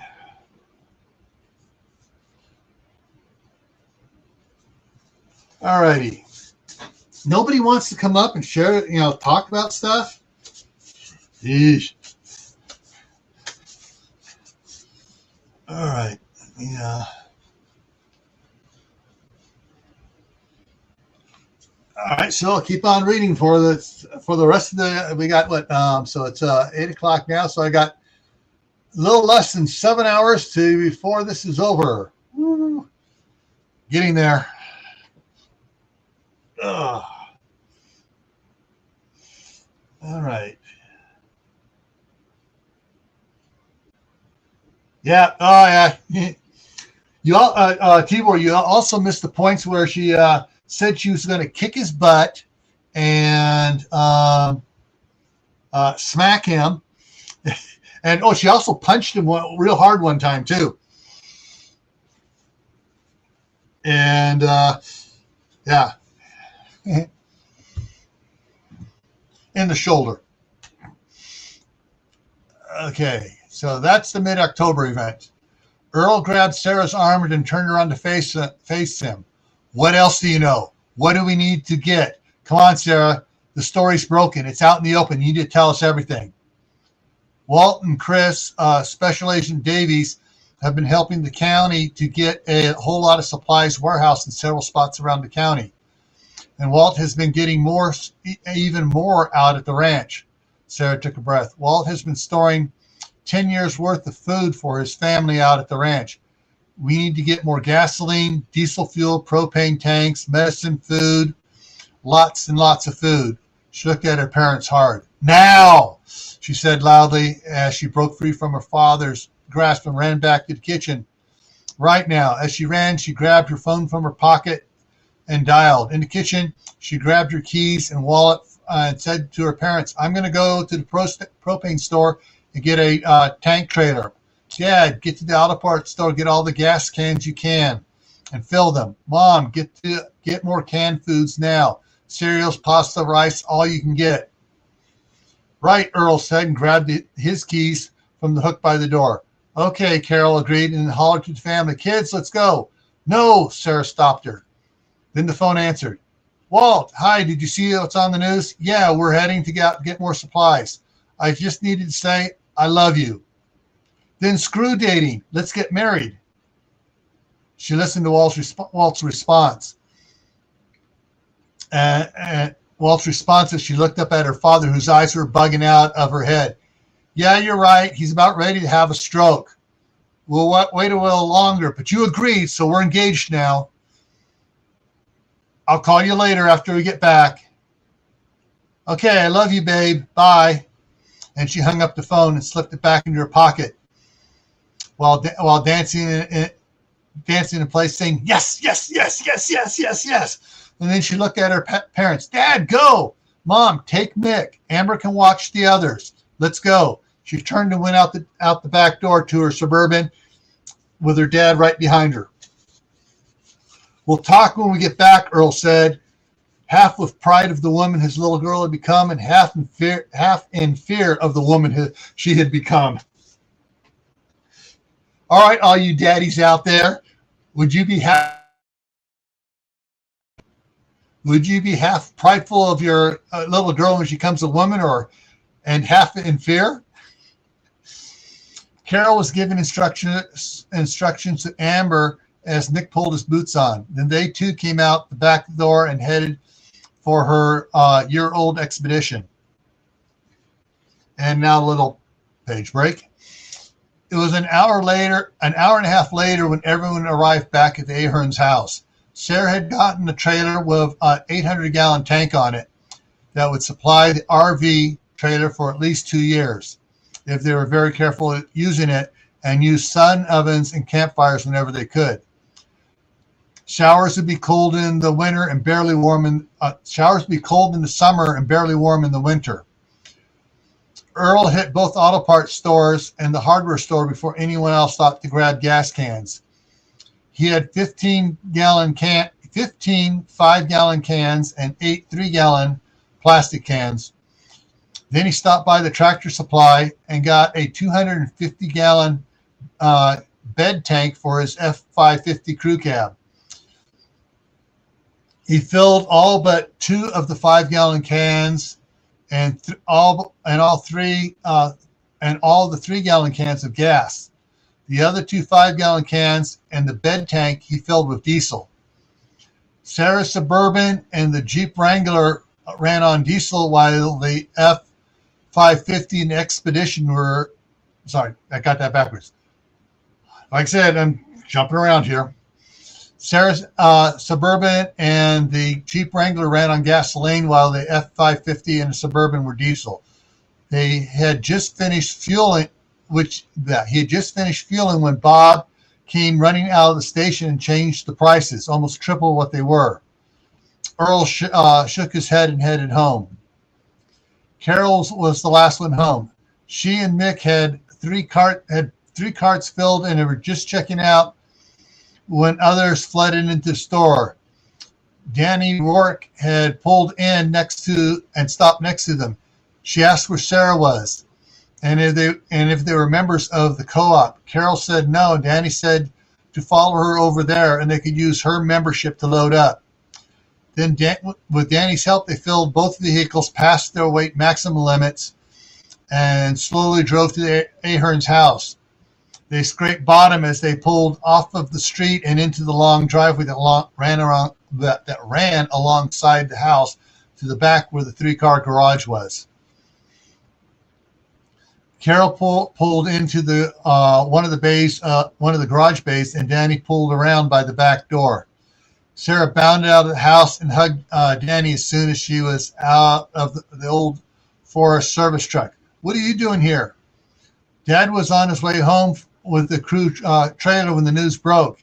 He swung by the co-op and he loaded up the trailer and his truck to the max and called me to get a few more things. That's when I ran into your mom at the supermarket. They had just come out of the place that was turning into a zoo quickly, so I had her follow me to the co-op and we loaded up. "Thank you, Danny," Earl said as he held out his hand to her. "Sure thing, Mr. Ahern," Danny said, then added boldly, "I need a favor." "What?" Carol spoke as she and Mick came over from the garage. "Well, then, Dad heard the news and called Mr. Young and told him to lock up quickly before he got looted, so he did." She paused and gave Sarah a quick sideways glance that between the two of them was more than a wink, nudge, nudge signal. "He wanted to help to relocate certain items, and I was hoping you could help." We would be happy to help," Earl said, "but first let's get your truck unloaded, and you can come back and get your supplies tomorrow." "Okay," Danny said with a big smile. They unloaded the vehicles and headed over to Young's Sporting Goods. When they got there, the front was boarded up, so they drove around back.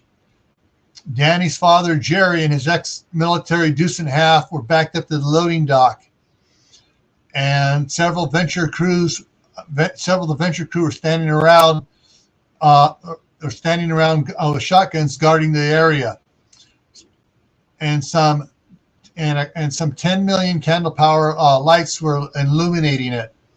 Randy was there directing other crew members who were just arriving where to park. He had all the other vehicles form 2 roadblocks, one on each side of the deuce and a half, and with their headlights facing away so they could illuminate anybody approaching them.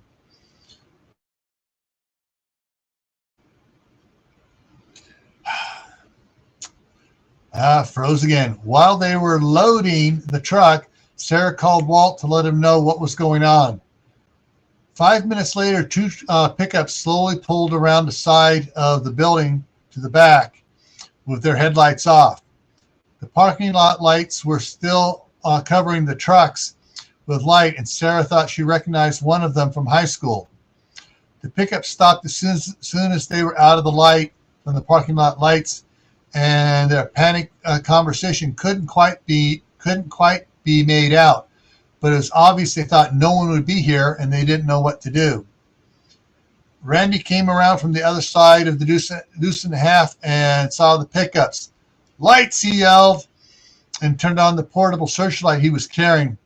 When all the other vehicle lights came on as well, several of the 10 million candle-powered portable spotlights, it was as if the 2 pickups were sitting in the noonday sun.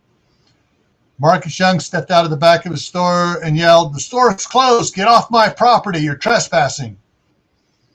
"We just need to get supplies," came the reply from the pickup that Sarah didn't recognize.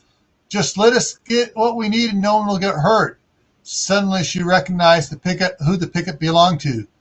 "Jimmy Hardy," she yelled, "you best get out of here before my fiance gets here." She felt all warm and fuzzy, referring to Walt as her fiance. "Yeah, who's that?" Sarah chuckled to herself as she shouted back, "Walt Rogers, the sheriff." "Oh, shit, what the heck? Damn it." A few other explanations came from the group with Jimmy. After seconds, Jimmy shouted back, "I don't believe you. News like that gets around. We got engaged a couple of hours ago, so it's not general knowledge." Sarah smiled, and then remembering something, "Hey, Jimmy, do you remember what he said to you in front of the school last year? The clock's still ticking and has several years left on it." "Oh, shit, I'm out of here," Jimmy practically screamed in panic as he started his truck back up. He just put it in gear when flashing red and blue lights and the bright headlights appeared behind him, and a siren sounded. That was followed by the PA horn sound saying, "Turn your engine off, step out of the vehicle." And another set of blue and red lights pulled up on the behind the other pickup. Then Walt's Hummer pulled up around the deuce and a half with its light bar flashing and stopped next to Sarah's Suburban. Sarah looked over at Walt and said, "It's Jimmy Hardy and some of his friends." "Hey, Jimmy," Walt said over his PA, "before you do something stupid, you should know there are about 15 shotguns aimed at you and your friends." "Don't shoot," Jimmy cried out. "I give out." "Me too," said another. "Ditto," said the third person from Jimmy's truck. "This is bullshit," said the other driver as he started his truck. But if he could put it in gear, Jason Red Hawk's shotgun butt came through the window and knocked him out. An hour and a half later, Jason and Gary, those are two deputies, had transported the 5 would-be thieves to jail, and the Venture's vehicles and Jerry Works' deuce and a half truck were all loaded. Marcus had Sarah, Danny, and Randy load several crates and smaller cases into Sarah's Suburban and fill out some paperwork. When they were ready to go, Sarah saw Danny talk to Earl. Danny and Sarah saw Earl talking to Walt off to the side, where no one could hear them. Marcus locked up his store and everything was ready, getting ready to leave. Went to head over to the Rourke's home. $5 they're talking about you, Danny said. $10 says you're right, Sarah replied. "Let's move out," Jerry shouted. Little break again. The trip to the Rourke's house had been uneventful. Danny and Randy had driven out first and pulled over after 6.5 blocks. Parked with the lights and motors off. After the caravan passed, they waited to see if anybody was following. When the caravan had gone 12 volts and turned left, they started up again, turned left where they were at, and sped to catch up to the caravan. Earl and Sarah were rear guard and turned off and turned left of the caravan until the caravan turned. Then they blocked the road, and they blocked the road, turned onto it until Danny and Randy caught up to him. Then all 4 of them sped up to catch up to the caravan. They had just caught up to the caravan when they were 4 blocks behind. Danny held that distance, and Earl and Sarah closed until they were 2 blocks behind. Jerry Rourke had what appeared to be a standard cinder block style barn building for storage and work and for working on the farm equipment. It had been standard. It had the standard roll-up doors on each end and 2 walk-in doors next to them. But that was all that was standard about Fort Rourke, as the Venture crew called it. The walls were made of 8-inch wide cinder blocks filled with concrete and rebar, and another 12-inch flat cast concrete lined the inside. The first floor was about 15 high for working on the farm equipment. Above that was the loft, where the Venture crew met to hold meetings. It was here they were going to store the items from the sporting goods store until it was safe to return them to the store. Walt had left Young Sporting Goods store as if he was heading back to the office, but after several blocks, turned and sped ahead on a different route to the Rourke's home, getting there about 5 minutes ahead of the caravan. He did a quick search patrol of the area to make sure that no one was waiting to ambush them for the items from the store. Then he parked up a half a block past the house facing it, and he stayed there while everyone unloaded and secured the items in the building. Then he waited another 15 minutes after everyone left to make sure that no one was coming before returning to his office. Okay. That's the block there. This is where the book takes a turn. Where you've been up in northern Idaho for now. Now we're jumping down to Camp Pendleton in California. What was talking here? Oh, talking about ouch. If you calculate in New Zealand dollars into US dollars, that's about $24 per gallon. Oh, geez.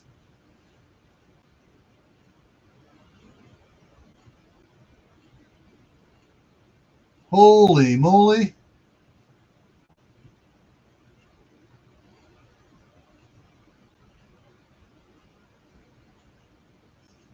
Just reading back up here on the chat here. Tibor, whoa. So the Chinese made friends with the Saudis. 50 billion in oil sales.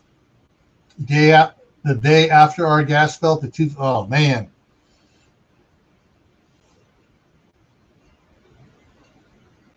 Wow. Oh shoot. All righty. What do we got here? That there, that there, that there.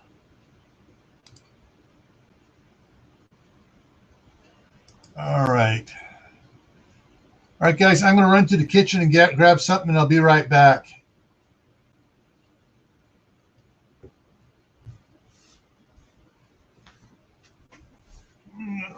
Oh.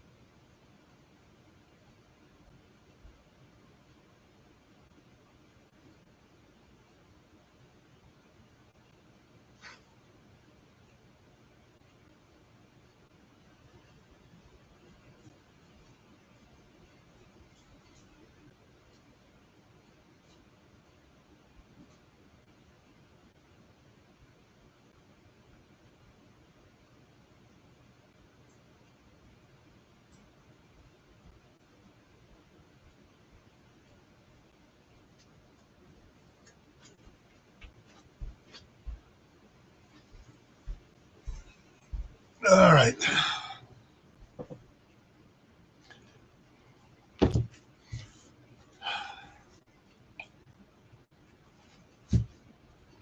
Wow.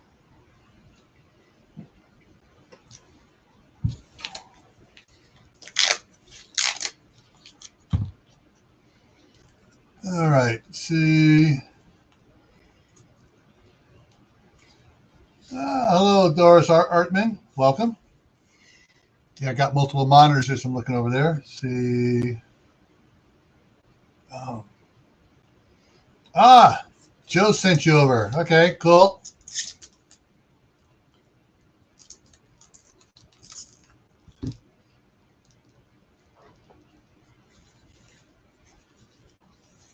And all right, so we're at. Whew, I'm starting to hit a little wall here. Wow. So it's been 18 hours. 18 or 19. It's been a long time.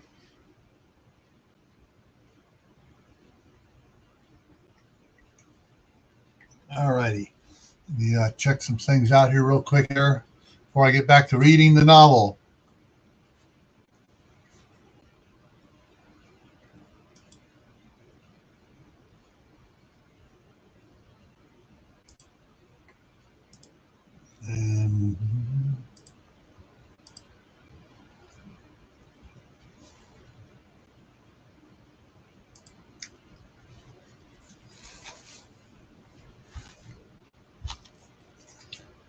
All right, so Doris, so you know what's going on right now.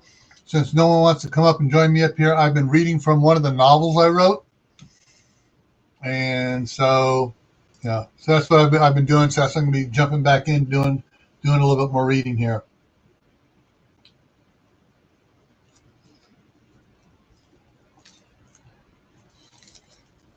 And let's see. All right, so we're switching now, and this is where the book takes a little turn. We've been talking, like I said, we've been dealing with the group that's up in Adams County, Idaho, and now we're jumping down to Camp Pendleton. Kathy Dyer was having a great day as she rode her Harley Davidson Road King back to base housing at Camp Pendleton. She was getting out of the Marines in just 2 days and was on terminal leave. She just landed a job with a high-end security company doing executive family protection. The client was the Donaldson family. The father was senior vice president for a major oil company and was going to relocate to Northern California to be closer to the new corporate headquarters at the end of the year. 2 members of the current team did not want to relocate with them and asked to be replaced. Since Kathy was just getting out of the Marines and had no ties, she was seen as the perfect fit. The mother was a stay-at-home mom who was involved in community service groups. They had twin 17-year-old daughters, and I froze again. They had twin 17-year-old daughters and a 15-year-old son. And I need some water.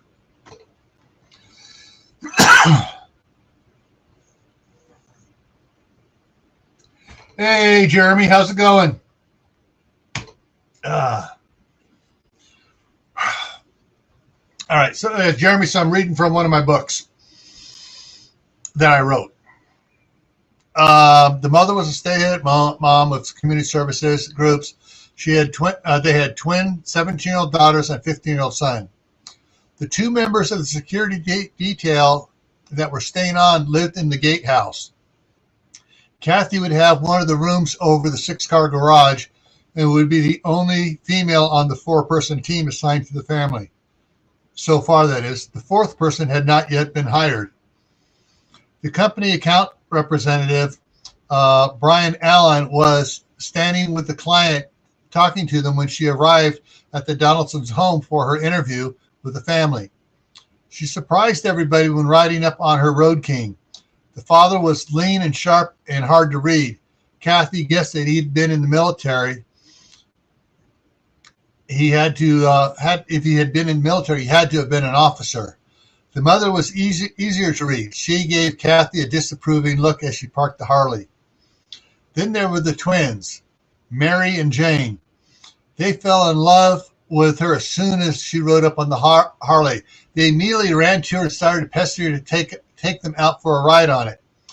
The parents weren't so sure about Kathy until she told them that the twins would have to earn the privilege from both her and her parents, and only if their parents agreed to it first.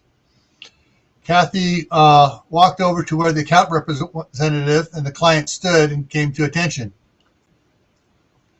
Sorry, bite of cheese here. I understand you're getting out of the Corps, Mr. Donaldson stated more than asked. I'm Joseph Donaldson. This is my wife, Linda.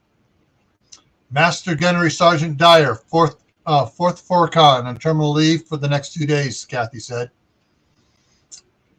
Mr. Donaldson stiffened when she gave her rank. You appear to be a bit young to be a Master Gunnery Sergeant. How old are you? 32. I enlisted in the Young Marines at 8, and at 14 reached the rank of Sergeant Major. Then I enlisted in Junior ROTC for 2.5 years. And when I enlisted into Corps at 16 and a half with a special waiver after I graduated from high school. My father was a first sergeant. I entered boot camp as a lance corporal and came out as a corporal. Received a combat meritorious promotion to sergeant my first week in the box. 10 months time in service, still 17. Then a year later, another combat meritorious promotion to staff sergeant. I received 3 more meritorious promotions and the Congressional Medal of Honor, and made the rank of Master Gunnery Sergeant 6 years ago. Mr. Donaldson smiled wearily. So you're that Dyer. Let's go inside. Kathy stiffened ever so slightly at the comment, not knowing what to expect now. As they went inside the mansion, like home to conduct the interview, Kathy's eyes darted about. She was awed by the furnishings of it. She had never seen the likes of them in person. Yes, she watched those Lives of the Rich and Famous TV shows, but she never expected to be in one of those type homes. The Donaldsons apologized for the fact that Jake, the 15-year-old son, was not there. They explained he was off riding his ATV with some friends and was running late. About 5 minutes into the interview, Jake showed up and came in tromping into the room, tracking mud everywhere he went. Kathy bit her lip when he replied snippily to his mother's inquiry as to why he was late. But the topper was when he slapped Kathy's fanny as he walked by. Kathy would not take that from anyone, let alone a teenage boy. She hooked his arm, spun him around, and face planted him on the floor. The look on his mother's face told her she just lost the job. So keeping Jake pinned to the floor, Kathy really laid into him with a Marine Corps style lecture and laid out some rules that he would have to follow around her. First rule was he would never, ever disrespect his parents in any way, including being late, tracking dirt, wet or dry, into the house. Would never talk that way to his mother again. Second rule, he would respect women as being on a pedestal, not a piece of meat. Third rule was that if he ever touched her butt again, she'd break every bone in his hand, pull his pants down, and spank his bare butt in front of God and everyone. Fourth rule, there was always be more rules to learn.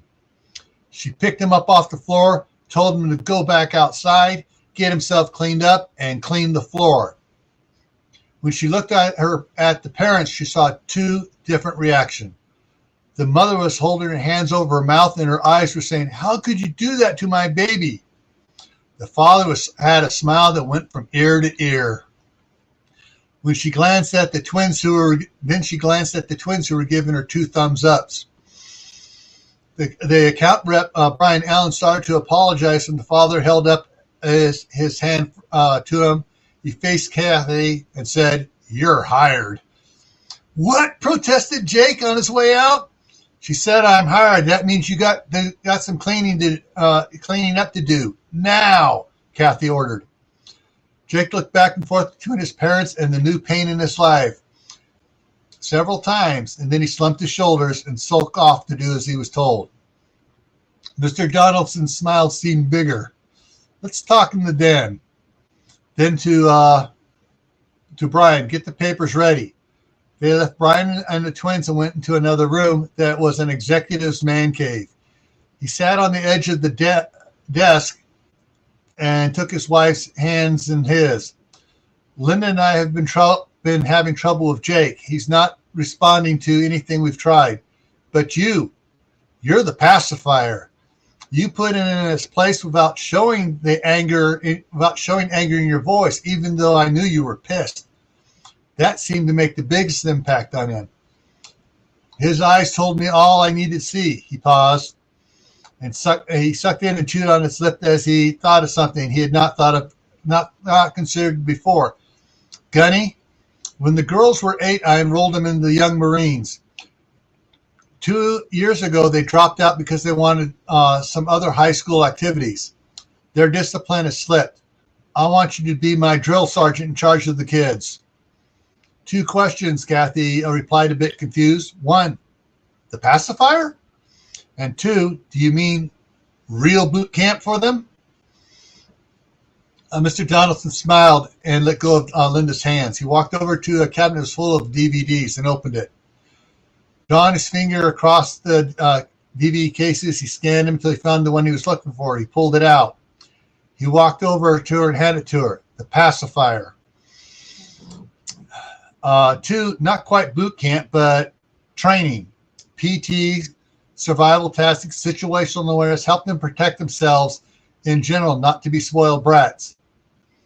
Do you mean just hand a hat, or does that include weapons too? I don't want to start teaching something you don't care for.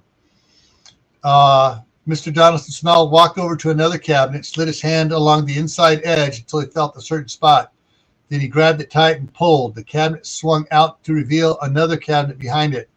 This new cabinet was loaded with all sorts of weapons, everything from knives to pistols to rifles to shotguns. And he said, everything in here is okay.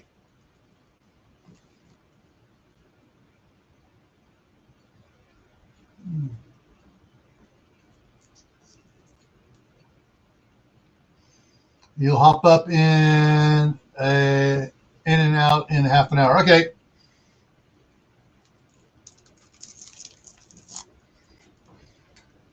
All right. Back to it here. Everything here is okay. All right. Kathy nodded and said, where can I watch this? Holding up the DVD. The girls will show you, and if you want, they can watch it with you. It's been a while since they've seen it. Sounds great, Mr. Donaldson, sir. And held out her hand. Shaking her hand, the father said, Master Gunner Sergeant Dyer, we're going to have a different relationship than the rest of the security team. So call me Major. Reacting instinctively, Kathy snapped to attention and saluted sharply. Yes, sir, Major, sir. Now get to it, Gunny, while Mr. Allen and I take care of paperwork.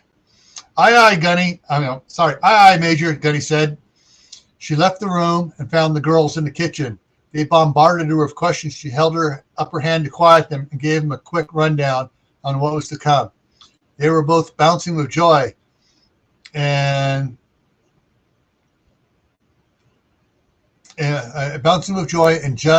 Jane hugged her and Mary. They took her to a room that was a private theater with 20 ultra-plus reclining chairs and played the DVD for her. About 10 minutes into the movie, Jake came in and told them everything was cleaned. The twins quickly rattled off all the things that the Gunny was going to teach them. That seemed to pique Jake's interest. And then one of the twins added, yeah, but we have to earn the special stuff. Special stuff? Jake inquired. Marine weapons training, Mary answered with a serpentine smile. After the movie, Kathy knew what the Major meant by the pacifier. The girls showed her the room over the garage where she'd be staying. Then she said goodbye to him, got on her Harley, and drove back to the base housing to pack up her gear when Mary ran over to her. Master Gunnery Sergeant, I want to apologize to you, Mary said, looking down. What for? Kathy could not recall anything that Mary had done to warrant an apology. For not staying in the Young Marines and living up to my potential, Mary said, with a slight quiver in her voice. What rank did you earn? First sergeant. Mary looked down again. I would have had Master Gunnery Sergeant if I stayed in 6 months more. A lot don't even make first sergeant, Kath said, putting her hand on Mary's shoulder. Master Gunnery Sergeant, can you come with me tomorrow to help me get back into the Young Marines? I guess I can, but why do you need me? I want them to see I'm going to take the next 9 months very seriously, that you're going to work me here at home and not going to cut me any slack. Mary took a breath. I want to be ready to enlist after I graduate. When did you decide you wanted to enlist? I've been thinking about it for a couple months now. You showing up helped me realize that's what I want. What MOS are you looking for? Sniper assigned to 4Con, hopefully 4th 4Con, my dad's unit. The major was 4th 4Con, Kathy asked. Even though she had 2 days until she was officially out of the Corps, she was on terminal leave, which meant she did not have to report for any type of duty and could stay where she wanted. Back at base housing, she packed up her belongings into the little teardrop trailer she had for her Harley. She hooked it up to the Road King and headed towards the main gate. She felt a little uneasy about leaving the course, but excited about being with this new family. She called in a favor when she got back to base town and found that Joseph Donald was indeed a retired Marine major who had done a stint in 4th 4Con before retiring and going to work for the oil company. That explained why he took to her so quickly and fully. Kathy pulled her Harley and trailer to a stop at the main gate to the camp and was surprised to see her friend, Master Sergeant Jenny Holland, stationed there. Jenny came out of the booth and hurried past the other MP that was going to check Kathy off the base and gave her a warm handshake. So you're out, huh? Yeah, I'm going to miss it, but I got a great posting to a family doing security with an ex-4Con Mariner, 4Con major, so she let it hang in the air. Well, don't be a stranger and keep in touch. Of course I will. Yeah, right. Jenny smiled here. Now get out of here, Marine. And she snapped to attention and saluted. Kathy returned to salute and drove off.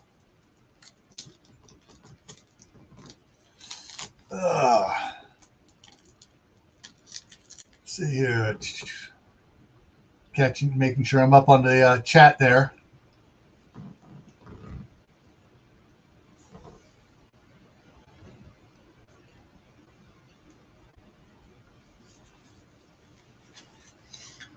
All right. 2 hours later, Kathy arrived, unpacked her belongings, and was making a list of what she needed to buy to be ready to start work the next morning.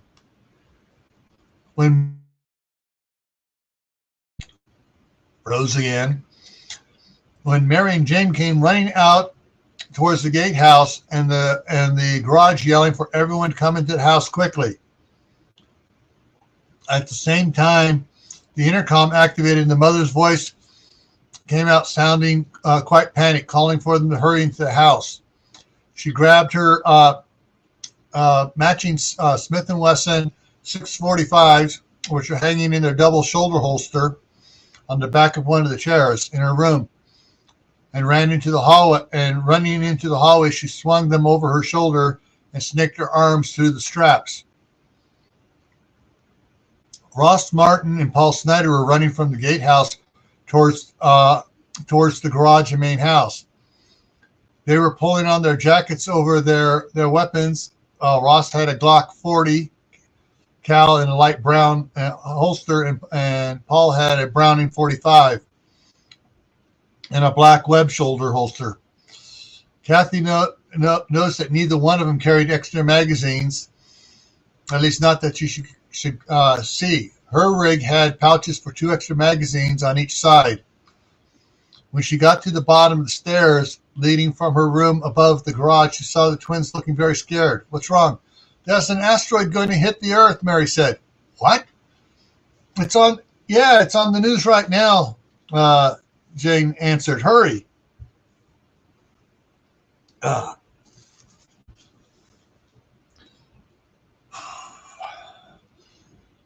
Excuse me.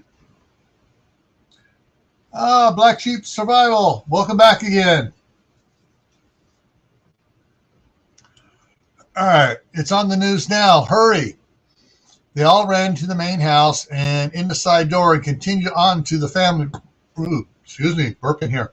Onto the family room where the rest of the family was fixated on a large LCD TV. And so we urge our listeners not to panic and stay tuned for more updates. We repeat that sources at NASA have leaked that an asteroid of immense size is on a possible collision course of Earth. Please stand by. We'll be right back with more update to the up to the minute information after these words from our sponsor. Oh my God, Joseph, what are we going to do? Linda asked in a panic, on the verge of tears. I'm not sure, dear. I'm just not sure. This may be nothing. We don't have enough information. Mr. Donaldson, Ross spoke up. What is it? I would suggest that we at least start packing for the farm. Then Ross added, just in case. Are we sure we need to do that now? Before Ross could reply, Kathy asked, what is the farm and where is it? It's my grandparents' farm in Idaho, Linda answered.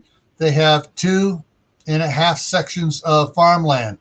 She saw confusion on Kathy's face and added, which is 640 acres per section. They lease out all but 40 acres of it. Kathy nodded and processed the information. I think Ross is right. We need to start packing the essentials and prepare for quick evac. And if we have time, pack more for a long stay. She turned to Ross. Are all the vehicles fully fueled?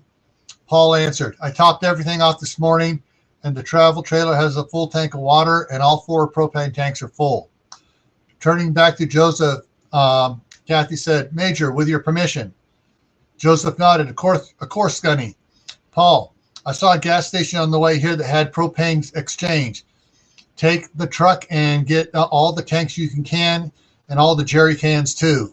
Right now, go. It won't be long before they're all gone. Ross, get the other vehicles ready. We should be prepared to leave when Paul gets back.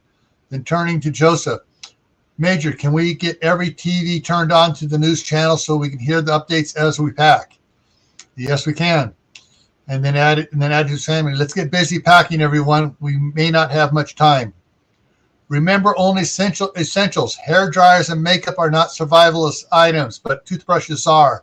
Kathy shouted as she headed to the pantry to start pulling items. 10 minutes later, Paul returned with 15 propane tanks, 6 jerry cans of gasoline, 3 of diesel, and 3 cases of motor oil. Kathy and Ross were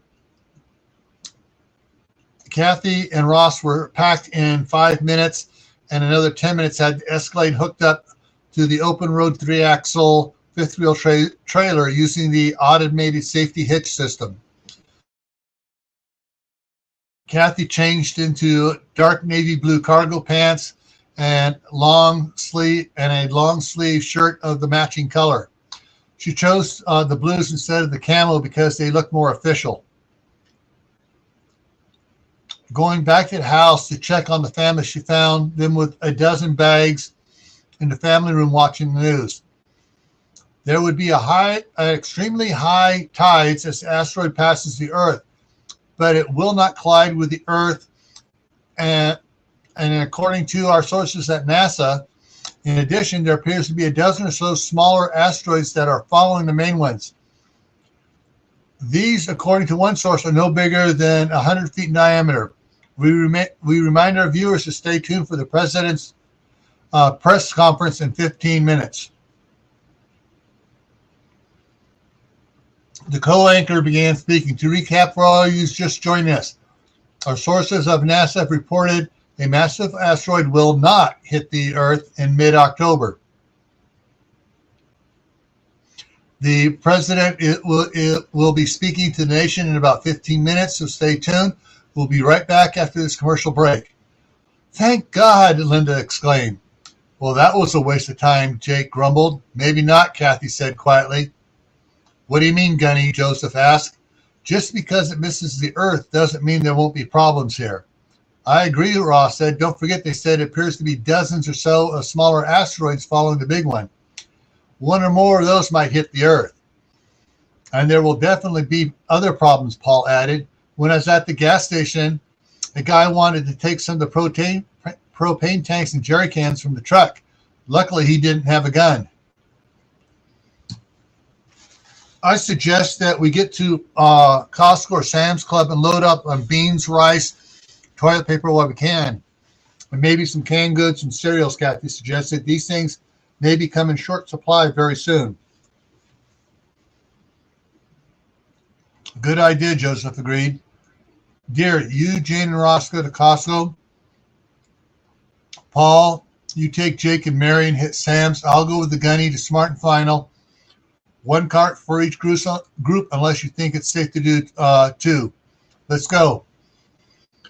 As they headed outside, quickly stepped up to Joseph. Major, another question. Yes, how much ammo do you have? He stopped and thought, not enough. I thought as much. You should go on to Smart and Final. It'll be safer than Sam's or Costco. I'll go to Dick's Sporting Goods. No, go to Canyon Guns on East Street behind the Chevy dealership. Ask for Mickey. He handed her a wad of $100 bills. 12 gauge, 20 gauge, 45s, 9 mil, 22s, 223, 30, 308, and whatever you need. Kathy nodded and ran to her Harley Davidson Road King and pulled everything out of the saddlebags. Then she dumped out her oversized gym bag and stuffed it in one of the saddlebags. She fired at the Road King, and was out of the driveway before they'd finished disconnecting the trailers. When she got to Canyon Guns, Kathy was surprised to find the store nearly deserted. She was able to find Mickey right away and told him that what she was looking for. That she was working for Joseph Donaldson, and Mickey smiled at her and asked how the Major was doing. It turned out that Mickey had served under the Major for 6 years, four of which were in fourth Forcon. When Mickey found out that Kathy was fourth Forcon on terminal leave, he took her in back and helped her load up the gym bag with shotgun and rifle ammunition. Then loaded 2 cardboard boxes with pistol ammunition. The Major wanted, plus some 40 caliber for Ross. Then Mickey sold her 2 cases of 10,000 rounds each of the elusive 22 long rifle ammunition. She spotted a Smith & Wesson 500 Magnum and a tactical quick draw holster for it. Grabbing these 2 and 2 Ruger 1022s with 6 25 round magazines, Mickey helped Kathy load the ammo into the saddlebags of the Road King and strapped the gym bag across the top of the saddlebags. When they tied the boxes with the Rugers in on top of the gym bags, just before she got on the bike,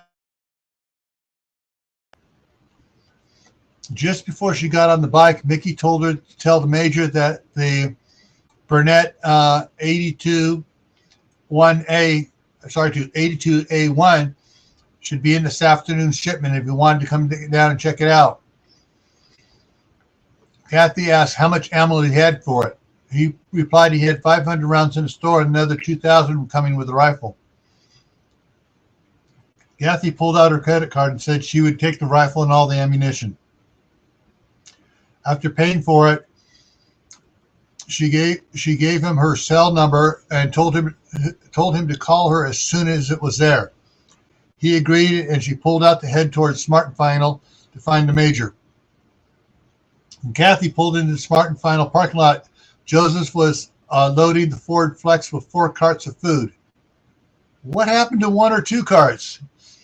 There was hardly anyone here when I got here, so I decided to take advantage of it, he smiled. So did I, she added as she unstrapped the Rugers from the gym bag and tossed them into the Flex with the food. Mickey said that Barrett would be in this evening's shipment, so I bought it and all the ammo for it. When I pick it up, I'll get a scope mount case for my bike. That way I can always split off from you and give you cover when we do bug out. You're going to stick with us? You really don't know us. I hired on. I gave you my word, Kathy said, turning to look Joseph square in the eye. You're fourth Forcon. You're my family now. Simplify. And she saluted him. Hoorah, he returned the salute.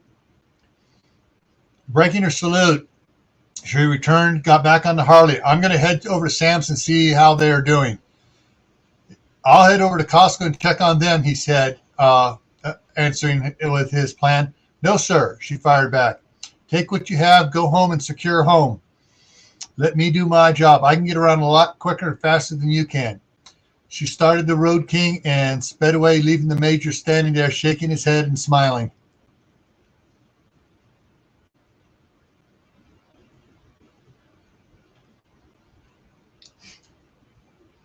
What, you wouldn't want to fight a battle with the 500? Don't forget, she has the 645s and shoulder holsters.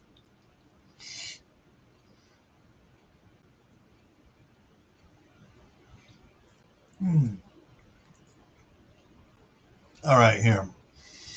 Let's see here. 3 minutes later, Kathy was pulling into the Sam's Club parking lot and spotted Paul in the Chevy 1-ton 4x4 backing out of the parking stall.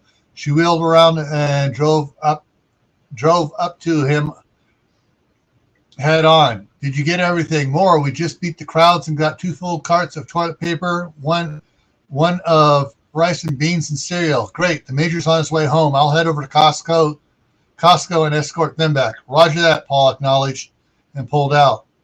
Kathy gunned the Harley and proceeded to Costco as fast as she could go. In her mind, Costco would be the trouble spot.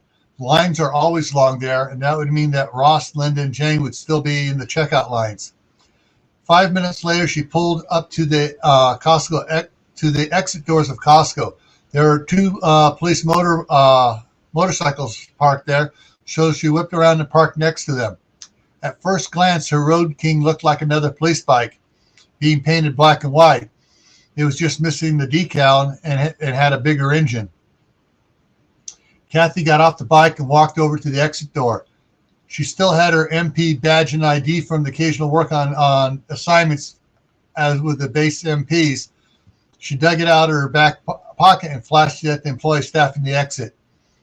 She had seen Kathy ride up, and since she was dressed in dark blue cargo pants and shirt, she thought she was another cop responding to help the other 2 cops inside. She just waved her in and said they're over by the office door.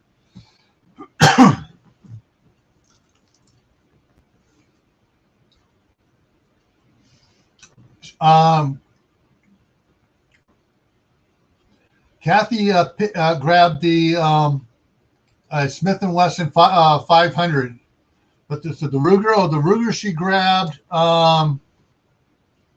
were 1022s for the round to 22 ammunition she got.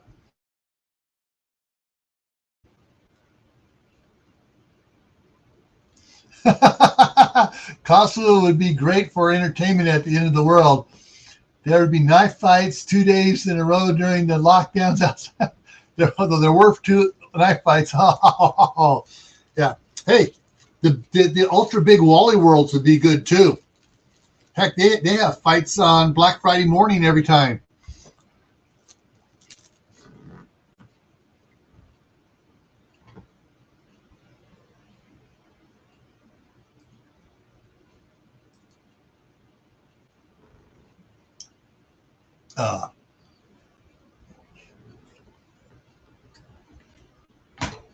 All right.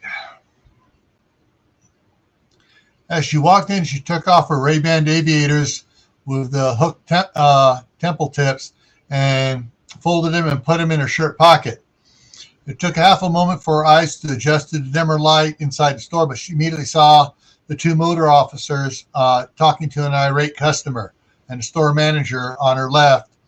and Ross, Linda, and Jane getting their 3 carts checked out on the right. She chuckled to herself. This new family did not follow orders blindly. As she got closer to the officers on her way to her charges, she recognized one of the officers from her duties with the MPs. His name was John Thomas, and he had her twisted sense of humor. She slowed her pace and listened to the conversation going on with the officers and the customer. The customer was saying that he had plenty of balance left on his charge card, and there was no reason for the store tonight to deny his charge. He was getting louder and more agitated every time they tried to calm him down. Excuse me. Kathy smiled to herself, walked up behind the officer, and winked at John Thomas. "Hey, Kat," he said, "how are things doing with Homeland Security?" The customer's face froze in mid-sentence. Homeland Security was all he squeaked out without turning around. Not bad. Now that the president has declared martial law, we get to shoot illegals and troublemakers on sight. Which do you have here so I can put it on my toe tag report? The customer sighed and passed out. "Kat, that was so wrong," Thomas said with a laugh. "Thanks." "Me wrong?" Kathy asked innocently. "What about you saying I was Homeland Security?" "Hey, it worked when we raided the floating betting parlor that your Marines were getting ripped off at." That it did, she said with a wicked smile as the memories flooded back into her mind. "So I hear you got out of the Corps. What are you going to do now?" "I'm working executive security guarding a family of an oil company senior vice president." "Sweet," John said as he, with a little envy in his voice. "If you need a partner, give me a call." "What about your fiance? This is a live-on-site gig," Kathy responded. John sighed and his face clouded over. "She called it off and went back home to her folks yesterday. She just didn't have the mindset to be a cop's wife." "Too bad. I kind of liked her."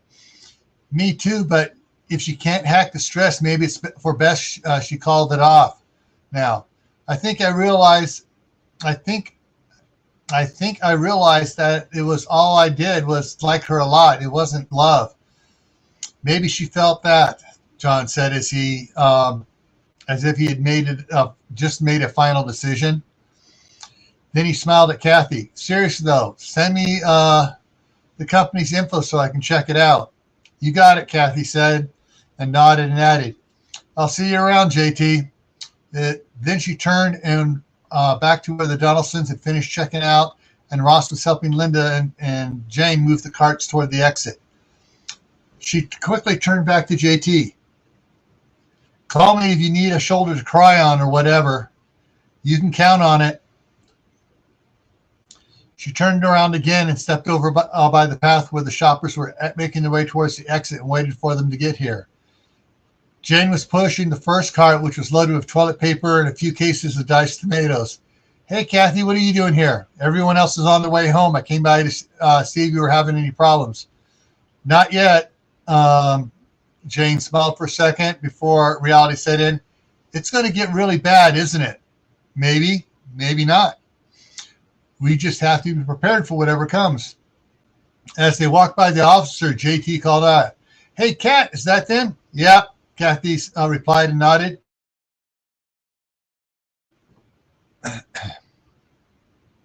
Okay, I'm not sure when I just saw it come back on, so I'll go back here.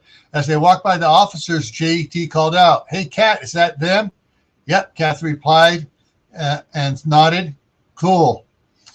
Then they got to the person at the exit checking sales receipts, and Linda came forward with her receipt, and Kathy dropped back by Ross. "What was that about?" "JT's a very good friend. He was asking what I was doing now that I'm out of the Corps. He might be interested in the other opening. There's no dating fellow employees rule." Damn! And his girlfriend just left him. She couldn't handle being in a relationship with a cop. "Oh, well," Kathy sighed and added, "The major found Smart and Final with hardly anybody there, so we got 4 cartloads. Paul, Jake, and Mary got 3. Yeah, we were lucky able to grab 3 carts before they started limiting shoppers to 1 cart per group. Lucky you. How'd you do? Bonus points big time.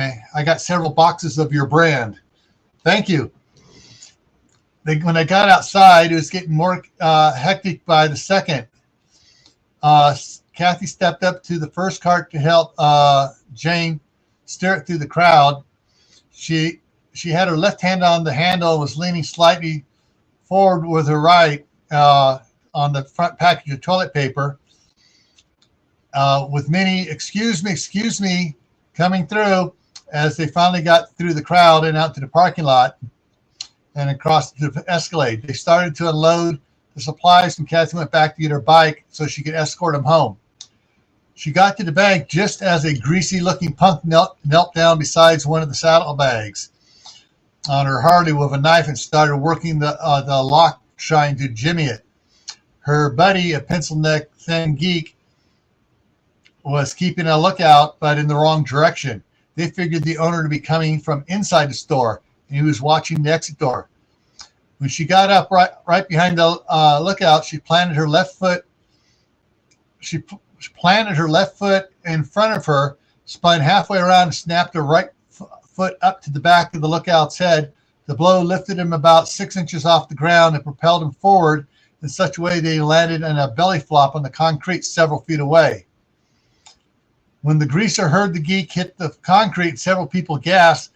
He looked over his right shoulder and was shocked to see his buddy laying there.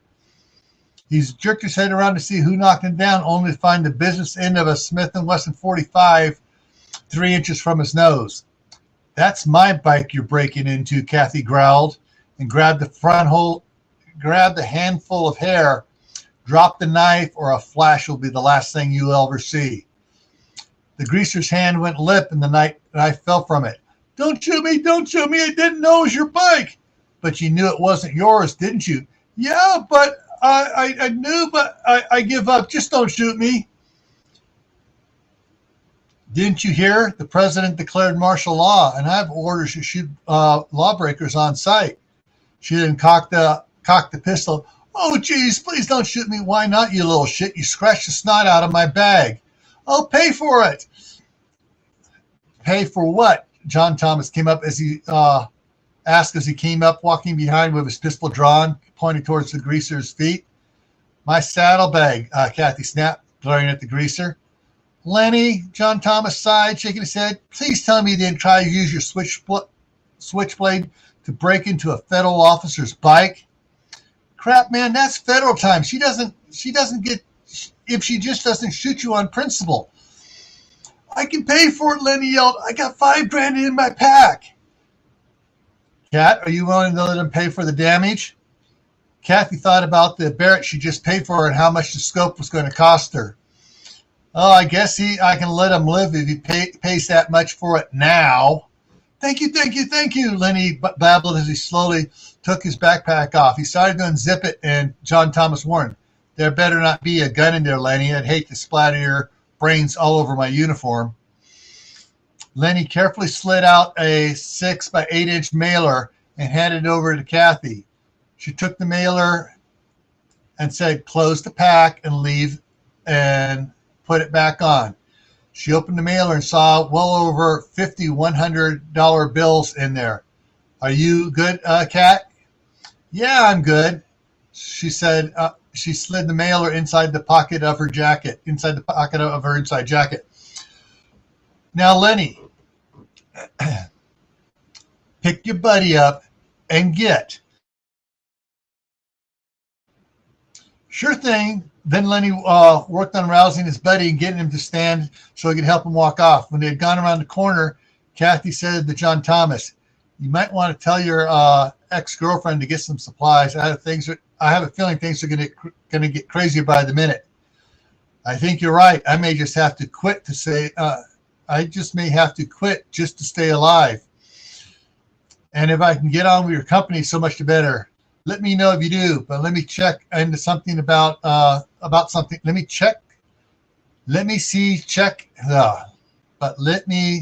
see about checking something out before you quit. Okay, see you around." She started the Harley and slowly pulled away from the crowd to scramble to get out of the way as she revved the engine. She started to turn in the direction of the escalator when she saw it coming at her. She waved them past and pulled them behind them as they headed home.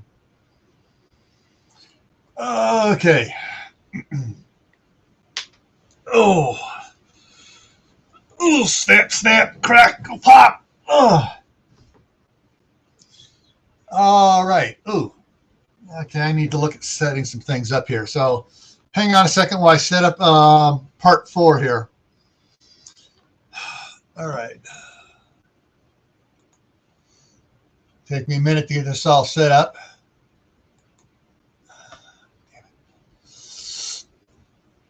All righty. Close that down. Open that one up. And this one here is going to be, there's part 3, part 2, part 1. What happened to part 4? There it is. All right, so I opened that one up there. Go down here.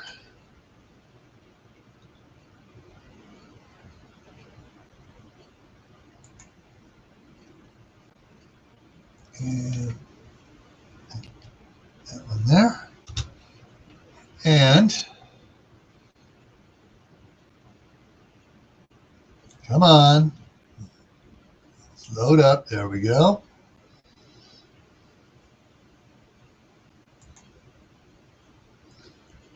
And wait for the chat to slowly load. Chat.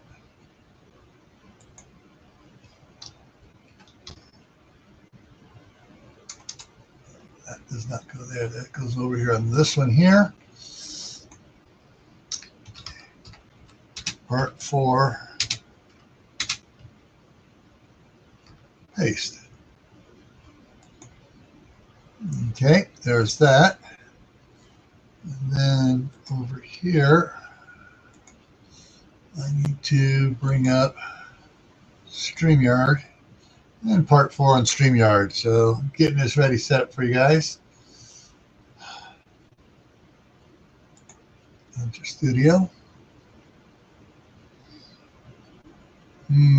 Actually, let me go back. I don't need to, I just need to have that ready to load up. Okay. All right, so I got that there.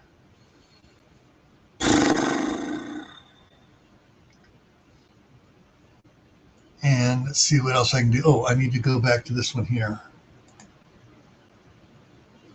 And I need to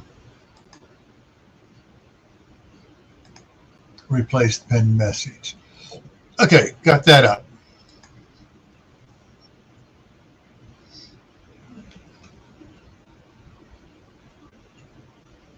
Oh. Okay, I just may have boo-booed here for a second. Wayne, hang on. Let me do this. Okay.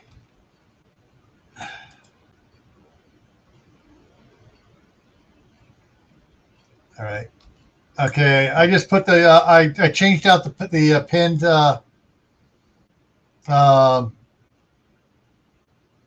comment and posted the StreamYard link down back at the bottom there, Wayne. All righty.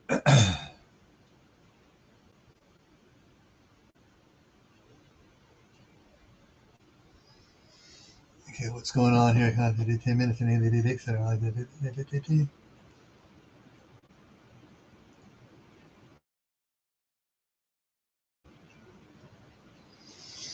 All righty, so looks like I'm going to have Ungrateful Peasant joining me here in a minute. And let me make sure that there's right. Okay. Sure I'm not freezing up here too much. Oh. And I am really surprised here. Oh, dang it. That's what I got to do. Almost forgot.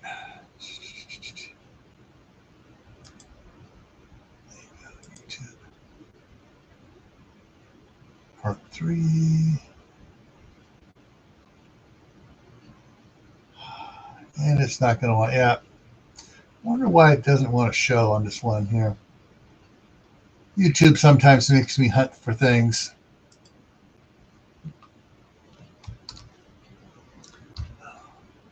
Number 149.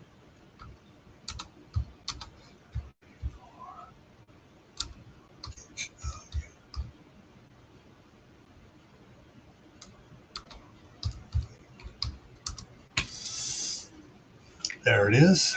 Okay.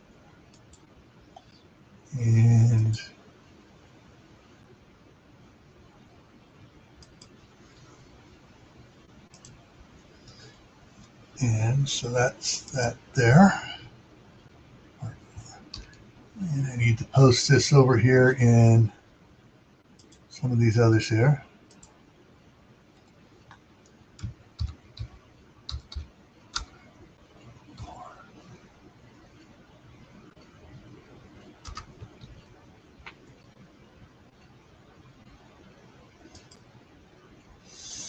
And probably not going to have too many people from there, so I'll just hit this one here. And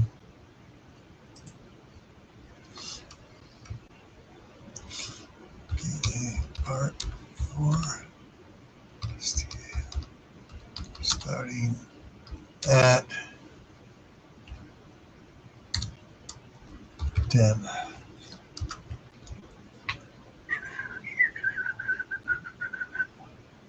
And post that one there.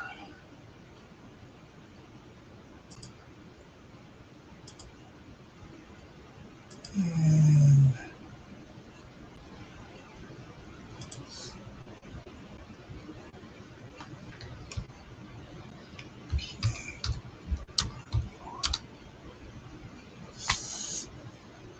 I need Control C.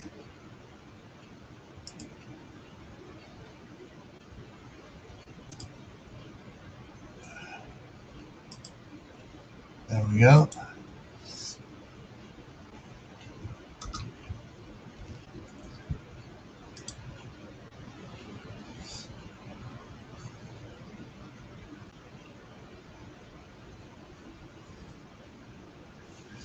All right, got that one there. And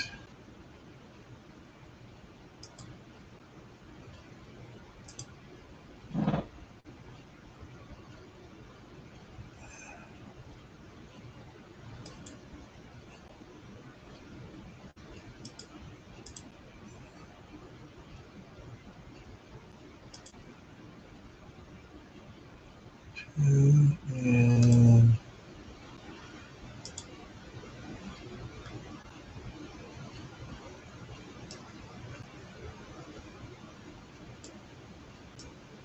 okay.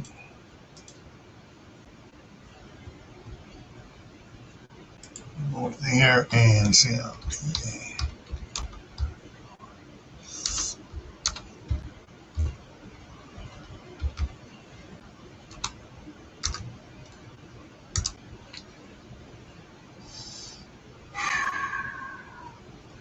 Okay, and come back over here.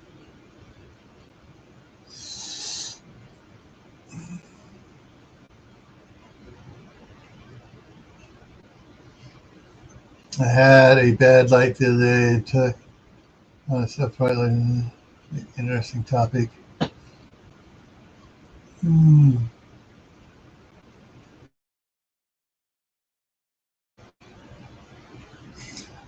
All right, Doris. So Raquel at Cottonwood Ranch, someone challenged her to do a 24-hour live, and I picked up the challenge from Raquel, and so then I'm gonna throw out a challenge out for someone else to pick it up and go on with it from there.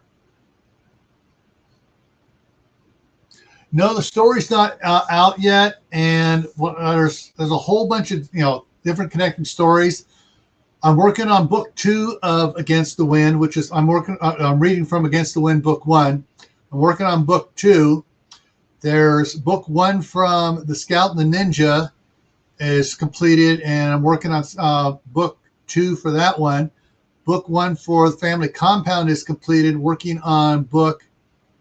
Just starting book 2 for that one, but I want to get at least and there's 7 titles in the universe of it of the Against the Wind saga: Against the Wind, Scout and the Ninja, Family Compound, Paladin, Survival Mode, Whiplash, and Hardcore. And when I get at least 2 books completed for all of them, then I'll start seeing about getting them published so they get popped out, one every month, and get them on Amazon for you buy the printed book there. I guess Amazon's screwing over the people on the Kindles. They collect the money for someone buying a Kindle book, but they don't pay the author until the person looks at the very last blank page. So the person just reads to the end of the story and doesn't go to the very final thing. The author gets screwed out of the sales.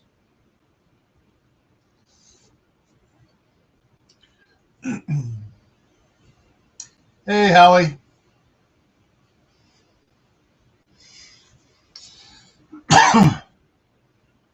All right.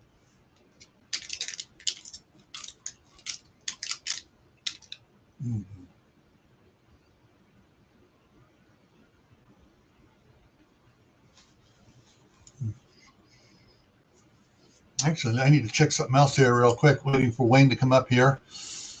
And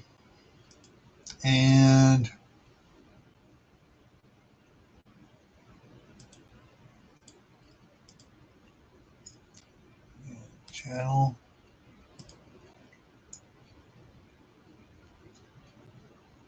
Yes. Okay, broke that barrier tonight. All right.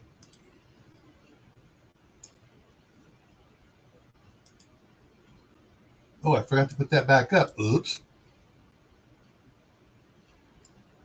Edit.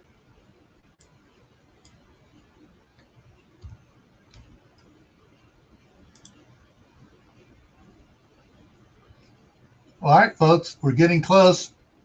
We are 39 away from hitting 1,000. So, yeah. Ooh, yeah, that's going to be 39 away from hitting 1,000. As soon as I get 1,000, then I hammer on YouTube and say, all right, I want to be monetized, monetize me, harass them until they monetize me real quick. And hopefully you can keep the numbers keep growing so I don't drop below 1,000 once that process starts. Otherwise, I got to start that over again. But once the channel's monetized, I'm going to I have the 1,000 subscriber giveaway that's going to happen 2 weeks after it's monetized, and probably at that time where I give away the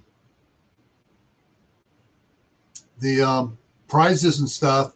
I'm probably also going to make available a couple copies of the books for those that want to get a copy. Basically, it's going to be a soft copy, an e-copy on a locked PDF.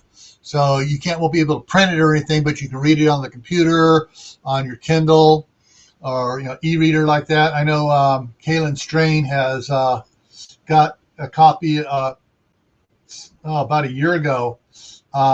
She got a copy from me of the Scout and the Ninja.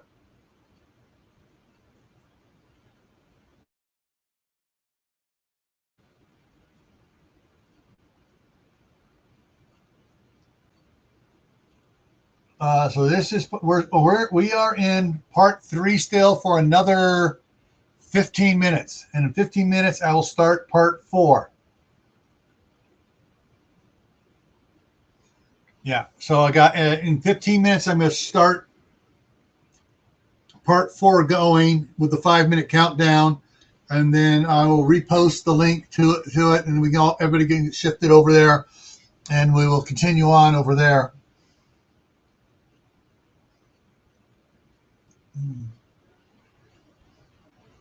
So, oh man, whew.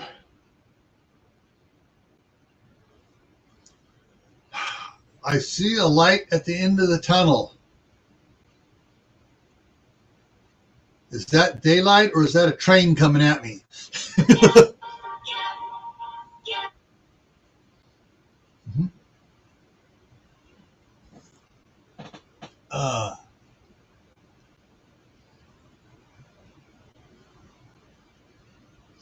Yeah, Gary, it is kind of a challenge to do it, especially the way my sleep patterns have been going. Sometimes I can go to bed at 10 o'clock and I don't get up until 6.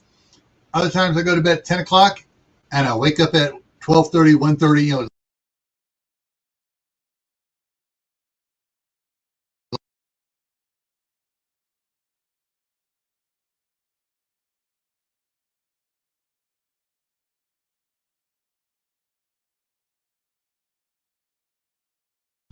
Just lost my mic here and I froze, so give me a second to clear my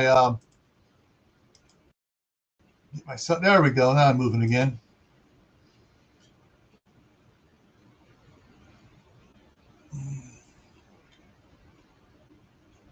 Yeah. Yeah, my voice is real. I mean, it's a good thing I have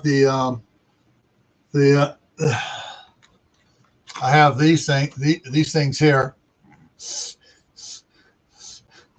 because my throat gets sore. Yeah.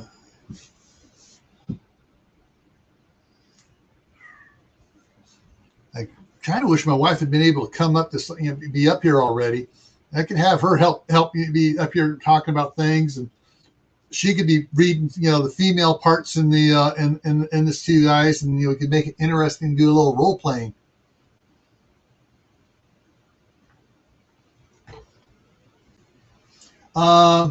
No, the new computer got taken back because it would not recognize my monitors. I had to use one of my monitors that has the VGA besides the HDMI on it, which I use on the other computer here. It would recognize that one, but it wouldn't recognize my other displays here. So recognize them. So I took it back and said, hey, it won't recognize them. They said, no problem. And pulled it out of the box, inspected it, gave me my money back, and I figured, I'll wait to see what happens. I may look into go in and just talk to them later and see about getting a. Actually, it may not just be the graphics card on this computer. It may actually be the internet connection, like I thought it was at first.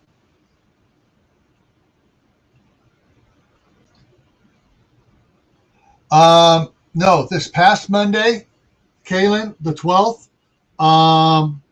I canceled it because it was the staff sergeant's birthday, and she called me, and I was like, okay, I'm not going to do it. And so we talked for a while.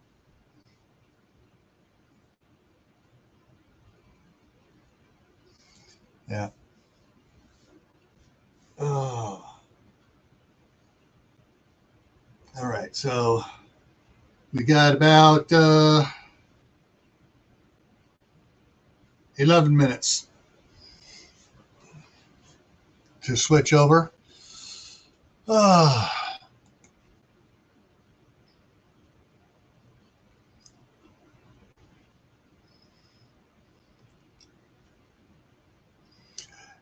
Yeah, the in the books here I've written, there are certain characters from Against the Window, the Scout and the Ninja I like, and some characters from the Family Compound. Paladin is one I'm still developing his character. His is going to be a rather weird character. But the character that grew on her own and wound up taking her own is getting her own series. As soon as I complete book 2 of Against the Wind, is Mary Donaldson, the daughter of the Marine Corps, the ex-Marine Corps major, and she's going to wind up going off on her own, gallivanting across the country, trying to do something, and going to wind up having a story of her own travails as she travels around. And we'll see what happens. But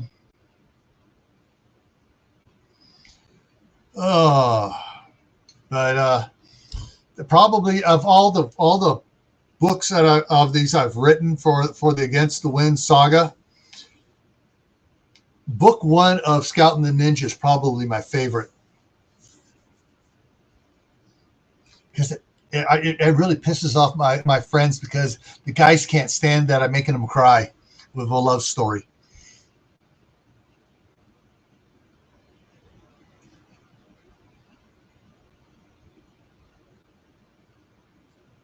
Ah, right. Cool.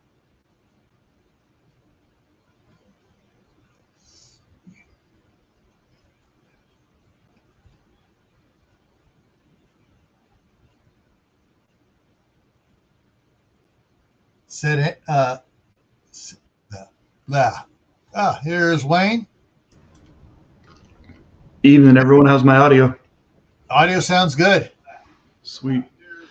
Yeah, we may have to do a quick changeover here in about 8 minutes. So I can kick off onto the other one here, but hey, it's easy to do. You got in here, so that's the hard part for the first time. After that, it's easy getting in. Yeah, it's just we just got back and I was trying to get dinner and stuff put away real quick. And it's stupid, I had my light all tore up because I got one of those fancy light bulbs. It's supposed to be a smart light bulb, and I figured, just download the app and adjust it and everything, and I can adjust my settings on it. Well, it turns out when you download the app for it, it's not just the app. They want your email, they want your cloud server information, they want your router password, all this crazy stuff just to use your light bulb. And I was like, hell no. Yeah. It's like a cloud server. I don't have a cloud server. Yeah. This is man, I'm a little right now, because I've been up since 2:30 this morning. It's now 9:30 here for me, and so I'm a little. And I only got 3 hours of sleep last night, so I'm just like but I am really jazzed. I mean, I'm now within 39 of hitting the mark there. But yeah, this is gonna be cool. You got any coffee ready?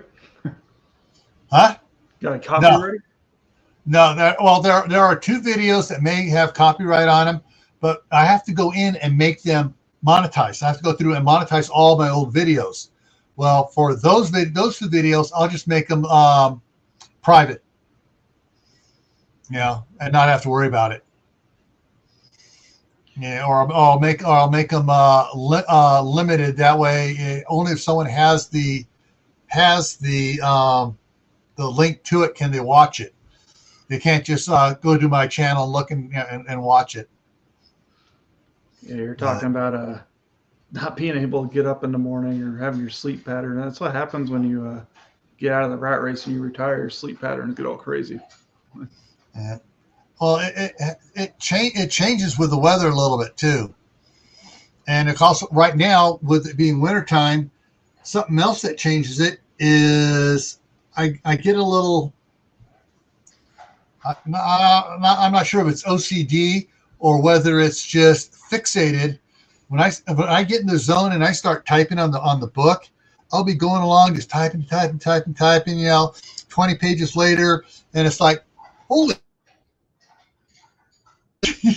Like, oh man, it's 8 hours later, So it's like, I get target fixation on the book, and I lose. Like if I start work, I can start working on it at like 8 o'clock at night. And next thing I know, it's 4 o'clock in the morning. No, yeah, I do that too. I get like, it's weird because my concentration's all messed up from the TBI. So when I start working on the book, it's either like I can't concentrate at all, I can't even write a single page, or other times I'm just completely ADHD, hyper focused on it, knocking it out. Yeah. One of the things I found out that kind of helps me on it, I'll open up separate documents. Do is just kind of like free writing, and I won't try to write a paragraph and say, okay, I want this character to do this, I want this character to do that, and I'll write out a little summary, and then I'll start plugging in some. Well, if he's doing that, he's going to say this, and then all of a sudden things start tripping, and it starts coming. Whereas before I started, if I'm sitting there looking at the page, what's he going to do? I'm just like, if I just start doing, just screw around. Sometimes I'll write a page or two that way. And it's like, nope, not any good. Toss it away and, start over again. Yeah, and that's what happened with some of my characters. Walt and Sarah weren't supposed to hook up so early in the book. They weren't supposed to hook up till after the asteroid. And it was supposed to be a different type scenario, but her character started developing with what I call the girl squad. All the girls with their different colored hair and stuff, and doing stuff, and then they're part of the Future Farmers of America, and they wound up coming out to his ranch, and that just totally. All right, scrap this draft. We're gonna change it, and we're gonna see where the juices flow. And actually, some of my friends, like the fact that she's turning into one badass girl. It's kind of where I'm at right now, scrapping the first draft of what I'm working on right now, because it's been a couple months, and because we moved and everything, so I haven't been focused on it. So I got to go back through it and rewrite it and get my brain back into it. Yeah. Well, that's why during the summertime I get so busy working outside, working all the projects around. I'm working from dark to dark, and taking time out to in between to run a live stream to go outside and finish working and stuff. And so during the summer, during the whole summer, I may get 2 pages written, and that's it. Whereas yesterday I wrote 15 pages again, and so it's the timing of when I can write dictates a lot. But about 3 weeks ago, when I started to sit down to start writing again, I just started I opened up the first book and just started reading through it, and sure as shooting, like I'm doing now, when I'm saying it out loud, I'm finding grammar mistakes. Like I should, I'll forget to put a comma in here, or an apostrophe S, and just little things like that. And so when I read through it again, before I start writing, I wind up writing another 2 or 3 paragraphs into the book, plugging, expanding this, and making this explain a little bit better, explain that a little better, dig a little bit deeper here and there. And it's just like, it's one of those things I have a feeling, it's like, okay, I can tell a good story, but to grab people's attention, I got to go back and add more details, make it something they get invested in. And sometimes when I do that, it gets a little hard there. Okay, let me see what I got here over here. Let me look over at this one here, and this monitor here, and we are at. Okay, so that one I go ahead and that says, oh, okay, it's waiting for me. So I'm going to go ahead and go here and go. I'm going to kickstart it over here. It's going to take me a minute to get in there and kickstart. I'm watching the clock count down. Brand to my timer. Go live.